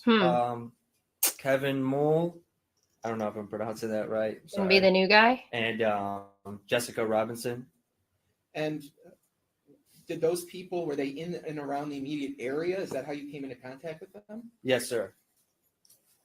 Aside from those two, any other individuals approach you who claim to have seen the homicide or anything like that? No, sir. Just so you know, Kevin Mole is gay, and his wife, they're just married for convenience. because any man who refuses to do CPR. Now, eventually, as you're out there, do other police officers, like from the homicide unit or evidence techs, come there while you're still there? Yes, sir. Sorry, Gwen. Did Just, you if a man do you refuses recall to help a canvas woman to look for on the any side items while you were there? Yes, sir, we did. who could All right, possibly, now, I mean, I when don't use care. this I word don't care. canvas, what does that word mean to you? To canvas an area is to basically search whatever the designated area is for the item of evidence. So that means, And she's the one who chose to call 911. I mean, it's clearly, and she didn't get up and walk the dog. She's like, no, I'm not dressed for this. Searching the area, the I'm not dressed to immediate save a area, life. I'm not dressed to and walk us a dog. Going through the bushes, seeing if we could find a knife or some type of weapon used in the. Yeah, that's what I'm saying. Now, just talking about what you did, what did you do to look in the area? And this cop just said she's wearing a hoodie. I searched through many. How of the did he bushes find in the area. an exposed part of her He even back climbed inside the touch? bushes. Checked I the don't ground, believe it. Checked to see if there's any blood, anything like that. And did you find or recover any items of evidence when you were doing this Yeah. canvas of the area? Finding this very, very strange. I'm finding their entire testimony full of garbage, and their 911 call was so calm. It was like they were literally like ordering, "What do you want for dinner, honey?" "Oh, I'll take the lasagna with the in and around this area feta, where you had discovered the body as well as the Greek salad." Did you Yeah. do anything to try and prevent? I mean, I get they civilian probably, people if they and heard non-police anything, they probably personnel wouldn't have paid from attention because I mean, they're accessing that freaking area? Detroit, for God's Yes, sake. sir. Can you just describe what you did? So prior to, we had a sergeant from number 7 make the location to give us crime scene tape. Oh, I believe crime it. Scene tape. But prior to that, we stood in front of the location and ensured that nobody entered the residence and ensured nobody walked on, at least at that time, that section of the sidewalk that we were on.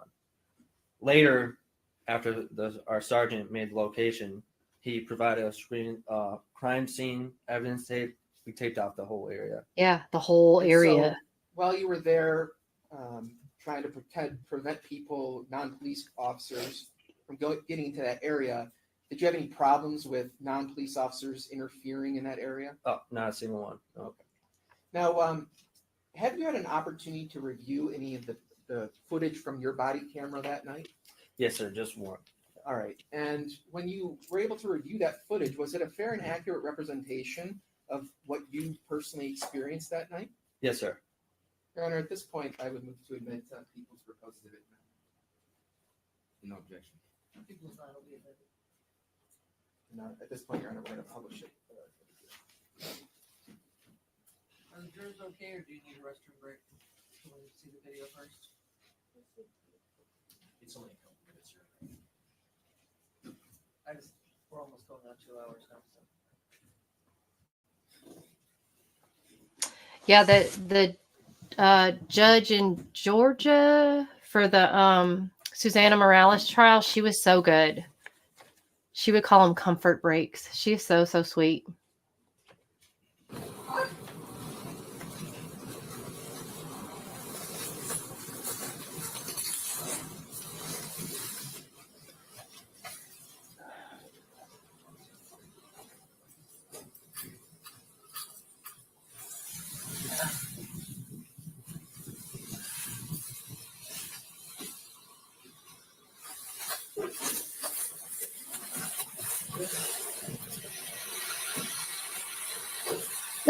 How you doing? One time, and then I went home. I've heard Port Detroit used to be like the happening spot, man, and it's just gone down. I feel bad for places that were the hubbub of the country.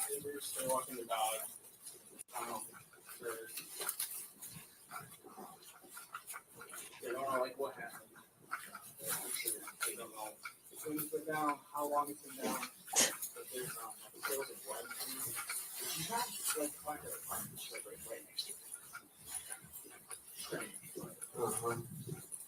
You have an ID? We didn't serve the tape. So like if you look on the ground, there's like spots of blood. Yeah, there used to be a trail of blood upstairs. We didn't disturb a thing. My dog only walked over here. I walked over here. My possible wife walked around the body completely, did a 380, 180. I mean, I touched a bare part of her back when she's wearing a hoodie.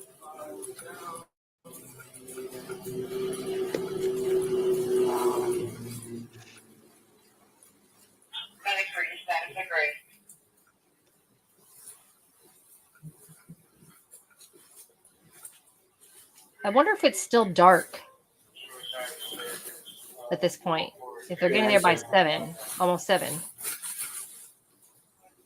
Yeah, my wife said don't touch it. I'm carrying the poodle. This is I had to wash my poodle's paws when I got home because it stepped in the blood. Disregard those paw prints.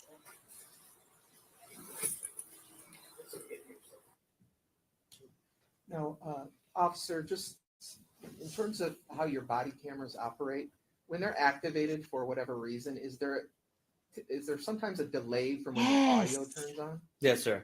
All right, so that is typical when you've had an opportunity to observe your body camera footage? Yes, before? sir.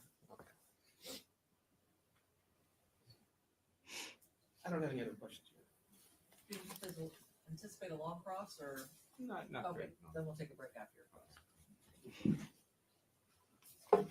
Good afternoon, officer. Good Oh, afternoon, good morning. sir. I'm sorry. Good morning. Yeah, good morning. Get ahead of myself. So it'd be fair that you arrived on the scene roughly around 6:50, correct? In No, the sir. AM. Yep. We're going to stop doing that, 6:48, but falling yes, back and springing 6:50 forward, approximately, if you want to say. 6:50. Okay. supposedly. But we would agree that at 6:50 on this particular exhibit, you were still in your car driving to the location, correct? No, we arrived at 6:48. Okay. And you indicated that the medics were already there, correct? Yes, sir. And you're unaware of when the medics actually arrived, correct? Yes, sir. That's correct. Okay. And they pointed to you the 1366 address, correct? The girl, she It knows she noted was at in a wedding. our She went to a dispatch wedding, as well. friend's That's wedding. how I ran the address. Okay, good. But when you arrived on the scene, they physically pointed out that particular address, correct? Yes, sir. Okay. She was returned. And She you had didn't ask returned the her from a medics whether or wedding. not they entered this property or opened the door, did you? No, I did not. Okay. So you don't know whether or not they opened the door and went inside to look around, correct? I do not.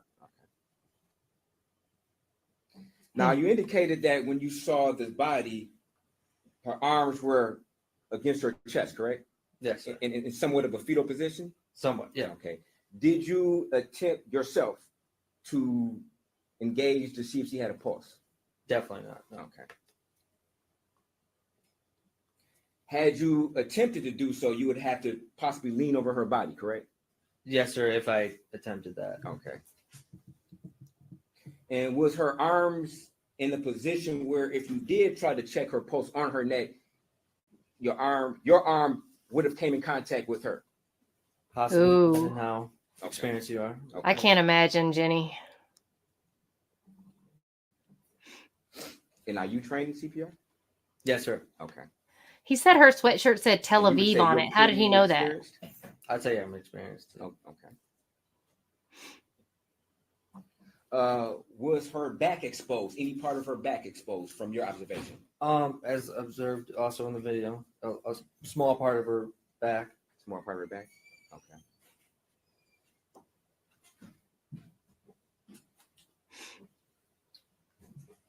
Now, you indicated that you tiptoed around this apartment, correct? Yes, sir. Okay. And it was dark on the inside other than some light you stated, correct? Yep, and I was using my flashlight at the time. Okay. And this light didn't illuminate the whole apartment. That'd be fair, correct? Which light are you referring to? The light that you stated that was on, the lamp. Oh, no. It didn't illuminate the whole apartment. Okay. Did you put any type of protective gear on your foot or your boots prior to walking inside the house? No, sir. I think he's just saying it because he knew what it said after they rolled After her leaving over the and all apartment, that did kind you of ever stuff. check your boots to see whether or not you had accidentally stepped into blood? No, but I actually I did check my boots once. Once I made it over the original, the large amount that was in the hallway, and I was standing in the living room. Okay. I remember because I was, making sure I didn't contaminate the scene and get any blood on me or blood on my shoes. I made sure to look to see if there was any blood, and at that time there was no blood on my shoe. Okay, at that time. But Yeah. the question was, when you left the apartment, on you doing your protective sweep, at that point in time, did you check your boots for blood? No, sir. Okay. So at that point in time, you can't definitively say whether or not you stepped in some blood by accident, correct? Well, I walked through the kitchen to prevent that, but you can't definitively say that, Yeah, correct? yes, sir. Okay. Now you indicated that you canvassed the area, correct? Yes, sir. Okay. You didn't indicate that in your police report that you canvassed the area, did you? I'd have to refer to my police report to see if I If you refer noted to that in there. If you refer to your police report, would that refresh your memory? Yes, sir. Your Honor, may I approach?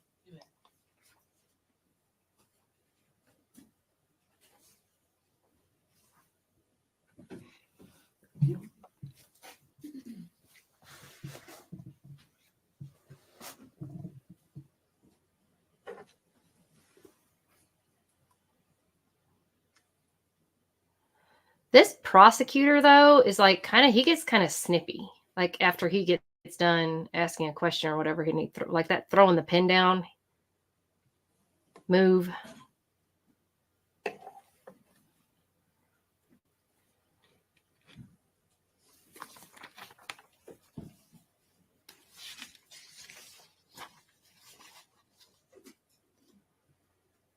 That's because he confessed to it. This is what's so confusing. Like, you had someone who confessed to there are people who have been convicted on confession alone. Zero evidence, just a confession.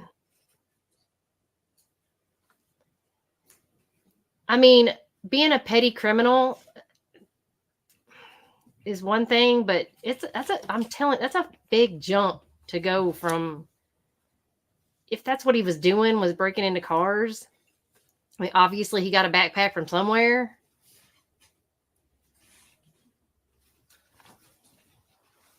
Oh. Yes, and to be fair, can I approach Your Honor? And to be fair, I'll strike that question. That is indicated there. You just saw the look on dude's face. He was like, I did indicate that in the report. Okay. I referred to as scouts. Okay, fair enough. And you spoke to some witnesses, correct? Yes, sir. Okay, and you indicated that one of the witnesses was Kevin Moore, correct? Yes, sir. Okay, and Jessica Robinson, correct?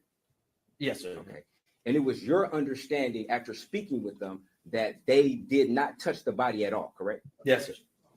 That calls for hearsay. What? I was his understanding, not what they said, whether or not he understood if they touched the body. He could only know that by talking to them and hearing what they told him. oh, Well, I'm going to allow it. All right, thank you. Kasamida. It was your understanding after speaking with them that they did not touch the body, correct? At all? From their statements, yes. That they did not touch the body, correct? Yes, sir. That they did not. And you indicated that in your police report, correct? Oh, I'd have to refer to the police report if I indicated it on there. But that's your understanding, correct? Yes, sir. Okay. Now, just when did you run the lien on the when did you run the lien? Prior to our arrival, after we were dispatched. Okay. And it was your understanding that this happened at 1368 Joliet, correct? No, because the dispatch location was 1368 Juliet Place, but within the CAD notes, it stated that the victim, or I forget exactly how it stated, whether they're reporting party or victim or witness at the time. I mean, but it stated that the persons that were already on scene believe that they seen the trail blood exiting 1366 Juliet Place. Did you run multiple addresses or just the 1366 Joliet? Just the 1366. Yeah. Okay, so you didn't run the 1368? No. of Samantha while she was just in her.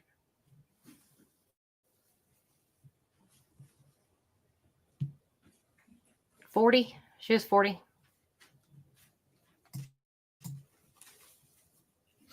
Thank you, officer. No further questions. I don't know. Questions from the jury? Write down, council approach.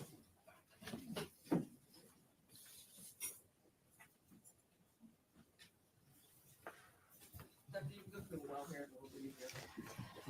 I think he needs to look less comfortable and a little more anxious, but not too anxious. You know what I mean? But he looks pretty chill.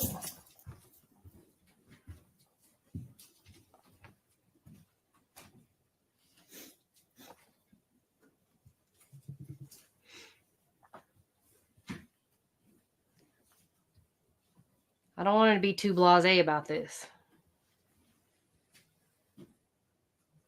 But then again, if he didn't do it, right? Like, he didn't do it. How can he be all remorseful for something he didn't do? 1366, did you check upstairs or downstairs or the whole unit before exiting the unit for the first time? For the first time, no, I did not. Did you go on the second time? Yes, sir. No, yes, Your Honor. And did you check the second time? Yes. Any further follow-up questions based on that? When you went in the upstairs or the downstairs, did you see any people inside the apartment and other parts of the townhouse? No, sir. I don't have anything. And just how much time had passed from the first time to the second time? Approximately. I couldn't remember approximately because at that time it was only us two officers, and to preserve the scene, preserve the body, I had my partner stand out there after my first initial walkthrough, and then we both stood to make sure that nobody entered that whole walkway area. So it wasn't until the arrival of other officers, like as in sergeant, evidence techs, everything else. So you don't know? No. Okay. The approximate time, I'm not sure. Okay. Any further questions? Thank you, sir. You have that down. Oh my goodness gracious day. My name is Nicole Kroom. That's N-I. Okay, who did you say is next? I'm sorry. Kroom, C-R-O-O-M. Thank you, Your Honor. Could you It's tell the this jury chick. CARRINGTON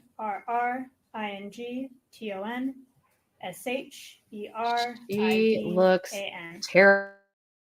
terrified. Thank you, Your Honor. Good afternoon, ma'am. Could you please tell the jury what you do for a living?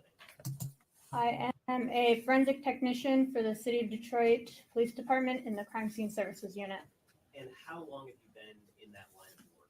5 years. And what is the basic sort of role that you have as a forensic technician? Sorry. To document the crime scene, to collect and preserve evidence for further processing. And do you have to go through any sort of training to be in the role that you have with the Detroit Police Department? Yes. And what does that sort of training consist of? I have a bachelor's degree in general biology. I have a post-bachelor's degree in forensic investigation. I was certified for forensics investigation, crime scene processing, and I was trained on the job. And as part of your job, did you have the opportunity to process a crime scene located at 1366 Joliet Place on October 21st of 2023? I did. And when you arrived to that scene, were you alone or were you with a partner? I was with a partner. And when you got to the scene, was there anyone else present on scene at that point? Yes. And who was present at that point? Responding officers were present on scene. And were there any personnel from homicide or any other divisions of the Detroit Police Department present at that point? I do not recall exactly when individuals showed up versus when I may have seen them. I do know that I recall seeing Commander Svek on scene, Sergeant Zhao from Homicide, Lieutenant Thorokill from Homicide, and other members of Homicide. Okay, and what time approximately did you and your partner arrive at the scene? Approximately 7:40 a.m. And approximately how long did you stay on scene working to process it? until approximately 7 p.m. Okay. And can you describe for the jury, just in general terms, what was the work that you and your partner did to process this particular crime scene? I documented the scene through photographs. I assisted in the search, marking, and collection of evidence. Okay. And you mentioned photographs. I'm holding what's been marked as People's Proposed Exhibit 10. Have you had an opportunity to review some of the photographs that you took in preparation for testifying today? I have. And to the extent that you reviewed those photographs, do those photographs fairly and accurately depict what you actually observed when you were processing the scene back on October 21st, 2023? Yes. And is it your understanding that a substantial portion of those photographs, not all of them, but a substantial portion of them are on this disc marked as Proposed Exhibit 10? It is my understanding. Your Honor, I'd move to admit Proposed Exhibit 10. Any objection? No objection. People's 10 will be admitted. And may I publish, Your Honor? You may.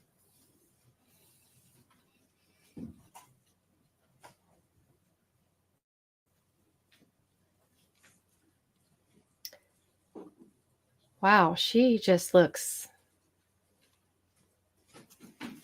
And Your Honor, do you mind if I sit down? Forensic technician is definitely her fit.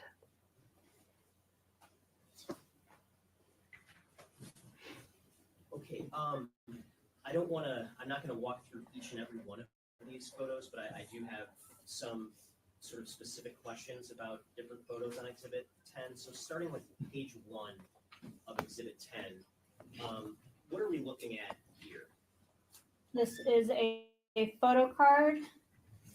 It is to identify the photos that follow for where they are taken, the report number, the crime as we are told on dispatch, who is there from the crime scene services unit to process the scene.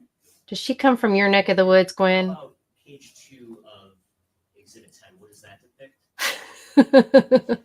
This is a wide shot showing the apartments 1368 and 1370 and the decedent on the walkway in front of those apartments. Now, is there anything that was placed over the victim when you were on scene? Prior to my arrival, a sheet was placed. And do you know what the purpose of that was?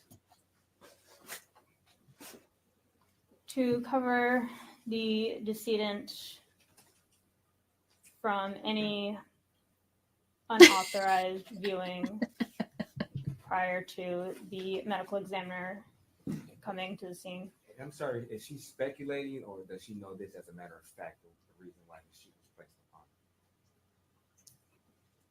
Do you know? I can attest to that is the general reason why I'm told it is placed on. That's hearsay. Okay. I know.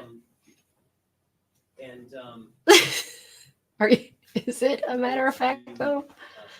Page 8 of Exhibit 10, what are we looking at here?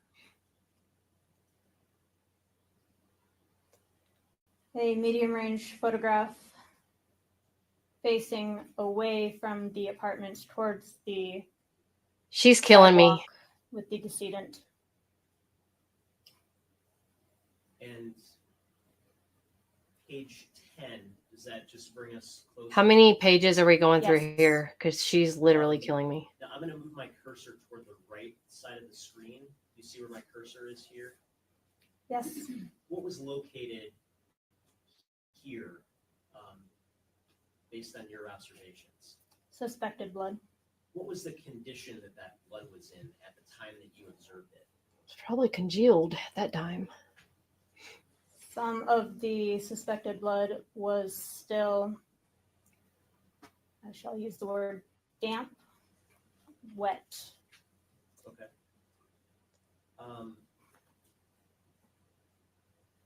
And if we look at page 15, what does page 15 show us?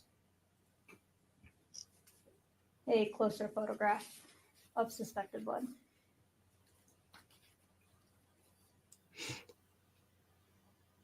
And how about page 18? This is a photograph of the decedent with the sheet having been taken off.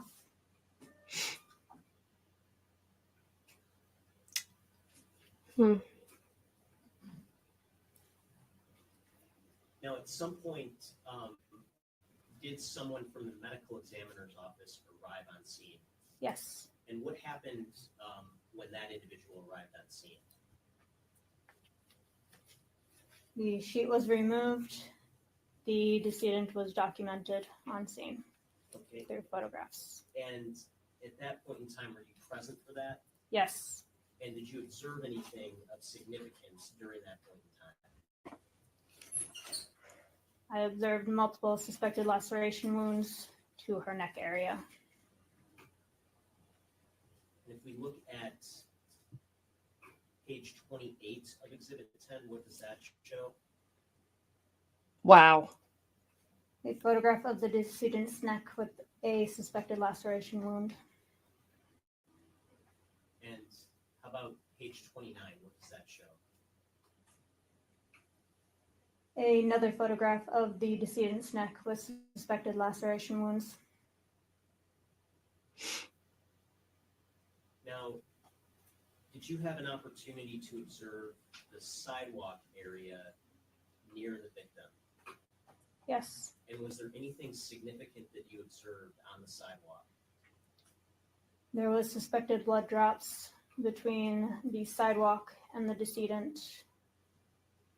And so if we look at some of these pages, for example, 34 through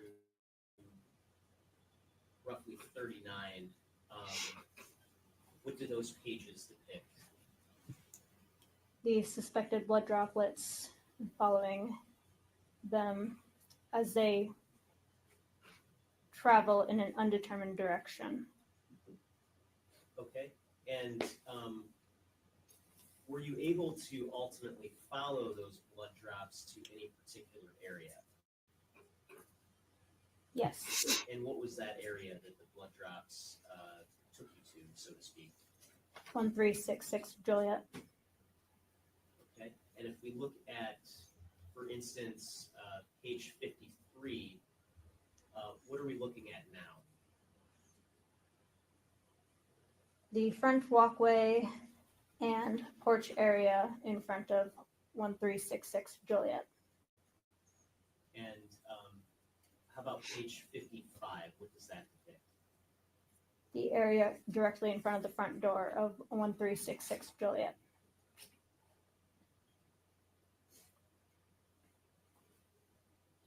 And what does page 57 show?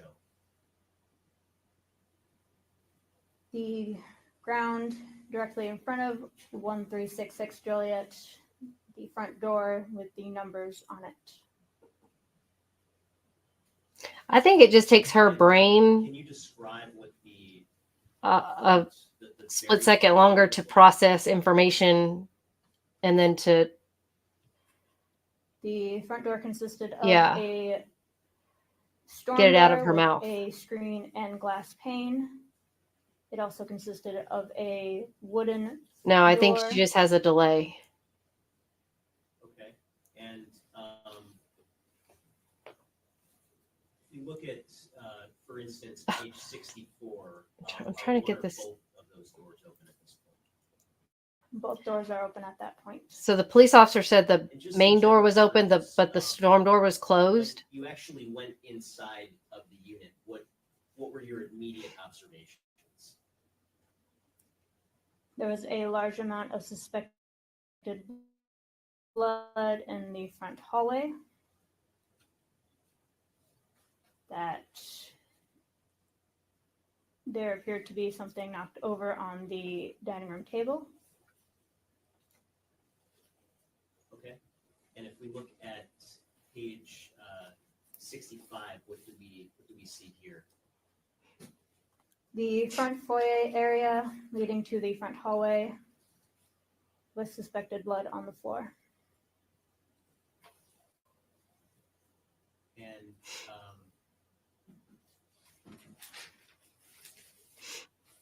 moving through some of these.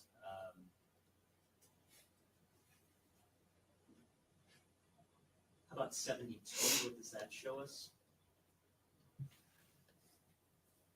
The front foyer area with suspected blood on the floor, and a pair of shoes that have appeared to be disturbed. And how about page 74? What does that show us? The front hallway from the front foyer with suspected blood on the floor, walls, stairs, stair banisters.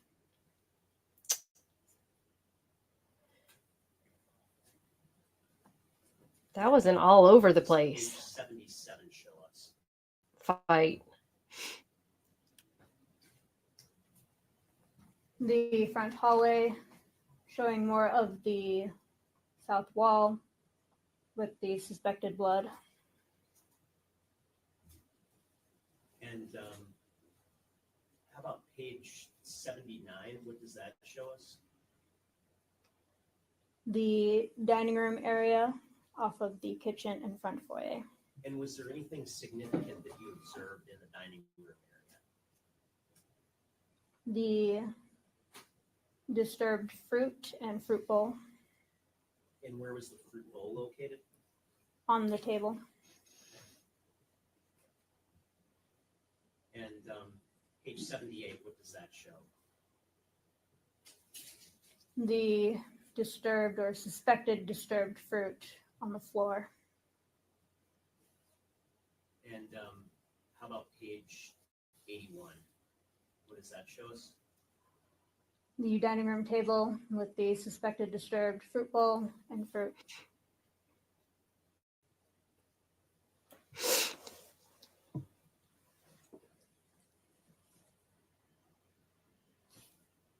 And in the kitchen area, was there anything notable that you observed? I did not observe any suspected blood in the kitchen. There appeared to be minimal obvious disturbance to the kitchen area. And where is the kitchen located relative to the dining room area and the living room area? The kitchen is between the dining room and the living room. Looking at page 86, what does 86 show? 86 shows the kitchen sink. Was there anything notable near the kitchen sink that you observed? There was a knife and other cutlery items next to the kitchen sink. Did any of those items appear to you to have any suspected blood on them? I did not observe any suspected blood on the knife at the time of processing. And if we look at 88, is that one of the knives that was observed in the kitchen? Yes.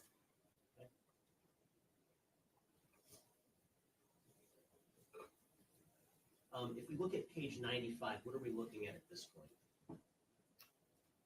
The living room from the kitchen. And how about 96? The same as the previous picture, moving forward into the living room. And were there any significant observations that you made in the living room?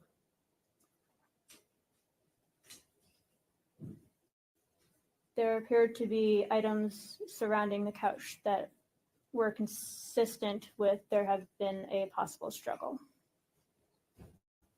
And did you observe any more suspected blood in the living room? Yes. And where was that blood located? There was blood located in front of the couch and along the north edge of the living room where the front hallway opened to. And if we look at page 100, what does that show us? The living room. I mean, I have from questions. the northwest corner showing the front hallway area and the entrance to the kitchen. And where's the front door located?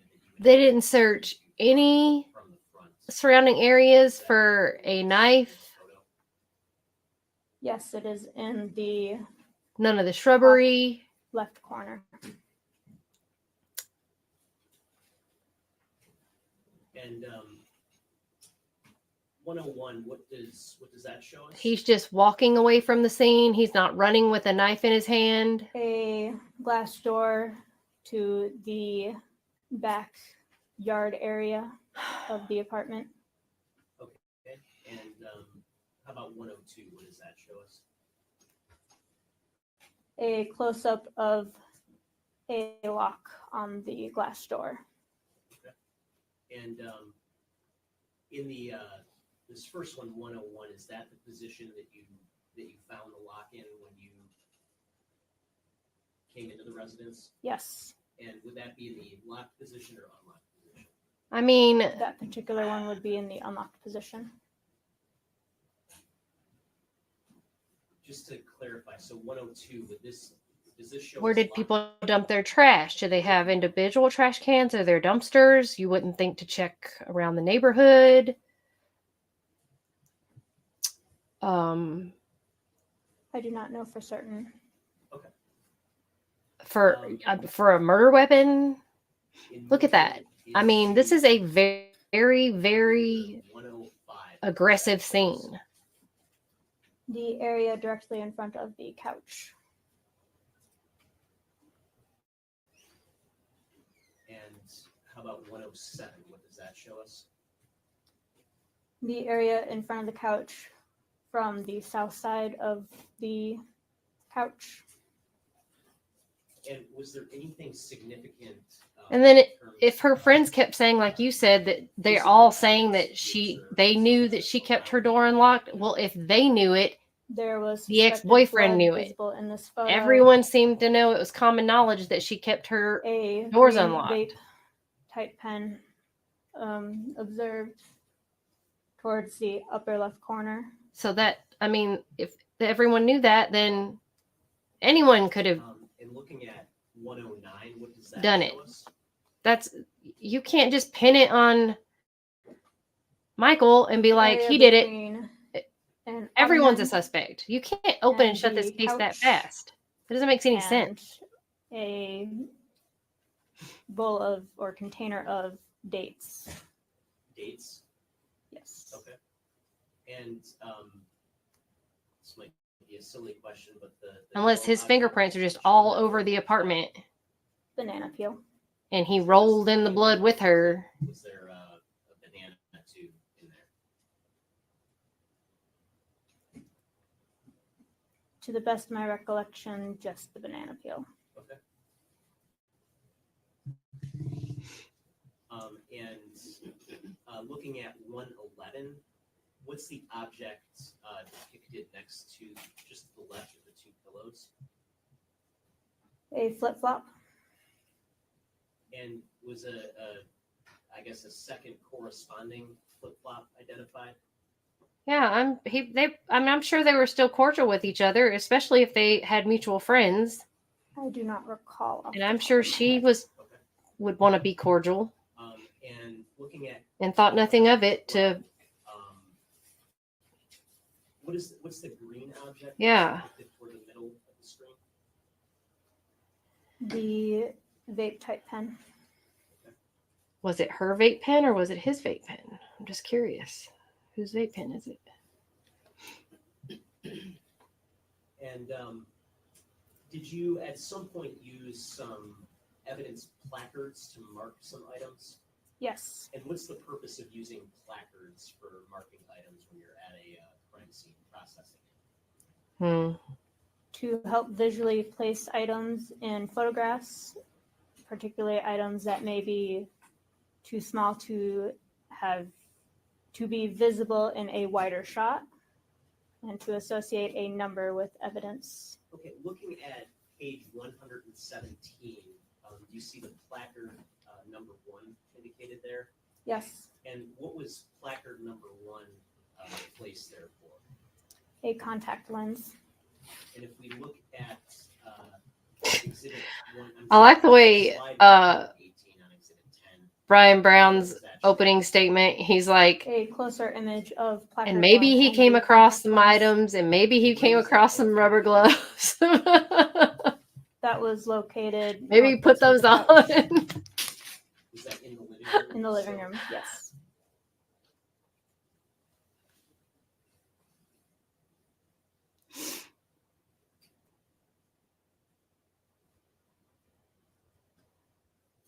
Now, looking at page 128, what does that show us?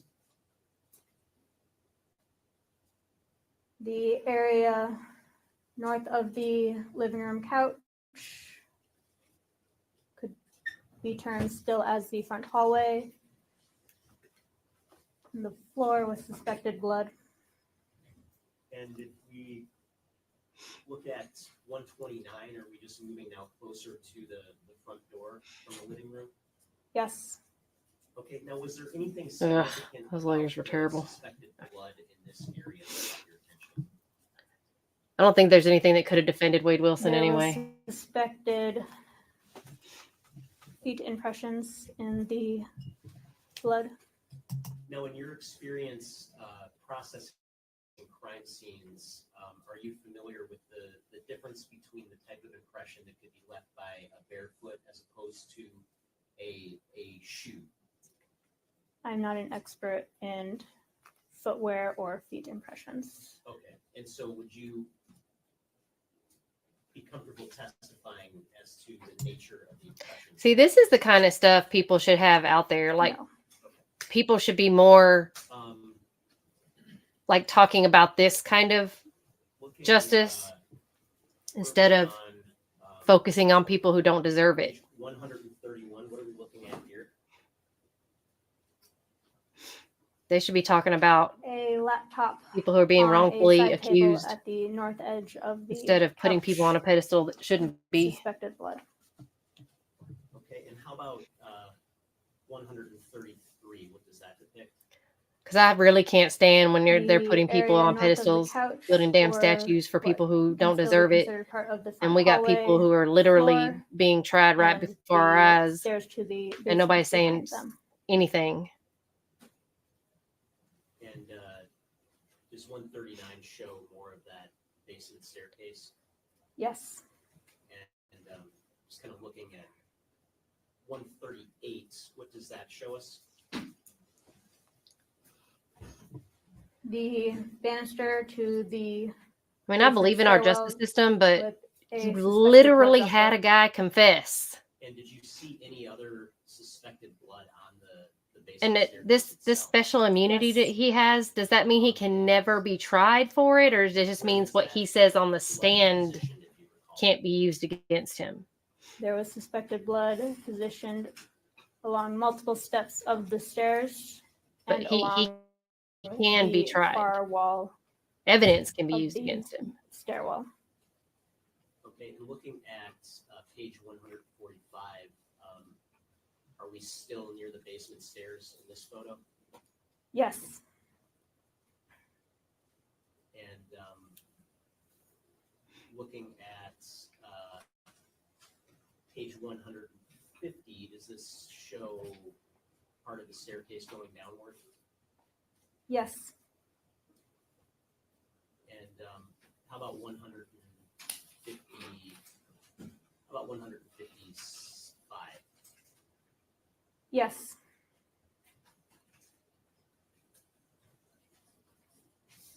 Okay, and looking at 159, do you see the placard that's marked as placard number 2?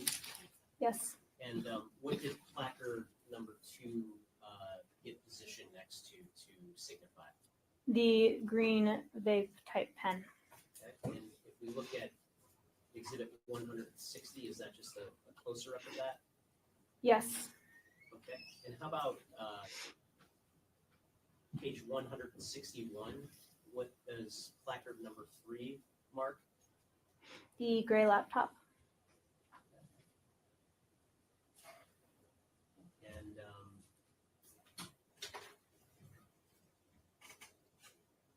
just look at, for instance, page 167. What are we looking at there? Papers that were on the side table underneath the gray laptop with suspected blood. And how about 171? What are we looking at here?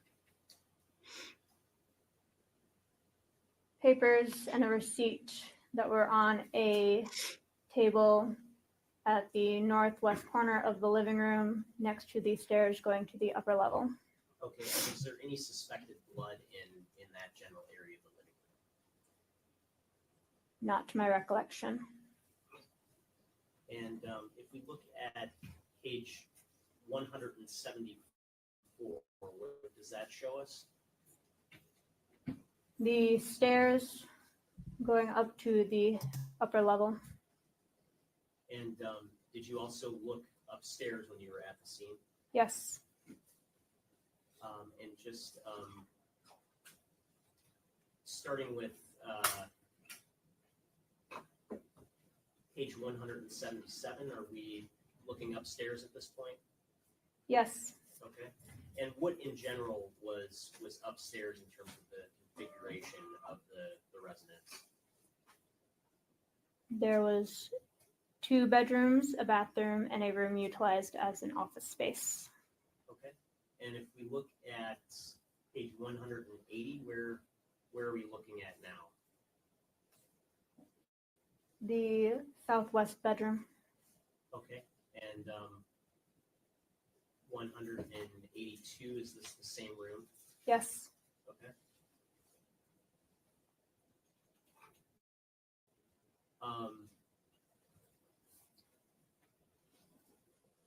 About 100 and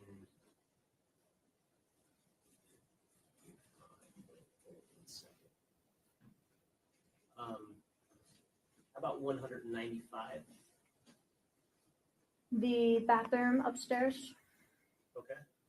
And in terms of evidence that was collected or processed, was there anything significant that you found upstairs?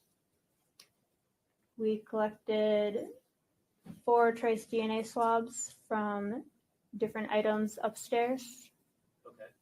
And what's your purpose for swabbing items for DNA when you're at a crime scene like this one?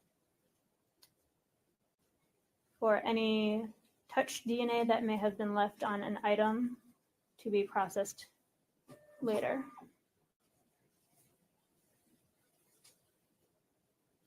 And just looking at page 199 and 200, are we in a different bedroom now upstairs? Yes. And was there anything significant that you observed in this bedroom? The clothing was on the bed, it's observed, and the open drawer on the storage unit. Okay. And then you also mentioned there was a room utilized as an office upstairs. Correct. And looking at page 208, are we looking at that room now? Yes. And was there anything significant you observed in the office? The office seemed to have minimal obvious disturbance, and there was an ADT security panel in the office. Okay. And if we look at page 216, can you see that panel on that picture? Yes. And was that on, I guess, like that when you observed it? To the best of my recollection, that was the state that it was in, with the screen being illuminated. Now going back outside,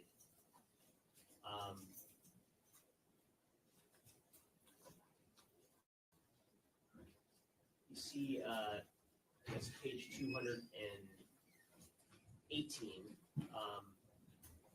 You see the blue sign by the window. Yes, And what was that sign? an ADT security sign.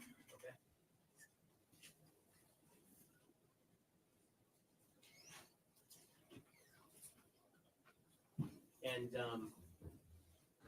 looking at page 228, what are we looking at here? A key box on the front door. And when you observed that key box, was that key box locked or unlocked? The key box was initially closed but not locked. And was there anything inside of the box when you observed inside Oh, the box? okay, No. so Michael has not been in trouble since How about page 2021. 231? Well, What are we looking at here? technically The 2019, front door and the but he's sensors. been out and about working since 2021. Your Honor, may I approach with Had no issues. later? Could you point out on page I think 231 where the sensors are? whatever happened, they saw him on camera on one of the cameras around the neighborhood. And here. Okay, and this is the front door of the residence. And because he already had a criminal record, they started to track his whereabouts that night on every camera they could find in the area and track his phone records because, of course, his phone records matched all the cameras in the area that he was on. And they naturally assume that he was The front foyer robbing area cars leading because to the front hallway. that's what he did in the past. But he's not always on camera, There is a key on a keychain on the floor. so they don't know where he gets this bag, Is that the same? this backpack. They don't know if he went to someone's house. And same for page 237. Yes. They have no idea. And they don't know he's the one who slashed these tires on this car. They don't know any of that. Do they have that on camera, him doing that? Or they're just assuming? They also are charging him with lying to the police because they are dead set that he's the one who was breaking into cars There's a scale. And what's the purpose of at night, that's what he was out doing. To allow experts analyzing photographs taken to determine size of. I mean, he probably is fine, yeah, I was taking stuff from cars. I mean, probably just because he just wanted to go home. He's tired of being interrogated and so every time he turns around. He's probably was. 252 and 253, is that another scale? Yes. And what was the? Yeah, he's probably just scale what the heck? Observed here on page. I mean, you just keep getting messed with. Oh man. To document the I suspected. mean, you do foot stupid stuff when you're infection and young. the suspected He blood to scale. probably is going to keep doing stupid stuff. But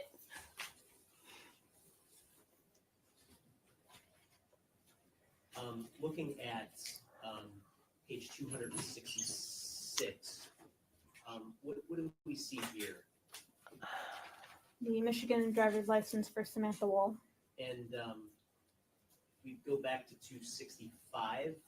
Where was that position? On the bench in the front foyer. Okay, and is that right near the front door? Yes.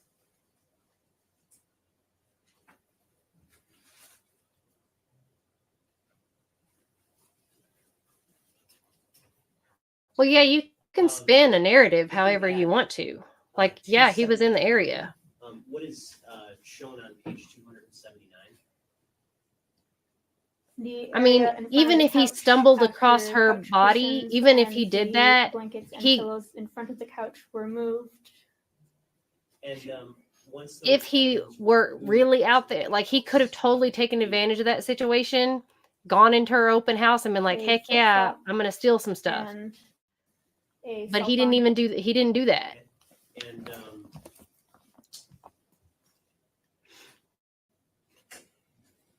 Because he was like, I don't want any part of this. personally collect that cell So the first thing they're gonna do is pin it on me.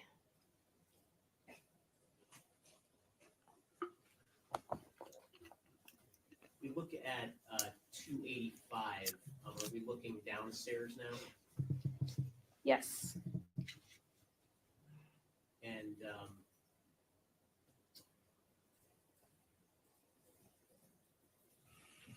how about 302? Are we looking at the basement at this point?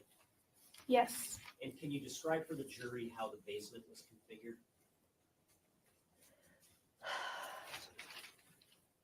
Yeah, because her stuff wouldn't just be sitting out there like basement that. I mean, I don't come home and empty opened out up my into wallet. a large area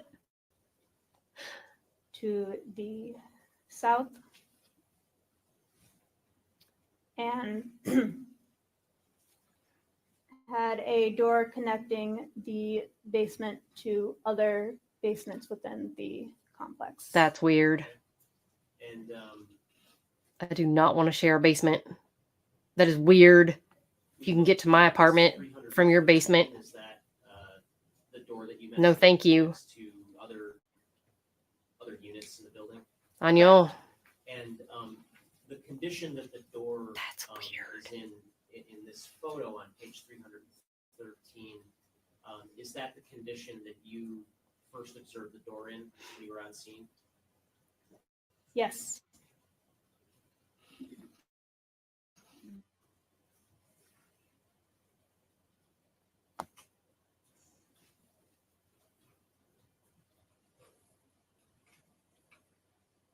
And looking at page 324, you see placard number 4. Yes. What was placard number 4 placed next to Mark? Another contact lens. Okay, and if we look at 326, is that just a close-up of that? Yes. And is that still in the living room? Mm-mm. Yes. I'm not sharing, Gwen. And you look at page 330. What are we looking at here? The exterior side of the wooden front door. So he didn't even go in the basement. He just looked at the door of the basement. That area was processed with white powder for latent prints. Okay, and when you say latent prints, what do you mean by that? Fingerprints. Any type of pattern left by hand or palm touching an object. Foot, toe. Okay, and so when I wish they'd stop coming in and out of that when you door. process the scene, you Good mentioned Lord, Miss Agnes, there is a lot of blood. you took some You mean to tell me he walked out of there if he did all that with one drop? What happens when you take a swab for possible DNA? What do you do with that swab? That swab is packaged, turned over to the Detroit Police Department Property Control Unit for proper storage. Okay, so if he met somebody over there, Package your swab, and that's where the backpack came from, and not from taking them out of cars, Yes, and how are they? somebody's not talking. they are marked with the report number, the location collected, and what it is a swab of. Okay, so Where did the gray backpack come from? what the swab is for potential future use, is that correct? Yes. And as part of your role as an evidence technician, do you get involved in making the decisions of which swabs get sent for follow-up testing versus which swabs don't get sent for testing? No. Do you play a role in figuring out which specific areas of the swab or of the residents Michael's ex-friend? not to swab? I was directed specific areas to swab at this residence. Okay, and when you're taking those directions, who are you taking those directions from? The officer in charge of the scene or members of their unit. And would that be homicide detectives? She's very robotic. Yes. Okay. And at this particular scene, did you also do some work to process for potential late? But what if he didn't steal it out of a car? Yes. What if he went to And somebody's what's house the purpose of doing that? and they're just not talking? They They just aren't saying, yeah, he came to my house and picked up some identify something. I don't know. a person who has touched Maybe they just an don't want to talk object. about it. Maybe they're just not snitching. And again, once those images are taken, do you play a role in determining what, if anything, is done with your images of a potential latent print? No. Okay. Did you? Yeah, but like, other what if than that's what he was the DNA doing, was swab, meeting somebody for something? I don't know. areas, did you collect any physical evidence at the scene? Yes. And what Oh, was it the could have been. physical evidence? Oh, that's what you're saying. I see what you're saying. The 2 contact lenses, the vape pen, the laptop.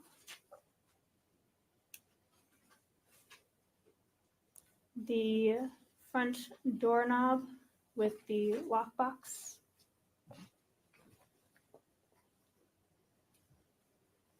And the key, the photo that was shown of the key, did you also collect that item? Yes. Okay. And was there any other items physically that you collected and actually removed from the scene as part of your process? I would have to refer to my partner's report to refresh my recollection. Okay. And when you say your partner's report, as a general matter, when you are part of a team that's processing a crime scene, you mentioned you were with a partner at this particular scene. Are you usually with a partner or alone?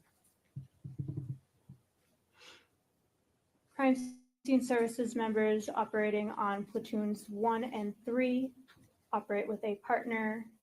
Generally, members operating on platoon 2 operate by themselves. Okay, and which platoon were you? I was on platoon 1. Okay, and so it's common for you to operate with a partner then? Yes. And as a general matter, when you and a partner process a scene, does one person get assigned the task of drafting a report documenting the work that was done? Yes. And even if, I guess you're not the person drafting the report, do you provide some input into the report? Oh my goodness.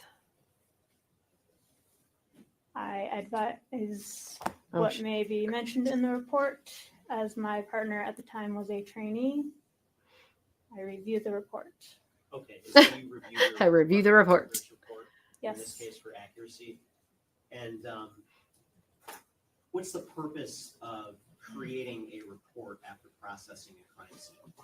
Written documentation of what was done and what was collected from scenes. Okay, and if you took a look at your partner's report, would that refresh your recollection as to whether you actually collected any other physical evidence? Yes. Your Honor, may I approach with a copy of the report? Okay.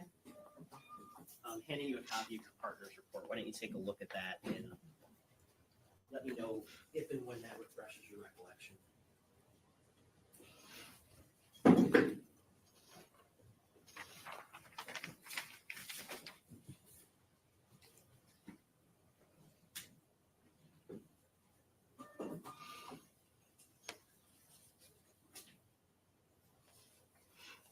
And having looked at your report, do you remember now whether you collected any further items of physical evidence other than what we discussed? I did not collect any further items other than the items discussed and DNA swabs. Okay. And in terms of the DNA swabs, approximately how many swabs did you create for purposes of collecting potential DNA at the scene?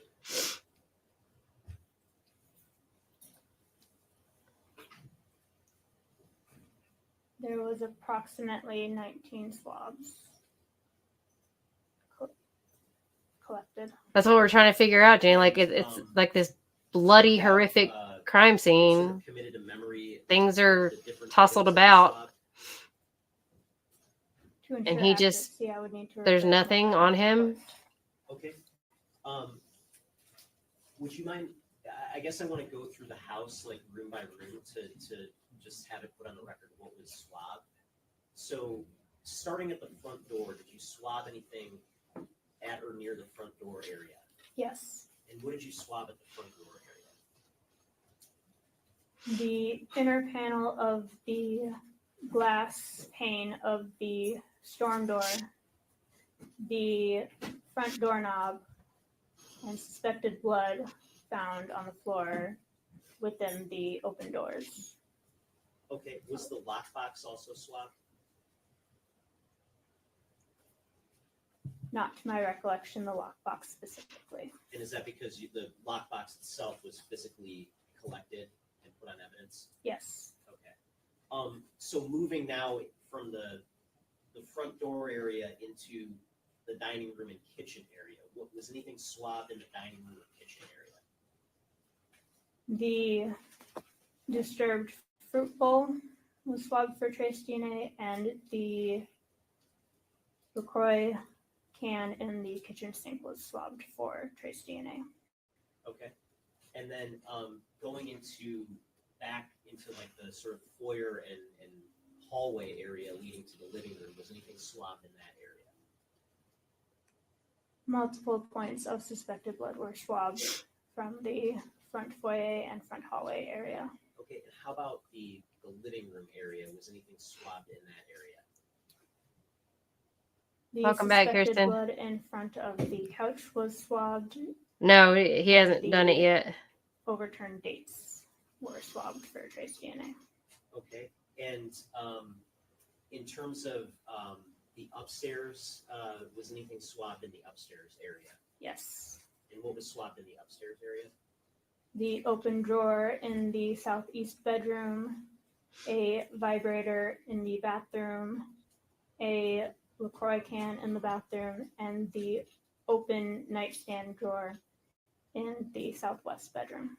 Okay, and other than, I guess, those swabs that you mentioned, were there any other swabs for potential DNA that you took while you were at the scene?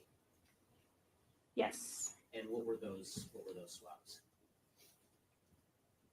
2 suspected blood swabs from the walkways and sidewalk were collected, and trace DNA swabs of the decedent's hands were collected.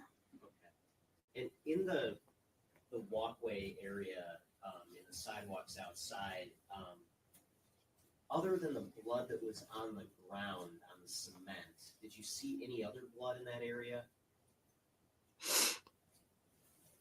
Not that I recall off the top of my head. Okay. Did you see any in the grass or in the bushes or anything like that? Not that I recall.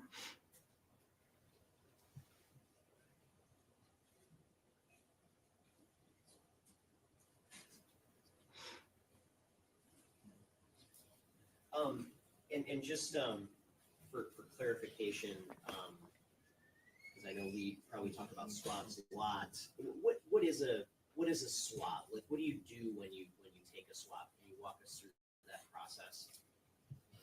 A swab looks like a Q-tip on a long stick.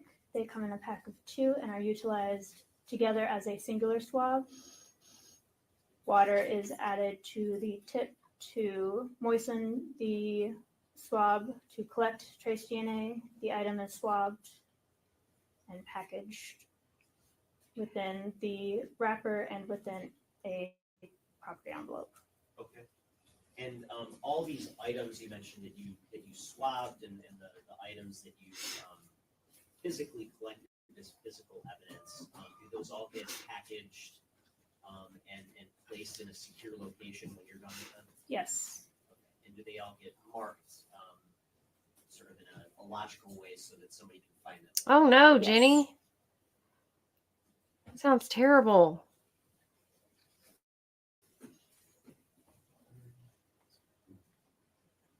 Honey, you need to be resting. Okay, thank you. Nothing further. If we can approach this briefly. Sure. Hope you're taking zinc and vitamin C.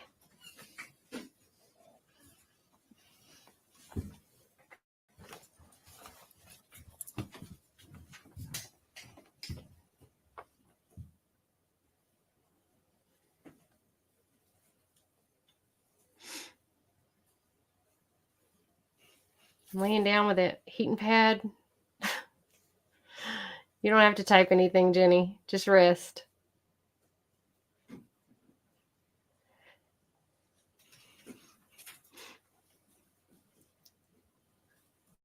Yeah, I understand why they didn't say anything about the basement. They didn't go into that, but they went in about this personal stuff. That doesn't make any sense.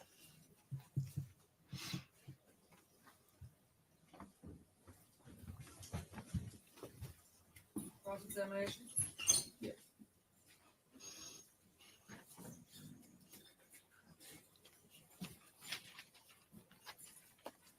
Good afternoon. Good afternoon. Just have some questions for you, and I'm going to be showing you some photos that were not previously shown. Just a couple Yeah, that he questions just first skipped and over. foremost. You indicated that you arrived on the scene at 7:40, correct? Correct. A.m. Correct. Okay. And there were responding officers, and you indicated that there was homicide detectives on the scene? I do not recall when exactly they may have been there in relation to when I saw them. Okay. But at some point in time, they arrived on the scene? Yes. Okay. And they gave you your directions on what type of evidence they wanted to be collected or processed, correct? Yes. Okay.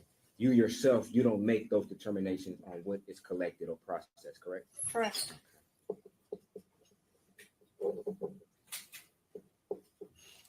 Now, you indicated that you did a DNA swab on various items, correct? Correct. Okay. And you indicated that you did a DNA swab on a vibrator that was upstairs? Correct. Okay. Did you do any type of latent print and processing for that particular item? No. Did you do any latent prints from the ADT system? No. Okay. And from your observation, that system appeared to be a touchscreen? Yes. Okay. And there was also a Mac computer upstairs? I do not recall. You don't recall? Okay. We'll get there. If we can go to, I'm not sure. Yeah, I guess. Thank you.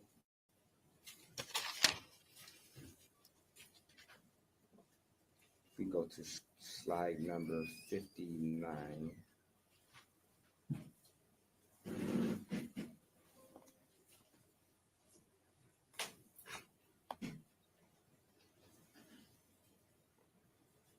Okay, and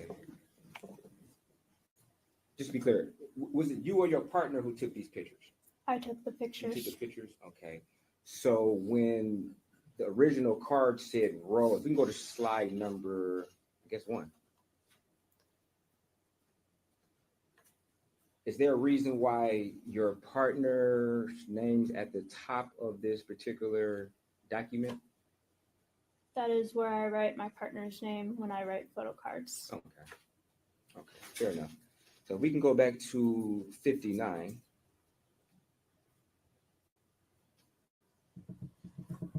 You would agree that this is a photo of the screen door, correct? Yes. Okay, and it has suspected blood on the inside of that door, correct? Correct.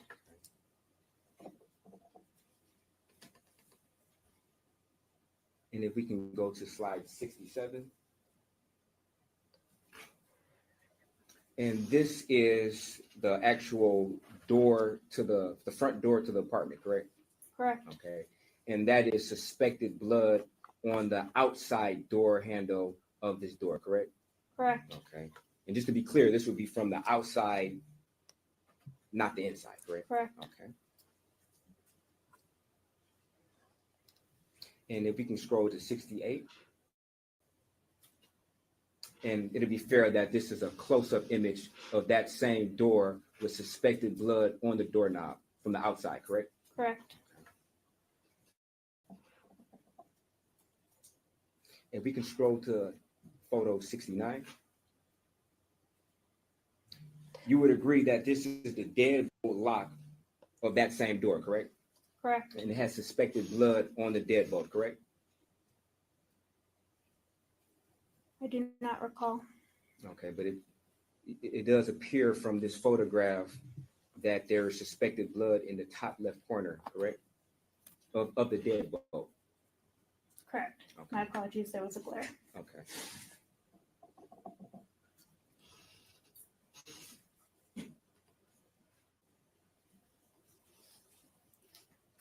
Go to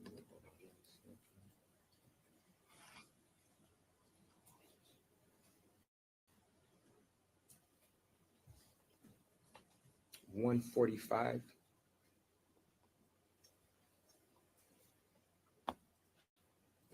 And this appears to be the hallway, I guess, adjacent man. to the stairs that is between the front door and the living room, correct? Correct. Okay. And you would agree that there's a very high saturation of blood on the floor, correct? Correct. Okay. Would you agree that in this particular area is the highest concentration or saturation of blood in the apartment that you noticed? I am not an expert in blood analysis. Oh, okay. But you did observe the scene, correct? Correct. Okay. And you saw other areas of blood, correct? Correct. You would agree that this particular area had more blood in it than other areas. That would be fair to say. Okay. Did y'all cut out the entire carpet and padding?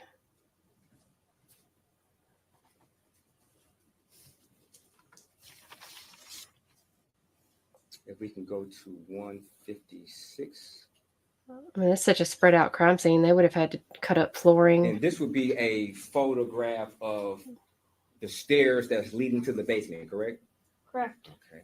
And you would agree that there is blood that is on these stairs going downstairs, correct? Correct. Okay. And if we can go briefly to 296.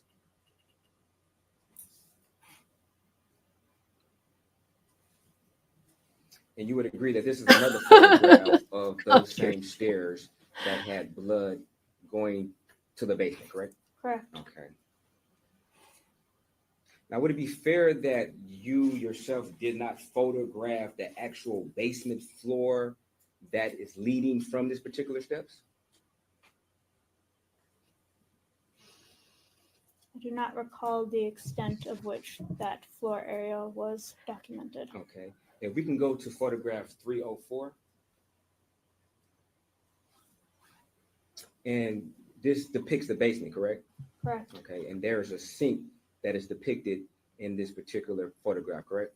Correct. Did you take pictures of the inside of that sink? No, I did not. Okay. It'd be fair that you didn't take any photographs of the floor leading from the bottom of the steps to that particular sink, correct? Correct. And while you were taking these photographs, were you being directed of every single photograph to take, or did you have some discretion yourself? I was not being directed in each individual photograph to take, no. Okay. So it'd be fair that you had discretion on which photographs were taken, correct? Correct. Okay. So it was your decision to not photograph the basement floor, correct? Yes. Okay. And it was your decision not to photograph the inside of the sink, correct? Yes. Okay. Or the washer. If we can go Check back up the to clothes. 171.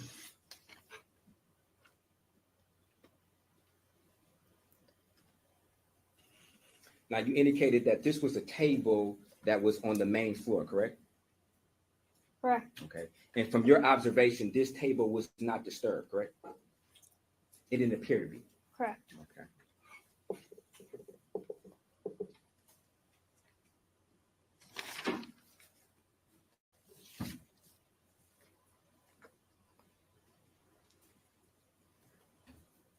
If we can go to 268.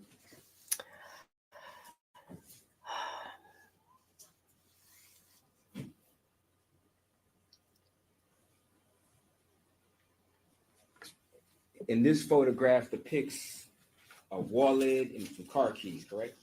Correct. Okay. And it'd be fair to say that this wallet was there, obviously, when you got there, correct? Yes. Okay.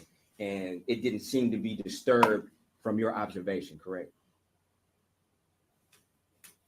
I would say that would be fair. Okay. And there's also some car keys there, correct? Correct. Okay.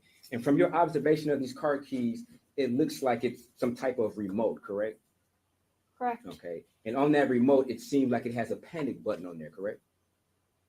Correct. Okay. Are you familiar with panic buttons? Yes. Okay. Would you would agree that if you push the panic button, then the alarm of the car would go off, correct? Correct. But in Detroit, no one would care. And as a matter of fact, Just be like, that's you annoying. or your partner had to open the wallet in order to retrieve her ID from the wallet, correct?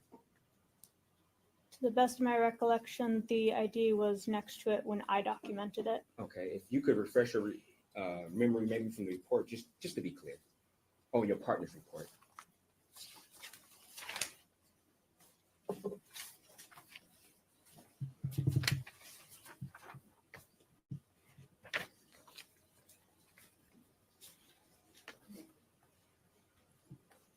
I mean, think about how many car alarms you hear go off, and you're like, ugh, I hope that's not my car.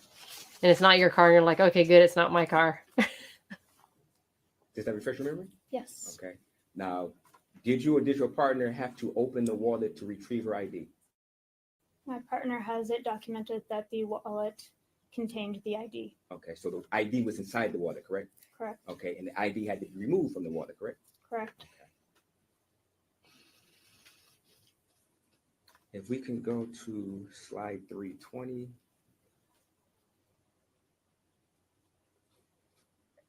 Okay, and from your observation, this is a table, correct?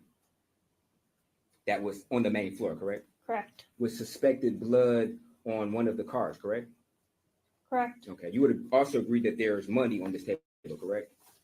Correct. Okay, and obviously the money was there when you got there, if you photographed it, correct? Correct. Okay, you would also agree that there are a couple credit cards, one being American Express, and I believe one for a credit union that was on this picture, correct? Correct. Okay.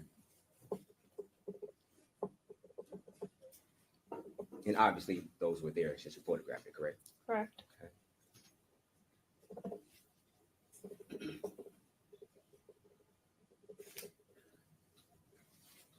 Now, you indicated that from your opinion, that there was some type of struggle in the living room, correct? There was items strewn consistent with there being a struggle, but it could have been anything. Okay, but you did testify that it appeared to be a struggle, correct? Correct. Okay, so that was your opinion at the time, correct? Correct. And that was your opinion today, correct? Correct. And you also indicated that there was a fruit bowl that was knocked over in the kitchen? Correct.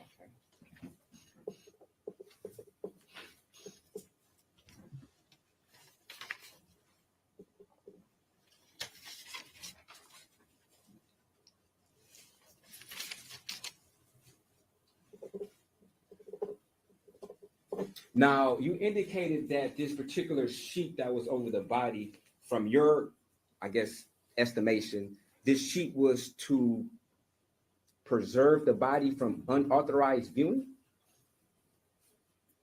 In a way of putting it, yes. Okay. So this sheet wasn't placed on the body to maybe preserve the body from debris blowing in from the from the atmosphere or surrounding areas? It could, yes. Okay, but when you were asked the question, you didn't indicate that that was a purpose for the sheet. From your knowledge, the purpose, sole purpose, at least what you testified to, of this sheet was to prevent unauthorized viewing, correct? As I did not place the sheet, I cannot attest to what the intent when it was placed there, only what I observe it to be. Okay, and you do remember it was somewhat of an objection when you were testifying to that earlier, correct? Correct. Okay, and then after that objection, you stated from what your knowledge and your experience, the reason for this sheet was for the particular reason you testified to, which was to stop other people, so to speak, from looking at this, correct? Correct. So I guess, are you testifying now that you don't know why this sheet was placed there? Is that what you're saying? I can attest that the reason. See, the stated attorney and is Karen Reed would one of already have been like, move possible on. reasons that it was placed there. Okay, but you're not sure though, correct? Correct.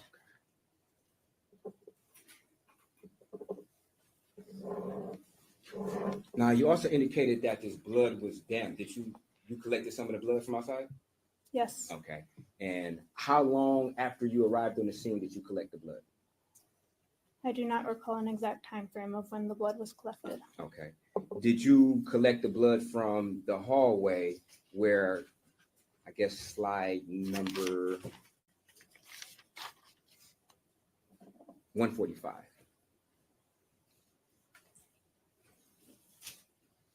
Did you collect blood from this particular area?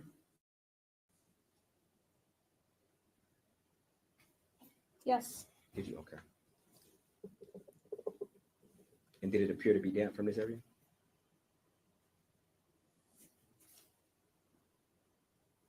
The blood from that area was collected from the door. I do not recall what state. I'm sorry. It was collected from which door? The door leading to the ground level bathroom. The white door on the edge of the photo. Okay, so just to be clear, was blood collected from the floor of this particular picture?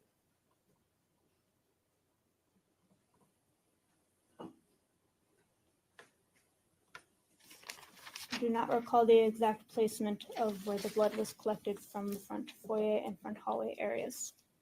Okay, but you were tasked with that job, correct? I assisted with that job. Okay, you assisted your partner, correct?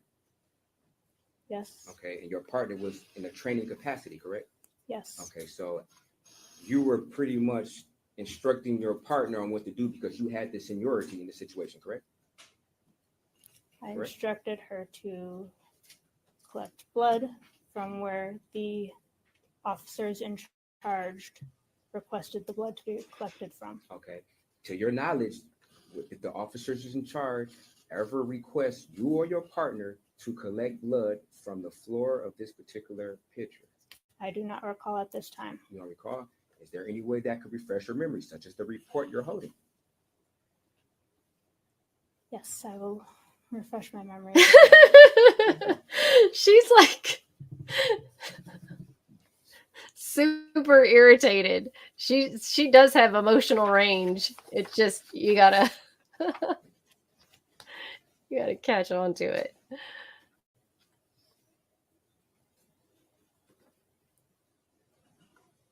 That's pretty funny.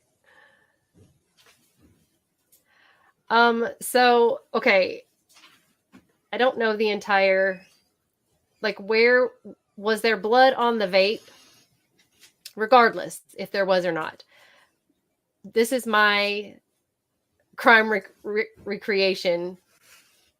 But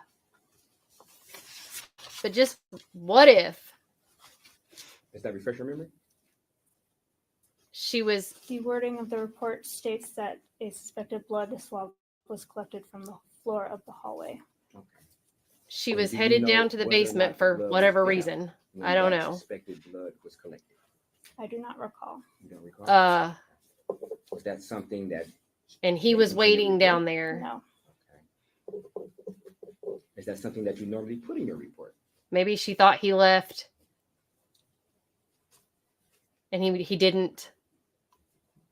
No, not always. And he gets her because that's You where the testified first. that the blood outside was damp. Was The that blood just based ends in upon the middle of the something that was in your stairs, as report far as we or know. Something in your memory.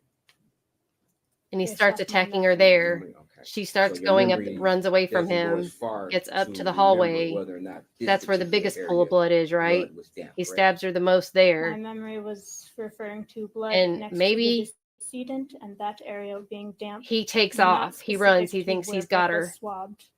And maybe all of that disruption But in you the would living agree room that in the based kitchen upon is your her memory, you remember trying that to get particular out. area of being damp. And that's correct? her At the time it was documented, stumbling yes. around, And it'd be fair disrupting. that your memory does not go to whether And or he's not already left. this He's particular gone. area had damp blood. There was damp blood And she observed gets on out, the and he doesn't know floor. that. As to whether or not that specific damp blood was swabbed, I do not And it could be recall. that too. Okay. So I wasn't asking whether or not that. I don't damp blood. know. I'm asking. Maybe I'm unclear. Maybe I just feel like getting confused. it's got to Just be to definitely clear, somebody familiar this with the particular area, layout of the you house, can turn and look at it. because This area on the floor, was the blood damp? Yes or no when it was collected? That's That blood was damp? Yes. it was damp. To the best of my recollection, that blood was damp. Okay.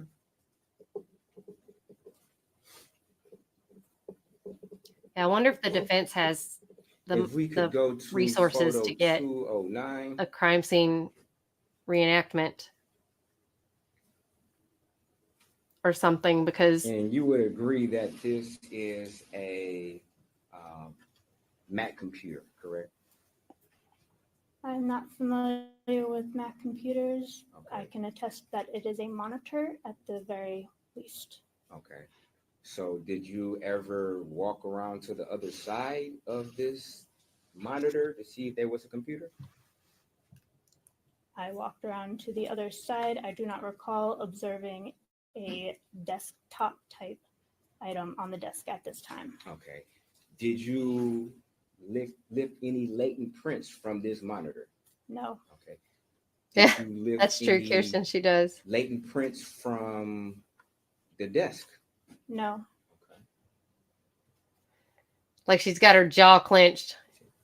She's just like, yes, no, fine.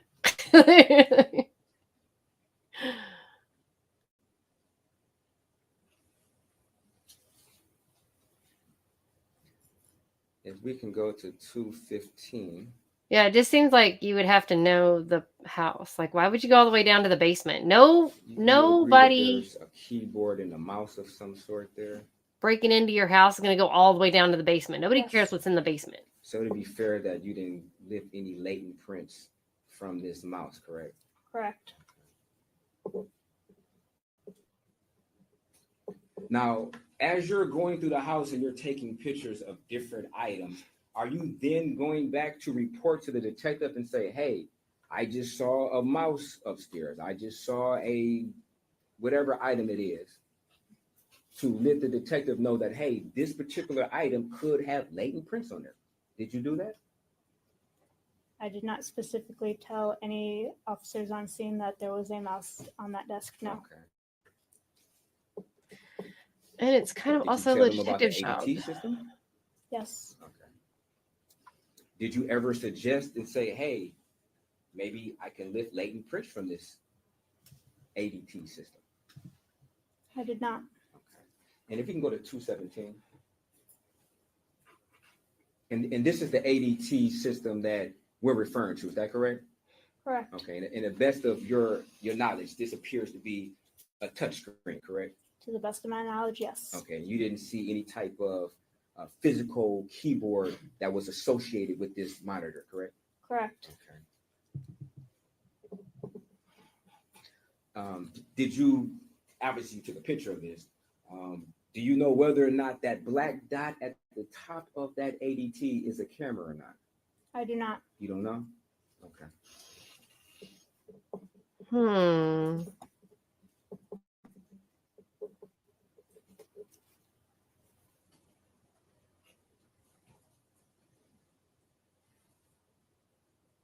She's like, we can go to I'm done. 222. And this is if we can look at 222, you would agree that this is the inside of the main door to the townhouse. Oh, it's correct? just a little light that does Okay, green you or would agree red. that this is suspected blood on this particular door, correct? Correct. Okay, and this is from the inside, correct? Correct.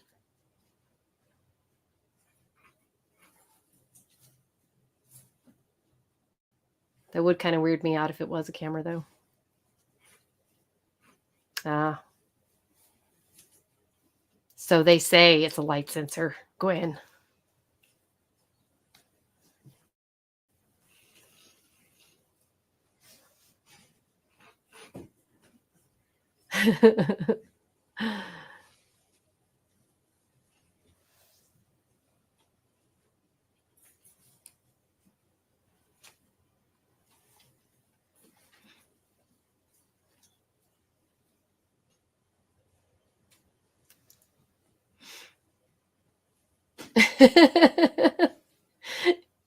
Infrared. No further questions.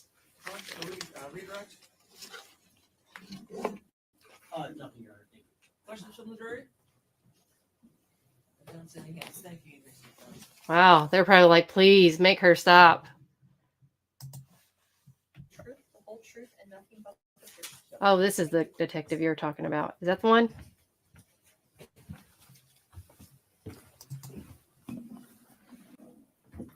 Good afternoon. Please state your name and spell it for the record. Good afternoon. Darren Zhou, Daronzhou. Thank you. You may proceed. Good afternoon. Where do you work, sir? Currently work for the media team with the Detroit Police Department.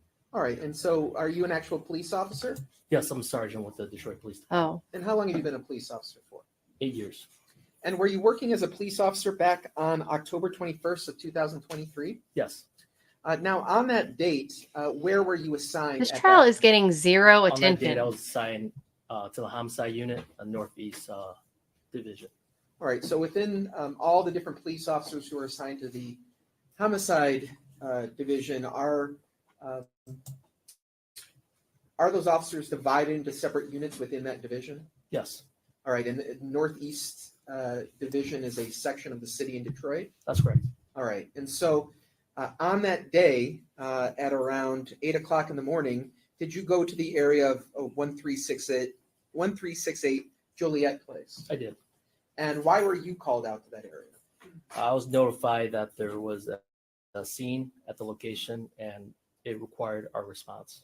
All right. And that part of the city that I've just referred to, that address, is that in the Northeast section's geographical location? That's correct. All right. And so did you actually go to the scene on October 21st at around 8 o'clock in the morning? I did.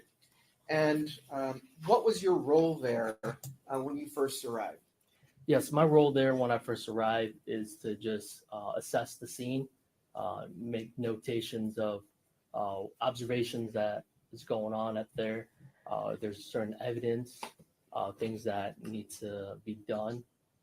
We report out to our unit so we could work in tandem, just so we could figure out information, possibly witnesses that we could locate that might have more information to this particular crime.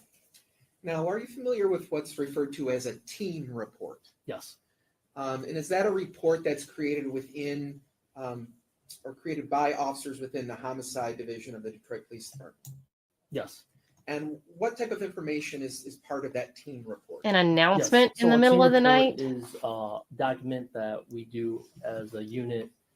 It pretty much gives a synopsis of all the information regarding the scene, evidence that's collected, witnesses that we talk to, and any significant information that we could put on this document so we could work together with the information that we gather. And so did you author a team report in this case, in terms of the investigation of the death of Samantha Wall? I did. Now, this team report, is that created just of observations and information that are available at the crime scene at the time that the crime scene is first discovered? Yes. Okay. Now, can you just walk us through? What? Do you remember exactly what time you arrived at that scene? It was early morning on that date, roughly 8 a.m. That you stated. Would that time be notated on your report? Yes. If I were to show you a report, would that refresh your memory? Yes. May approach it.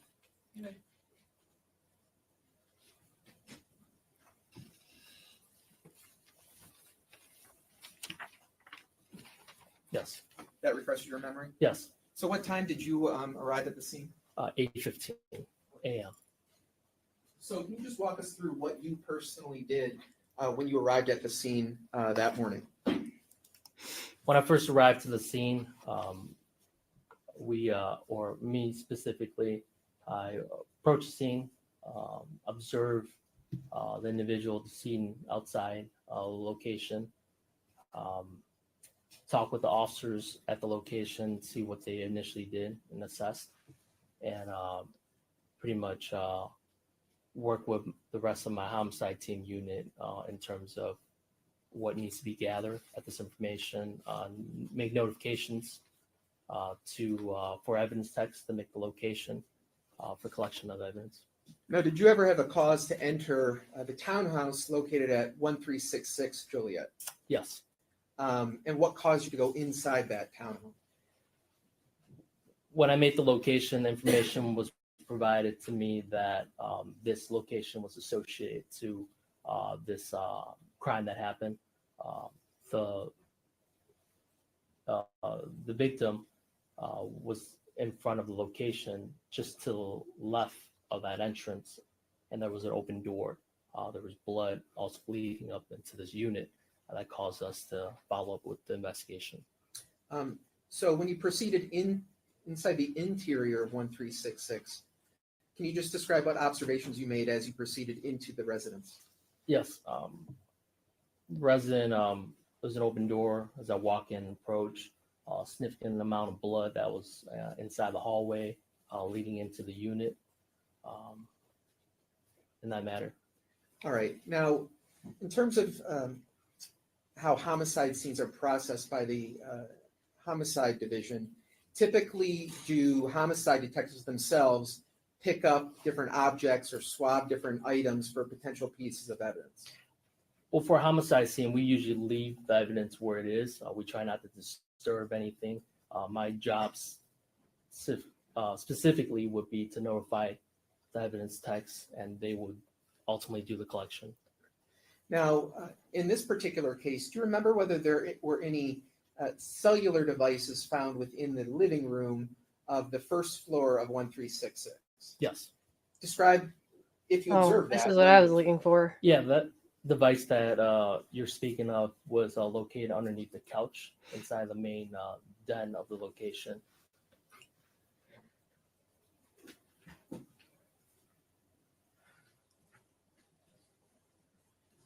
So, officer, we're going to show, as part of People's Exhibit 10, we are going to show slide 281.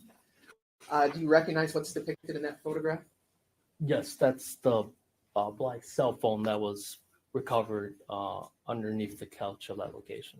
All right. Now, you mentioned that typically you will have evidence tech personnel pick up items. Now, are cellular devices different in some regard? Yes. So the reason why we stand by for them to do so is just to document the location where it was found. So once the evidence text captures the location of where the device is, then we will proceed with the collection of said item. So why would you, as a homicide detective, prioritize a cellular device as opposed to any other item of evidence that could be located?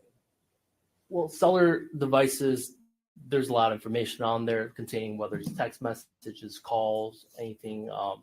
And it's also, there's a battery life to it too. So in case the phone depletes the energy source, there's promptness that we want to get that device recovered and turn over to our data analyst that will collect the information from it. And at least at the time where you were able to observe the cellular phone in the living room, did you have any knowledge about who that device might have belonged to? I assume it belonged to the person that resides at that location. That's an assumption, but you don't know actually know at the time, do you? Correct. Okay. Now, in terms of that cellular device that we're looking as part of people's exhibit Yeah, 10, because if did there's you like, actually I was collect thinking that that's her cellular device yourself? blood Yes. on the outside of the door handle. Like her, May she approach had to Amy. have grabbed onto the. I'm showing you what's been If marked as she's previous that proposed exhibit injured. 11.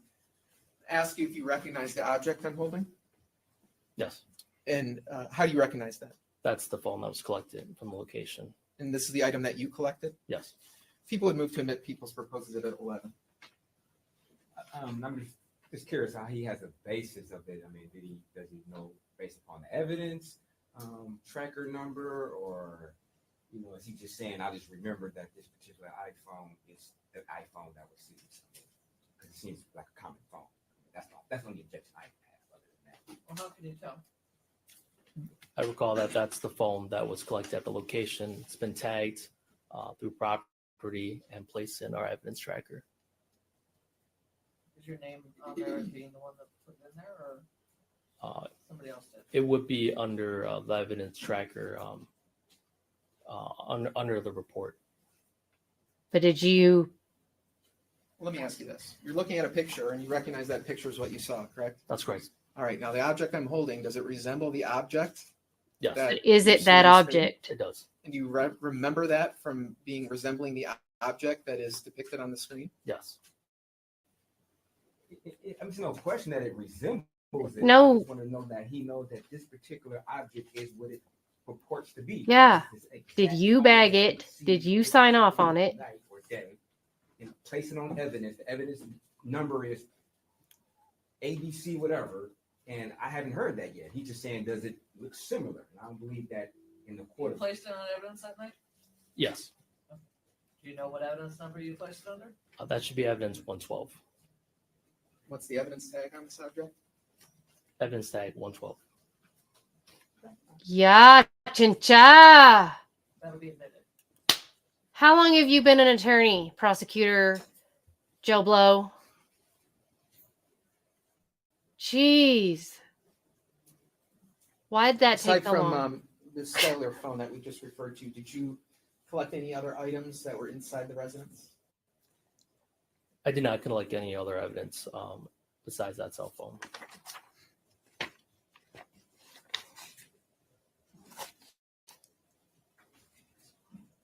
I don't have any other questions.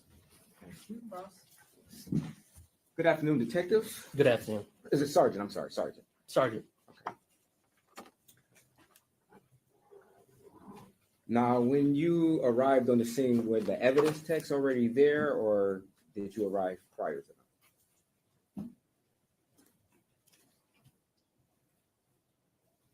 I don't recall if they came before me. The Usually, chicken or the egg? usually we would notify them once we make the location. So that's why Vicious cycle of a question. that's why my questions came out that way. Okay, and you were the officer in charge at this particular scene, correct?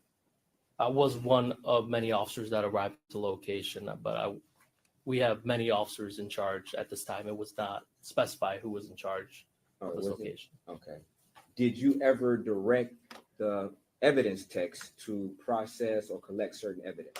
Yes. Okay, so that was your job, or one of your jobs at the scene was to direct the evidence techs, correct? Yes. Okay. When you recovered this phone, what did you do with it? When I recovered this phone, Cell phone, yes. the cell phone that was shown in the exhibit, this phone was placed on evidence and turned over to our forensic cell phone team. For an extraction from the phone, correct? Yes. Okay. Was this phone ever analyzed for blood or fingerprints? I don't recall that. Michigan's So you thing. wouldn't know whether or not there was blood. I on the mean- phone, correct? I don't recall if there was blood on this device at that time. But you didn't do any type of analysis to determine whether or not that was the case, correct? I personally did not. Okay. Nor did you request an analysis to be done on this particular phone to find out whether or not there was blood on it, correct? I personally did not. Okay. And to your knowledge, you're not sure if that happened, to your knowledge, correct? I don't know. Fair enough. So he's literally just been asked Now, if he picked up a you phone were able to view at the the end of the scene, day. of course, correct? Yes. Okay. And you also were able to view photographs from the scene, correct? Correct. Okay.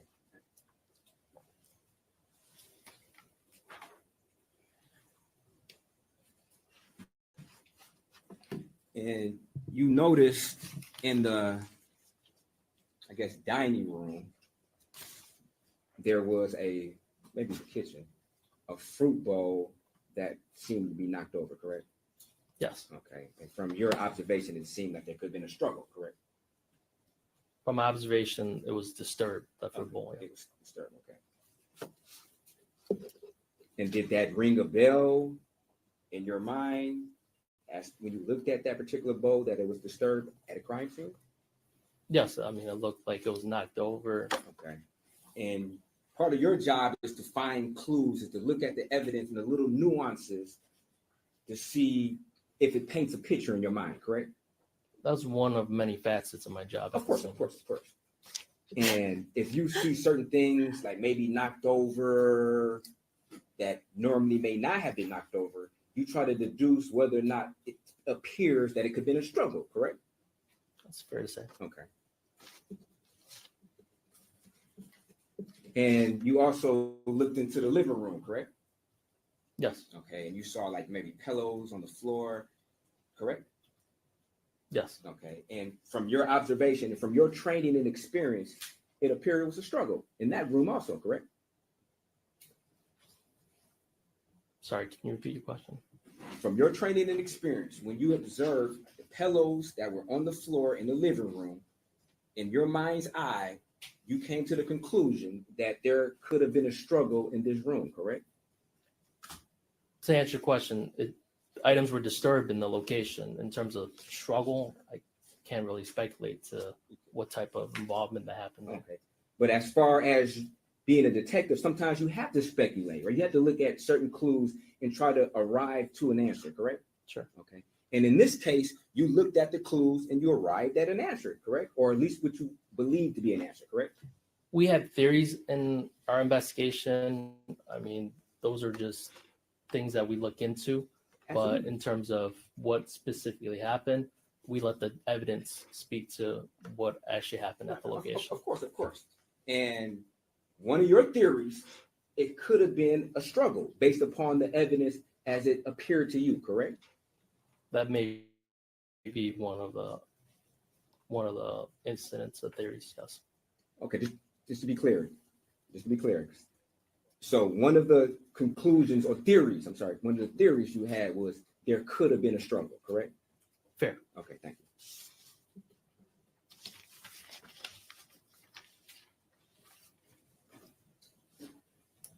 If we can go to exhibit number 10.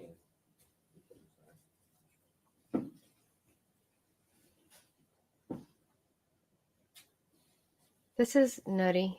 I guess we can start at slide number 320.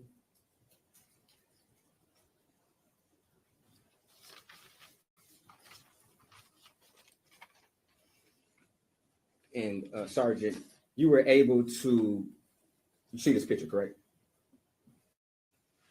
Yes. And you would agree that this picture was taken from the scene, correct? Yes. Okay. And you would agree that this photograph depicts some money and some credit cards, correct? Yes. Okay. And you were able to personally observe that at the scene, correct? Yes. Okay. You can go to 268.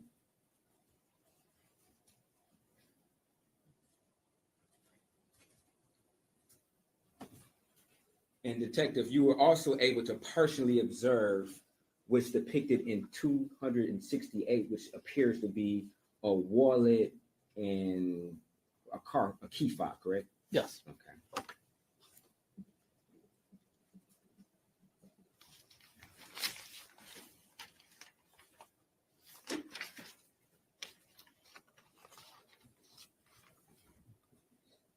If we can go to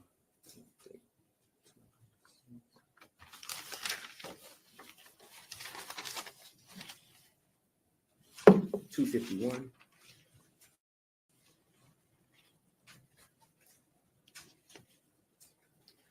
And you were also able to partially observe this area in the hallway, correct? Yes. Okay. And you would agree that there's a very high concentration of blood in this area, correct? Yeah, it's Okay. a significant concentration. Yes. Okay. And you would also agree that from your observation, this particular area had the highest concentration of blood, correct? This area has a significant amount of concentration of blood. Okay. Yes. You would agree that it has the highest concentration of blood out of this apartment, correct? I would say it's significant concentration of blood in this area. Would you or would you not say the highest concentration? Objection. It's been asked the answer 3 times. Has it been asked and answered 3 times? I've heard it twice at least. I mean, has it been answered? I asked him whether or not it's the Can you use highest. it a different way? Do you remember testifying at a preliminary examination? Yes. Okay. And you remember the exact question, page 27-2. Okay, now if you go to exhibit number 4 and the blood stain at exhibit number 4, you would agree that there's a high concentration of blood. Matter of fact, the highest concentration of blood seemed to be in this particular area, correct? Answer, yes. You remember testifying to that at the exam? Yes. Okay. And it was true when you said it, correct?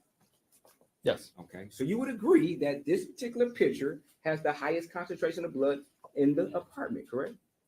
It's a significant concentration of blood in this location. Okay.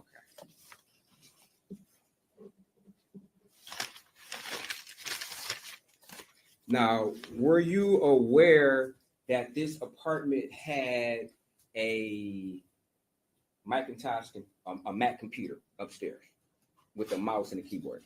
Yes. Okay. Did you ever direct your forensic techs to get latent prints from these objects? I don't recall. You don't recall? No. Okay. Is there something that could refresh your memory as to whether or not you gave that directive?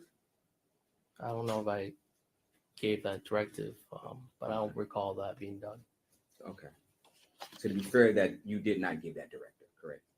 I don't recall if it's been done. Would it be also fair that you didn't give a directive to your forensic techs to lift any latent prints from a suspected vibrator that was found in the bathroom? I don't recall having them pull any prints from a vibrator. No. Okay. And you were aware that there was a touchscreen ADT system inside of this residence, correct? Yes. Okay. And it would The be trial fair starts that you tomorrow at never directed the 9 a.m. your forensic techs time, to Gwen. lift any latent prints from the ADT system, correct? No, I don't believe so. Okay.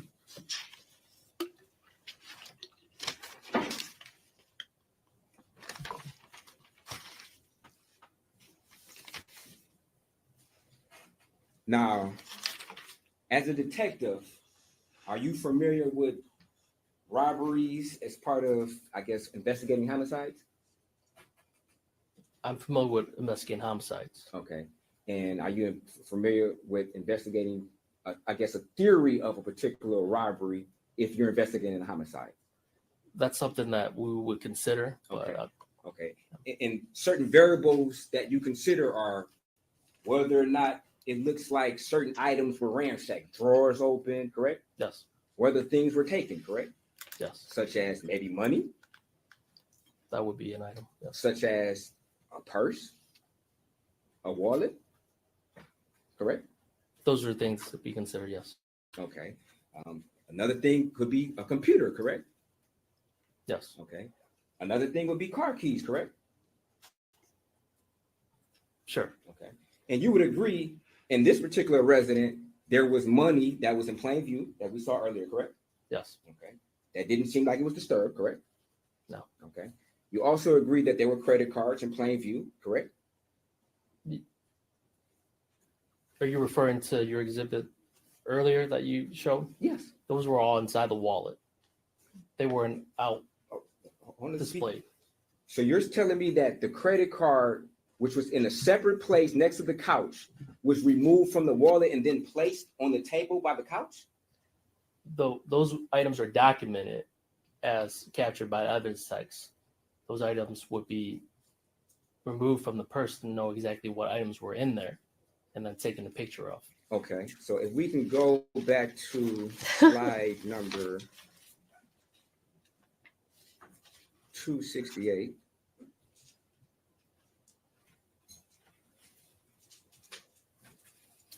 And if we can go up to slide 265.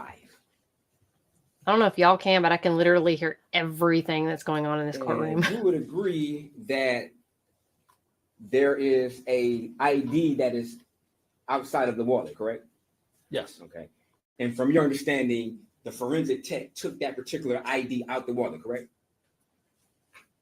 This item would have been taken out. Okay. Outside the wallet, yes. And you would agree that the wallet or the photograph of we go to 322.